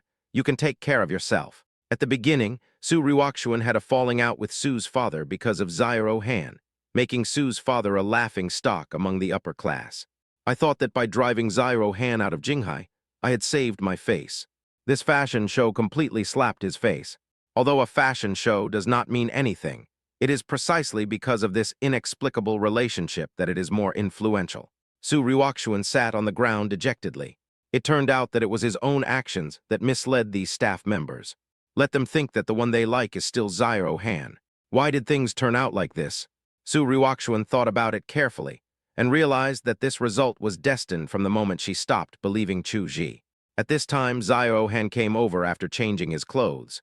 He looked at Su Ryukshuan and said affectionately, "Ryukshuan, thank you very much this time. With the success of this fashion show, his fame will definitely rise, and he will have the potential to become a top male artist." Just then Chu Ji also walked into the backstage. Looking at Zio-Han gazing at Su Ryukshuan affectionately, Chu Ji felt that there were no ripples in his heart. "Mr. Su, Mr. Zio," Chu Ji greeted them. Zio-Han looked at Chu Ji with disdain and said, "What are you doing here? Is this a place you can come to? It lowers the grade of this place." Chapter 59, Heiress' Invitation. James came over from behind Chu Ji and said, "Zio, Mr. Chu Ji is my honored guest. Do you have any comments?" Zhao Han was slightly stunned, and his arrogant expression instantly turned respectful. "Mr. James, why did you let him come here? He is a country bumpkin." "Zhao, watch your wording. I've said Mr. Chu Ji is my guest. Now we have requisitioned this place, please leave." James disliked Zhao Han a little. He also watched Zhao Han's fashion show just now. It can be said that he has not displayed that kind of free and easy spirit at all. Based on his many years of experience, Su's international expansion this time will not achieve ideal results. Zhao Han looked at James in disbelief and asked, "Why can he stay?" "Because Mr. Chuj is going to help us with the catwalk. One is our Lu Yue Deng, and the other is the Baron's catwalk. Baron is the company that Su's family is competing with." Zhao Han asked, "How is this possible?" At this time, the Baron's staff came over and said, "Mr. Chuj, please follow me. We will make preparations. You have 5 styles of clothing to show this time, and time is very tight." The Baron actually found Chu Ji later. After Chu Ji agreed to James, he happened to meet the Baron's staff. James didn't mind introducing Chu Ji to the Baron's people. So the Baron immediately took the opportunity to invite Chu Ji to help them walk the runway again, because they also realized that Zhao Han's fashion show just now was too mediocre and not conducive to opening up the market in the East. Su Ruoxuan and others returned to the audience. Su Wan looked at Su Ruoxian coming back and said with a sarcastic look on her face, "So this is your real plan, calling Chu Ji just to cover for you? Sister, there are people who really despise you for doing this." Su Ruoxuan's face was still pale, and she sat there without saying a word. At this time, the catwalk show started again. Chu Ji came out wearing Baron's clothes. The moment he came out, he caused some commotion. There were bright spots flashing in the audience. The Baron's staff shook hands excitedly, and this time it was a sure thing. Chu Ji showed 5 pieces of clothing, all of which were new Baron models. This is a treatment that Zhao Han did not have. Immediately afterwards, Chu Ji replaced Lu Yue and made the final appearance. After Chu Ji stepped onto the catwalk again, he found that Ai Ruosi was also wearing new women's clothing and standing opposite him. It turned out that he and Ai Ruosi were walking in this fashion show together. The Oriental charm combined with the Western beauties made the people in the audience stunned. The flashing lights never stopped. Even ordinary audiences took out their mobile phones to take pictures. Looking at the heated atmosphere below, Zhao Han's face turned ashen, while Su Ruoxuan looked at Chu Ji's confident, free and sunny figure on the stage. Her heart was overwhelmed with regret. A good hand of cards played badly. Because this matter is related to Su's entry into the international brand clothing industry, Su attaches great importance to it. Now almost all the senior executives of Su Group are watching this fashion show. At this time, someone questioned Su Ruoxuan's ability. Such a good hand of cards, but it turned out like this. That's right, Chu Ji is President Su's husband in name only, but he was snatched away by a rival company. I'm so drunk. It seems that the rumors are true. Su Ruoxian is just using Chu Ji as a shield. No wonder she would join a fashion show with a rival company. She can make some money, right? In fact, we are really curious. What exactly does President Su like about Zhao Han? Who knows, although Zhao Han is famous here, he has little influence abroad. Besides, to be honest, this fashion show did not show the beauty of our clothes at all. That's right. Obviously, the clothes endorsed by Chu Ji in China are selling very well. Why would Zhao Han suddenly be the spokesperson for such an important occasion? For love. Someone said disdainfully. It seems that Mr. Su's ability needs to be verified. Listening to the whispers below, Father Su was shaking with anger. He stood up abruptly and walked out of the meeting room. And on Bali's side, the show is over. Chu Ji actually received more than 100,000 yuan in appearance fees for his 2 fashion shows. This is already very high. Even famous models may not be able to get so much. It seemed like Zhao Han had to pay for it out of his own pocket before he was allowed to go. More than 100,000 francs in total. If converted into domestic currency, wouldn't it be more than 1 million? I will become a rich man too. Chu Ji was very happy. He decided to go back and buy a house, even if it was a small one, so that he could bring his parents over and let his younger sister go to school in Beijing. As he was daydreaming about the future, someone tapped him on the shoulder. Su Wan smiled and said, "You're so happy, have you made a fortune?" "Of course, hundreds of thousands of francs." Chu Ji had a smile on his face. For Su Wan, the money is not important at all, but she is happy to see Chu Ji happy. "Take me out for a nice dinner when you get back." "No problem, all 3 meals will be fine," Chu Ji said happily. "Okay, it's a deal then." Su Wan looked at Chu Ji with a smile, unwilling to look away. At this time, James came over and said, "Mr. Chuzh, your fashion show this time is really great. My boss invites you to be his guest and takes you to visit Paris. Are you willing?" Chu Ji looked at Su Wan next to him and said, "How many days do we have left to leave?" "The plane the day after tomorrow. We still have time. Do you want to go play together?" "Okay, but I don't know if it would be presumptuous for me to go." Su Wan looked at James. James said, "I have to ask our boss about this." Su Wan shook her head slightly and said, "Don't ask, I won't go." It was obvious that the woman had her eyes on Chu Ji. When Su Ruoxuan learned that Chu Ji was invited by AI Ruosi, she was a little shocked. He is the big boss of the world's top clothing industry. When Xiao Han found out, his face turned blue with anger. He really didn't know why AI Ruosi would invite a peasant instead of him. Chu Ji came to Eros's house. Looking at the huge manor, Chu Ji marveled at Eros's wealth. It was already evening, and Eros prepared dinner. Chu Ji thought the dinner looked good, but he was indeed not used to it. Eros's eyes mostly stayed on Chu Ji's face. "Mr. Chu, is the dinner not to your liking?" No, it's mainly because I'm not used to it. I'm still used to eating the food we have there, Ms. Eros. When you come to our place, I'll cook for you myself." AI Ruosi said with a happy look on his face. "Mr. Chuzh can cook. Can I try it now?" Chu Ji was stunned and said, "That depends on what ingredients you have in your kitchen." Chu Ji didn't act pretentiously and got up and went to the kitchen. Eros followed. Chu Ji saw that there were quite a few things in the kitchen, the most important of which was an iron pot. It seemed that Erosi also yearned for the great oriental country. Chu Ji started cooking without saying a word. Behind him, AI Ruosi looked at Chu Ji's busy back, and a trace of longing flashed across her pretty face. Chu Ji made 2 simple dishes and brought them to the table. "Ms. Eros, please try it. Just call me Erosi. We'll be friends from now on." Erosi looked at Chu Ji seriously and said, "AI Ruosi." Chu Ji was not pretentious. Eros was very happy, and then he smelled Chuzh's side dish and said, "It smells really good." After taking a bite, Eros's eyes lit up. It tasted a bit unrefined. "Aj, the food you cook is so delicious," Eros praised. "That's right, after all I have received the true teachings," Chu Ji said with a smile. "Aj, have you ever thought about staying here to develop?" AI Ruosi suddenly said. Chapter 60, Su Ruoxian's Dominance. Chu Ji was a little stunned when he heard what AI Ruosi said. "If you are willing to stay, I promise that you will live better than in your country. This can be your home," AI Ruosi said meaningfully. Chu Ji shook his head and said, "No, I still have family and friends in China. They are my roots and I can't bear to leave them." A look of loss and regret appeared on Eros's face, but he did not mention the matter again. The meal was a great pleasure for both the host and the guests. After making an appointment to visit Bali the next day, Chu Ji returned to the hotel.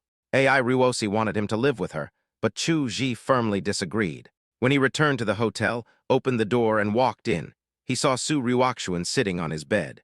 "Mr. Su, why are you here?" Chu Ji asked. "I'm sorry, this is all my fault. My subordinates misunderstood my meaning." Su Ryu explained what happened. Chu Ji listened quietly without interrupting Su Ruoxuan. Until Su Ruoxuan finished speaking, Chu Ji said, "Boss Su, I already know what happened, but since it has already happened, you should stop thinking about it. As for not arranging a fashion show for me, to be honest, I don't care at all." Looking at Chu Ji's calm eyes, Su Ruoxuan's heart sank to the bottom. Being calm means not caring, and not caring means that he no longer has any thoughts about himself. "I have nothing to do with Xiao Han," Su Ruoxuan said loudly. Chu Ji was a little stunned, but still said, "Boss Su, this is your own business, you don't need to tell me." "No, you must listen. This has something to do with you. You are my husband," Su Ruoxuan said sternly. Chu Ji said, "Well, speaking of this, I hope that Mr. Su can go through the divorce procedures with me as soon as possible after he returns." "Divorce? Don't even think about it." Su Ruoxuan suddenly pounced towards Chu Ji. Then she kissed him on the lips hard, and Su Ruoxuan was very strong, and she actually pushed Chu Ji down on the bed. Chu Ji felt Su Ruoxuan's soft body covering him. Especially the feeling of pressure in the chest is very obvious. Chu Ji was a little confused. After coming to his senses, he pushed Su Ruoxuan away and said, "Boss Su, please respect yourself." "Oh, self-respect. Can't I even give my husband a kiss? Everyone can say they have self-respect except you," Su Ruoxuan said in a very domineering manner. "Today I will pretend that I didn't hear what you said. Next time I won't be so gentle." Su Ruoxuan stood up and walked away with her long legs. Su Ruoxian's cheeks flushed as she walked out of Chu Ji's room. It's not like I didn't react, huh, you rascal. In an instant, Su Ryukshuan felt much more relaxed. At this time, a staff member came over and looked at Su Ryukshuan with some surprise, with a lustful look on her face. Boss Su, are we going back? No, we're going straight to London. Ah, London, but this isn't on the itinerary. I have asked my friends in London to make arrangements. There will be a fashion show in London where all the big brands will be exhibiting. This time I am sure of one thing. It is Chu Ji and I walking the runway together. If you make a mistake again, you will pack up and get out. The next day, Chu Ji had just finished traveling in Paris with AI Ruosi and was arranged to fly to London after returning. On the plane, Chu Ji looked around and was a little suspicious because he didn't see Zio Han. What are you looking for? A rat-like person. Su Ryukshuan was very domineering at this time. She stretched out her hand to turn Chu Ji's head to her position. Am I not good-looking enough? Do I need to look at other people? Su Wan was so angry that she was about to pull Chu Ji over, but she didn't expect Su Ryukshuan to kiss Chu Ji on the mouth again. A hand was pressing down on Chu Ji's head from behind. Chu Ji broke free and was about to say something, but Su Ryukshuan said, "Why? We are a legal couple, don't tell me to respect myself." Chu Ji said, "Divorce." Su Ryukshuan looked at Chu Ji suddenly. "You want a divorce? I told you it's impossible." "You? What, if you don't accept it, kill me?" Su Ryukshuan became a complete rogue. "Sister, you are a scoundrel." Su Wan was extremely angry at this time. Su Ryukshuan said, "That's right, I am a rogue. Don't think I don't know what you are thinking. I tell you it's impossible. As long as I am here, he will always be your brother-in-law. I, Su Ryukshuan, have never given up." Su Wan looked particularly cute when she was pouting. Chu Ji looked at Su Ryukshuan speechlessly and said, "Mr. Su, why bother? A forced melon is not sweet." Su Ryukshuan said, "I just like the feeling of twisting the melon." Chu Ji felt that there was no point in chatting that day. After arriving in London, everything went smoothly. Su Ryukshuan and Chu Ji's catwalk caused an immediate sensation. It can be said that we have made up for the disadvantage in Paris. Of course, Zio Han also saw this fashion show, and was so angry that he smashed everything that could be smashed in the room. Regardless of whether Su's clothes can eventually break into the international high-end market, Chu Ji and Su Ryukshuan have become famous, especially Chu Ji, whose image is on the covers of fashion magazines. Su Ryukshuan was satisfied and prepared to go back. The ticket she booked this time was still economy class, because the trip to London was paid for by Su Ryukshuan herself, and it was not charged to the company's account. This is why Chu Ji cooperated with Su Ryukshuan in the fashion show. Otherwise, he wouldn't have been able to bear it. Domestic. In the old house of the Su family, Father Su snorted coldly and said, "You still have some brains." The stepmother next to him curled her lips and said, "Dear, do you think we should let Wanner go on a blind date this time when she comes back?" Father Su thought for a moment and nodded. "It's time to put it on the agenda. Do you have a suitable partner?"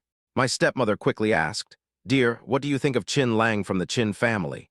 "Qin family?" Father Su murmured, then nodded and said, "Yes, the Qin family is good, but I need to know more about Qin Lang." A smile appeared on my stepmother's face. "I've inquired about it. This Qin Lang is the #1 person in the Qin family. Because Qin Wanshu went abroad, this Qin Lang has become the most likely person to take over the Qin family." Father Su nodded. After a journey of more than 10 hours, Chu Ji returned to Jinghai again. After getting off the plane, Chu Ji said to Su Ryukshuan, "Boss Su, please think carefully about my proposal." "Where you go?" "Mr. Su, I haven't been home for a few days. I want to see how my restaurant is doing."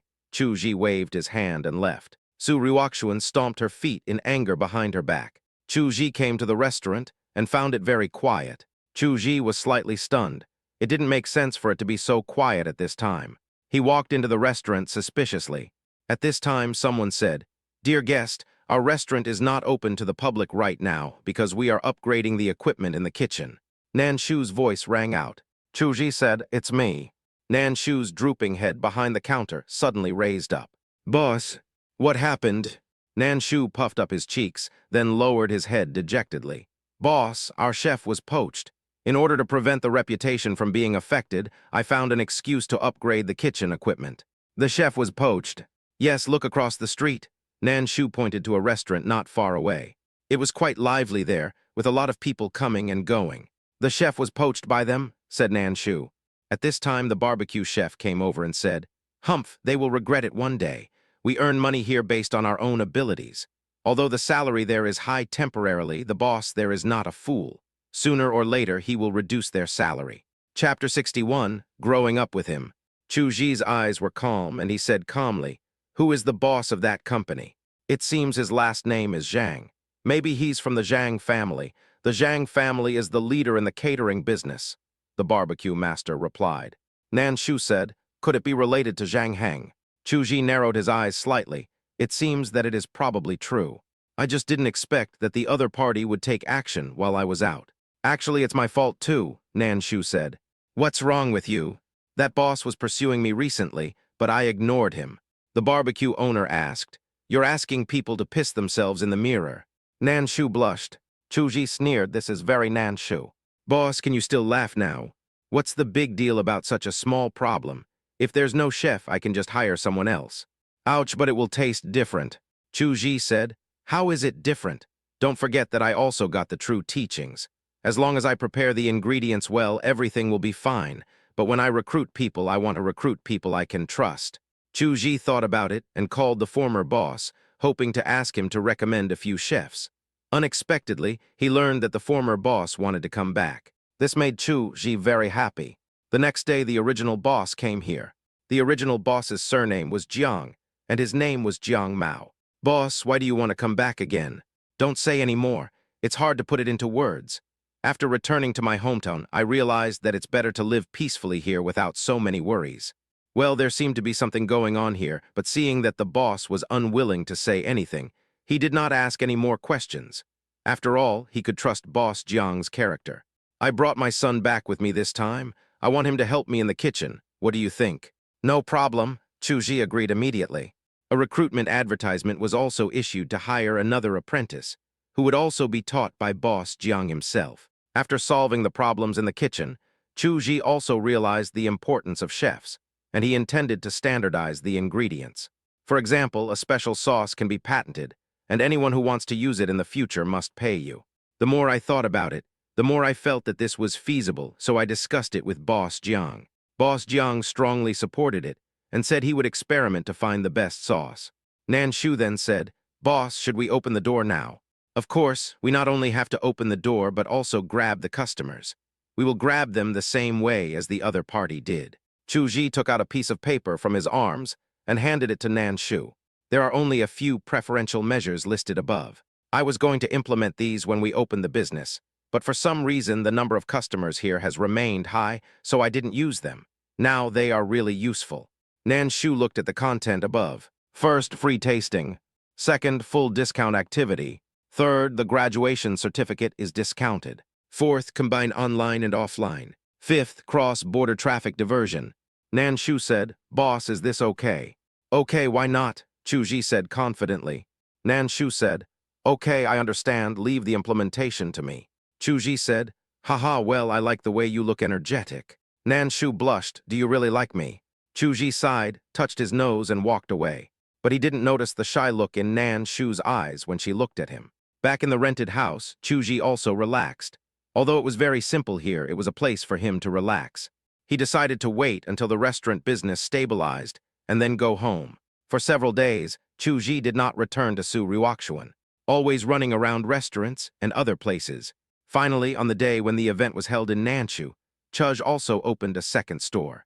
This time he will still decorate it according to his own store. This is the brand. However, since he didn't have anything high-end, he didn't bother Zhu wonking anymore. Instead, he found workers in the market to do the decoration. Just like this, a week passed. The business of the first store became booming again. After all, it was Boss Jiang who was in charge of the cooking, and the food tasted even better than before. There is a constant stream of returning customers. The second store also opened successfully. Chu Ji was still not satisfied and spent a lot of the money he earned in Bali. Several more chains were opened in succession. It wasn't until someone took the initiative to join that Chu Ji knew he was finally on the right track. However, he refused to join the franchise, because joining a franchise means he cannot control the quality of the franchisees, which is not good for the reputation of his restaurant. It turned out that this busy work lasted for a month. The weather is getting colder, and the Chinese New Year is just a month away. No one from the Su family contacted him during this month, and he did not take the initiative to contact them. Even Su Wan didn't show up, which made him a little suspicious. But I didn't ask any more questions. I and they are from two different worlds. It's better not to contact each other in the future. At this time, the phone rang. Chuji was slightly stunned when he saw the phone and quickly answered, "Sister Wonking. Aj, why don't you come to tutor Momo recently?" Chuji was stunned for a moment, then slapped his forehead and said, "Sister Wonking, I'm sorry, I was so busy that I forgot about it." "That won't do. You must make up for the lessons you missed in the next few days." Zhu Wonking's lazy and charming voice sounded. Chuji quickly agreed. He hurried to Xingfu Community and saw Zhu Wonking's car parked downstairs.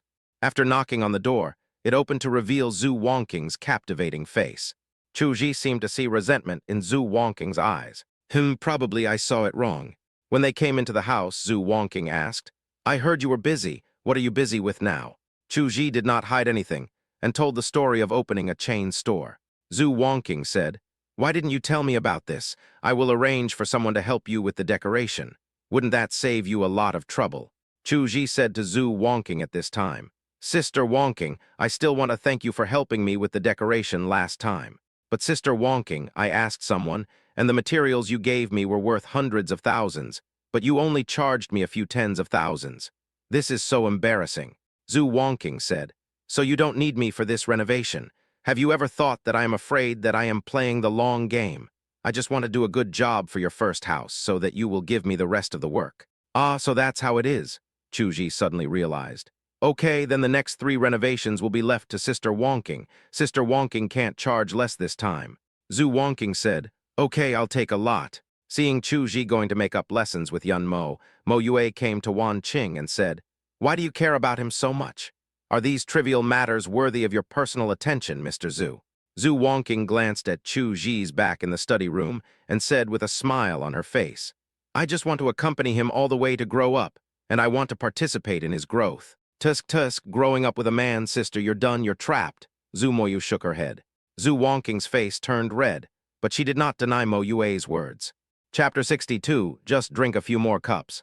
Just when Chu Ji was giving Yun Mo extra lessons, the young man from the Zhang family, who once sat with Zyro, and had a very unhappy look on his face.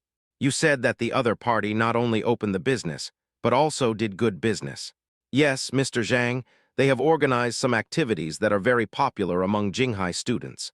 Now it has become a must-go place for Jinghai students to have dinner together. You have to make an appointment to go there." Bang! Young Master Zhang slammed his hand hard on the table in front of him. He spent so much money opening stores and poaching people, but it was all a losing business. He originally wanted to let the other party know the consequences of offending him, but he didn't expect the other party not to buy it. "Mr. Zhang, not only that, the other party has also opened several chain stores, and some are being renovated. I have to say that guy has a good eye and picked a good location." "Chain store? Humph, find a way to prevent him from opening his chain stores," Zhang Bo said with a gloomy face. "Okay, Mr. Zhang," the man nodded. "If you want to fight me, you have to have the qualifications. Don't think that I won't dare to touch you just because you rely on the Su family. It would be fine if you were Su Ruoxian's real husband, but unfortunately you are just a shield. Will the Su family go against my Zhang family because of you? Ha ha." At this time, Zhang Bo stood up and said, "Prepare a car to go to Jinghai University." Nan Shu was sitting backstage and doing the math. She sat up straight, and the fullness of her chest made her clothes bulge out in a perfect arc. Makes people think about. I have to say that Nan Shu is also a beauty, but she is usually in a hurry and doesn't take care of herself, so her beauty can't be seen at ordinary times. At this time, Nan Shu's brows were full of excitement. Haha, today's income exceeds yesterday's, and the task has been exceeded. Nan Shu closed the account book very satisfied. At this time, the grill master walked in and asked, "Can the worker I asked you to find for me come to work today? He was busy until after 1 in the morning yesterday. He did make some money, but it was too tiring, so he asked Nanshu to help him find a handyman. We agreed on something this morning. He said he would come over around 4 in the afternoon. It's almost time. It's time for him to come." Chu Ji looked at the time. At this time, a shy young man wearing glasses walked in. He is also a student of Jinghai, but 2 years younger than Nanshu and is a freshman. "Sister Nanshu, I'm here." "Okay, Janbo, just follow this master." Nanshu pointed at the barbecue master. The freshman named Janbo glanced at Nanshu and followed the barbecue chef out. "Your name is Janbo." "Yes, master. I want to ask how long Sister Nanchu has been the store manager here. It hasn't been long. Why are you asking this? No, nothing. Janbo turned his head and looked at Nanshu's figure with slightly fiery eyes. Nanshu is a very capable girl. She has arranged everything clearly. The boss values Nanshu very much, said the barbecue master. Big boss? That's right, the big boss is also your senior, and he is from the same class as Nanshu. Janbo was a little nervous when he heard this. Then the relationship between the big boss and Sister Nanshu must be very good. Not bad, said the barbecue chef. Just then, a flashy sports car slowly stopped outside the door. Janbo saw a young man coming out from inside. He was wearing a casual suit, and his hair was neatly combed. The person who came was indeed Zhang Bo. Where is your store manager? Zhang Bo asked the barbecue chef. I don't know if you can move the car away. It's delaying my business. The barbecue master was a little impatient. Zhang Bo chuckled and handed the barbecue chef a banknote, saying, The time wasted is on me. After saying that, he walked inside on his own. Who is he? Janbo asked. HMPH, Nanshu's suitor is not a good person, said the barbecue master. Zhang Bo narrowed his eyes as he looked at Nanshu, who was busy in the store. I have to say that Nanshu is quite capable and has remarkable organizational and planning skills. He is worthy of being a graduate of Jinghai University. Nanshu's abilities have not yet been fully tapped, but in Zhang Bo's opinion, Nanshu can even be the general manager of a group. But the prerequisite is that this woman must be one of our own. Zhang Bo had no idea how many women he had played with, but as long as he was paid, those women would serve him in different ways. But he didn't expect to run into trouble in Nanshu. The other party simply ignored him, especially the look of disgust in his eyes which made him angry. At the same time, a strong desire to conquer arose in his heart. He wanted to conquer this woman. As long as he conquered her, she would be completely devoted to him. When Nanshu saw the young man coming in, her pretty eyebrows raised. Mr. Zhang, how dare you come here? Do you really think I'm easy to bully? Nanshu picked up the feather duster on the counter and rushed out. Zhang Bo was startled when he saw Nanshu rushing towards him like a little female leopard. He had imagined several scenarios of what would happen after meeting Nanshu, but he had never imagined this one. This Nanshu is really too lazy to even be reserved. Zhang Bo was so scared that he turned around and ran away, with Nanshu chasing him closely. Zhang Bo rushed into the car and rushed out with a spurt of the accelerator. Nanshu then gave up. The newcomer next to him, Zhang Bo, opened his mouth slightly and looked at Nanshu in shock. Nanshu pinched her waist and said, Zhang, if you come here again, I will beat you up. Nanshu turned around and looked at the barbecue chef and Zhang Bo next to him and said, If he comes here again, kick him out and don't let him set foot in our store again. While grilling, the master and Zhang Bo nodded quickly. Zhang Bo came to a secluded place and breathed a sigh of relief. This damn woman is so ignorant of etiquette. Zhang Bo was a little angry and embarrassed. He thought about it and a lustful look appeared in his eyes. Stinky bitch, since you don't want to drink my toast, don't blame me for being rude to you. Chuji gave Yunmo extra lessons for 3 consecutive days. Make up for all the courses you missed. I have to say that Yunmo is very smart. Under his systematic teaching, she has made rapid progress and has developed her own set of learning methods. He has been eating and living here for the past 3 days. Sometimes he feels a little dazed. Is his current life the ordinary yet happy life he once longed for? That evening, Zhu Wangqing went home from get-off work as usual and told him that the decoration work has been completed. This surprised Chu Ji. He expected the other party to take at least 10 days or half a month, but he didn't expect it to be so fast. Sister Wangqing, thank you so much. Zhu Wangqing had a smile on her charming face. Want to thank me? Sure, just drink a few more glasses today. Chapter 63, Is This Possible? He didn't know if it was an illusion, but he felt that Zhu Wangqing had become more beautiful and charming these days, and she had become much happier, and her skin had become more tender than before. Chu Ji scratched his head a little embarrassedly and blushed a little. It seemed that he just couldn't learn how to drink. I hope I won't dream about Sister Wangqing again today. Mo Yueli next to him looked at Chu Ji, and then at Zhu Wangqing with a sly smile, not knowing what she was thinking. As usual, Chu Ji cooked today. Just as he finished cooking, his cell phone rang. Chu Ji took a look and was slightly stunned.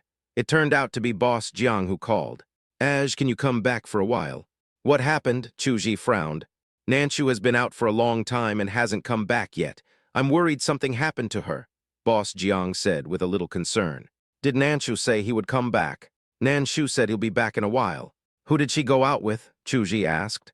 It seems to be her two best friends, who are also students of Jinghai University, Boss Jiang continued. Nan Shu is very dedicated to her work and has never encountered such a situation before. I feel uneasy. Chuji said, Okay, I'll go back right away. Chuji walked out of the kitchen, apologized to Zhu Wongking and others, and quickly rushed towards Jinghai University. When I arrived at the restaurant, Nanshu had not returned yet. At this time, the barbecue chef came over and said, Nanshu didn't come back. Why is Janbo not here too? Can't you see how busy I am? Chuji frowned and asked, Have you called Nanshu? I called, but you didn't answer, Boss Jiang said anxiously. Without Nanshu to coordinate him, they seemed a little flustered today. Just then, the barbecue master's phone rang. It's that kid Janbo. The barbecue chef answered the phone. Where did you go? Did you leave your master here alone? Suddenly, the barbecue chef was stunned. What did you say, Nanshu? Nanshu was taken away by someone, and you were following them. Chuji was stunned when he heard this. Let's go. After saying that, Chuji pulled the barbecue master and ran to the roadside and stopped a taxi. Master, we are in a hurry to go to this place. Please go faster. I will pay more, Chuji said to the taxi driver. Okay, if we can take a shortcut, it will take less time. Are you willing? That's even better. I'll pay more. Buzz, the taxi rushed out. The reason why Janbo followed Nanshu was to find an opportunity to talk to Nanshu. Seeing Nanshu walking outside alone, he followed him as if possessed by some unknown force. He saw Nanshu enter the bar. The person who greeted Nanshu at the door of the bar was a woman dressed up in fancy clothes and with heavy makeup, giving people the aura of a prostitute. Janbo frowned, wondering why Nanshu knew this kind of woman. But I seemed to hear some conversations vaguely, saying that they hadn't seen each other for a while, and they were probably Jinghai's classmates. Janbo then realized that Nanshu was here to attend a class reunion. Just when Janbo was debating whether to go to the bar to say hello and talk to Nanshu, he found that the woman who greeted Nanshu appeared at the door of the bar again. At this time, a young man with a scoundrel-like appearance came up to talk to the woman and handed her a package. And he gave the woman a wad of money. This made Janbo very suspicious. He subconsciously felt that this woman might have bad intentions towards Nanshu. He also knew that the bar was a chaotic place, so for Nanshu, Janbo also entered the bar. But after searching for a while, I couldn't find Nanshu. Just then he saw two people at the door, carrying a familiar figure walking out. Isn't that familiar figure Nanshu? Janbo was shocked and followed quickly, but he saw the other party stuffing Nanshu into a car and leaving. Janbo quickly took a taxi and followed. Then I called the grill master. Following Janbo's instructions, Chuji arrived at the door of a hotel. The decoration level of the hotel is not low. At this time, Janbo was walking back and forth anxiously at the entrance of the hotel, arguing with the hotel security from time to time. Chuji went forward and learned that the hotel refused to let them go up and refused to provide them with information. What should we do now? Janbo was very anxious. Chuji gritted his teeth and made a phone call. I'm reporting that someone is soliciting prostitution here. Janbo next to him was stunned. This was also possible. After a while, several police cars came roaring. Yue got off the car first. Chuji hurriedly went forward and told Yue everything. Yue said, You are really bold. If things are not what you think, then you are lying to the police. I'll take responsibility if anything goes wrong, Chuji said in a deep voice. Yue glanced at Chuji in surprise. Haha, I didn't expect you to be a responsible person. While they were talking, the police officers had already entered the hotel to search. The hotel was in chaos. However, what surprised Chuji was that they actually caught several prostitutes who were trading prostitutes. One of them, Yue later said, was a small leader in a well-known company. Chuji and the others followed Yue, and finally they found Nanshu, who had fainted in a guest room on the 10th floor. At this time, Nanshu's body twisted involuntarily, making a seductive sound. Chuji hurried forward to check on Nanshu's condition. As if she had noticed Chuji's gaze, she opened her eyes in a trance. After seeing Chuji, she actually reached out and hugged Chuji and kissed Chuji on the lips. Chuji was startled and tried to push Nanshu away, but accidentally pressed the fullness of Nanshu's chest, which made him even more anxious. If Yue hadn't been unable to bear it anymore and took decisive action, Chuji would have probably been completely eaten up by Nanshu. Send the person to the hospital and check the surveillance footage to see who sent her here. Arrest her after confirmation, Yue said. At this time, on the road next to the hotel, Zhang Bo was gritting his teeth in anger as he looked at the police car in front of the hotel. His face was as gloomy as water, and then he drove away slowly. There is only one step left, and fortunately I was stuck in traffic and was delayed for a while. Otherwise, I would have been in some trouble today. Chapter 64, Trouble at the Door. Nan Shu woke up in the hospital. When Chu Ji went to see her, she had covered her head with a quilt. No matter what Chu Ji asked, she just nodded in agreement under the quilt and refused to show up. Chu Ji was speechless. Okay, take a good rest and get well soon. The store can't do without you. Only after hearing Chu Ji leave did Nan Shu put down the quilt with a red face. Although she couldn't help herself yesterday, she only pounced on him after she saw that the person coming was Chu Ji. When Nan Shu thought about how he looked at that time, he felt like his ears were on fire. After a while, Zhan Bo and the barbecue chef also came to see Nan Shu. Nan Shu said to Zhan Bo, "I heard from the boss, thank you very much this time." Zhan Bo quickly shook his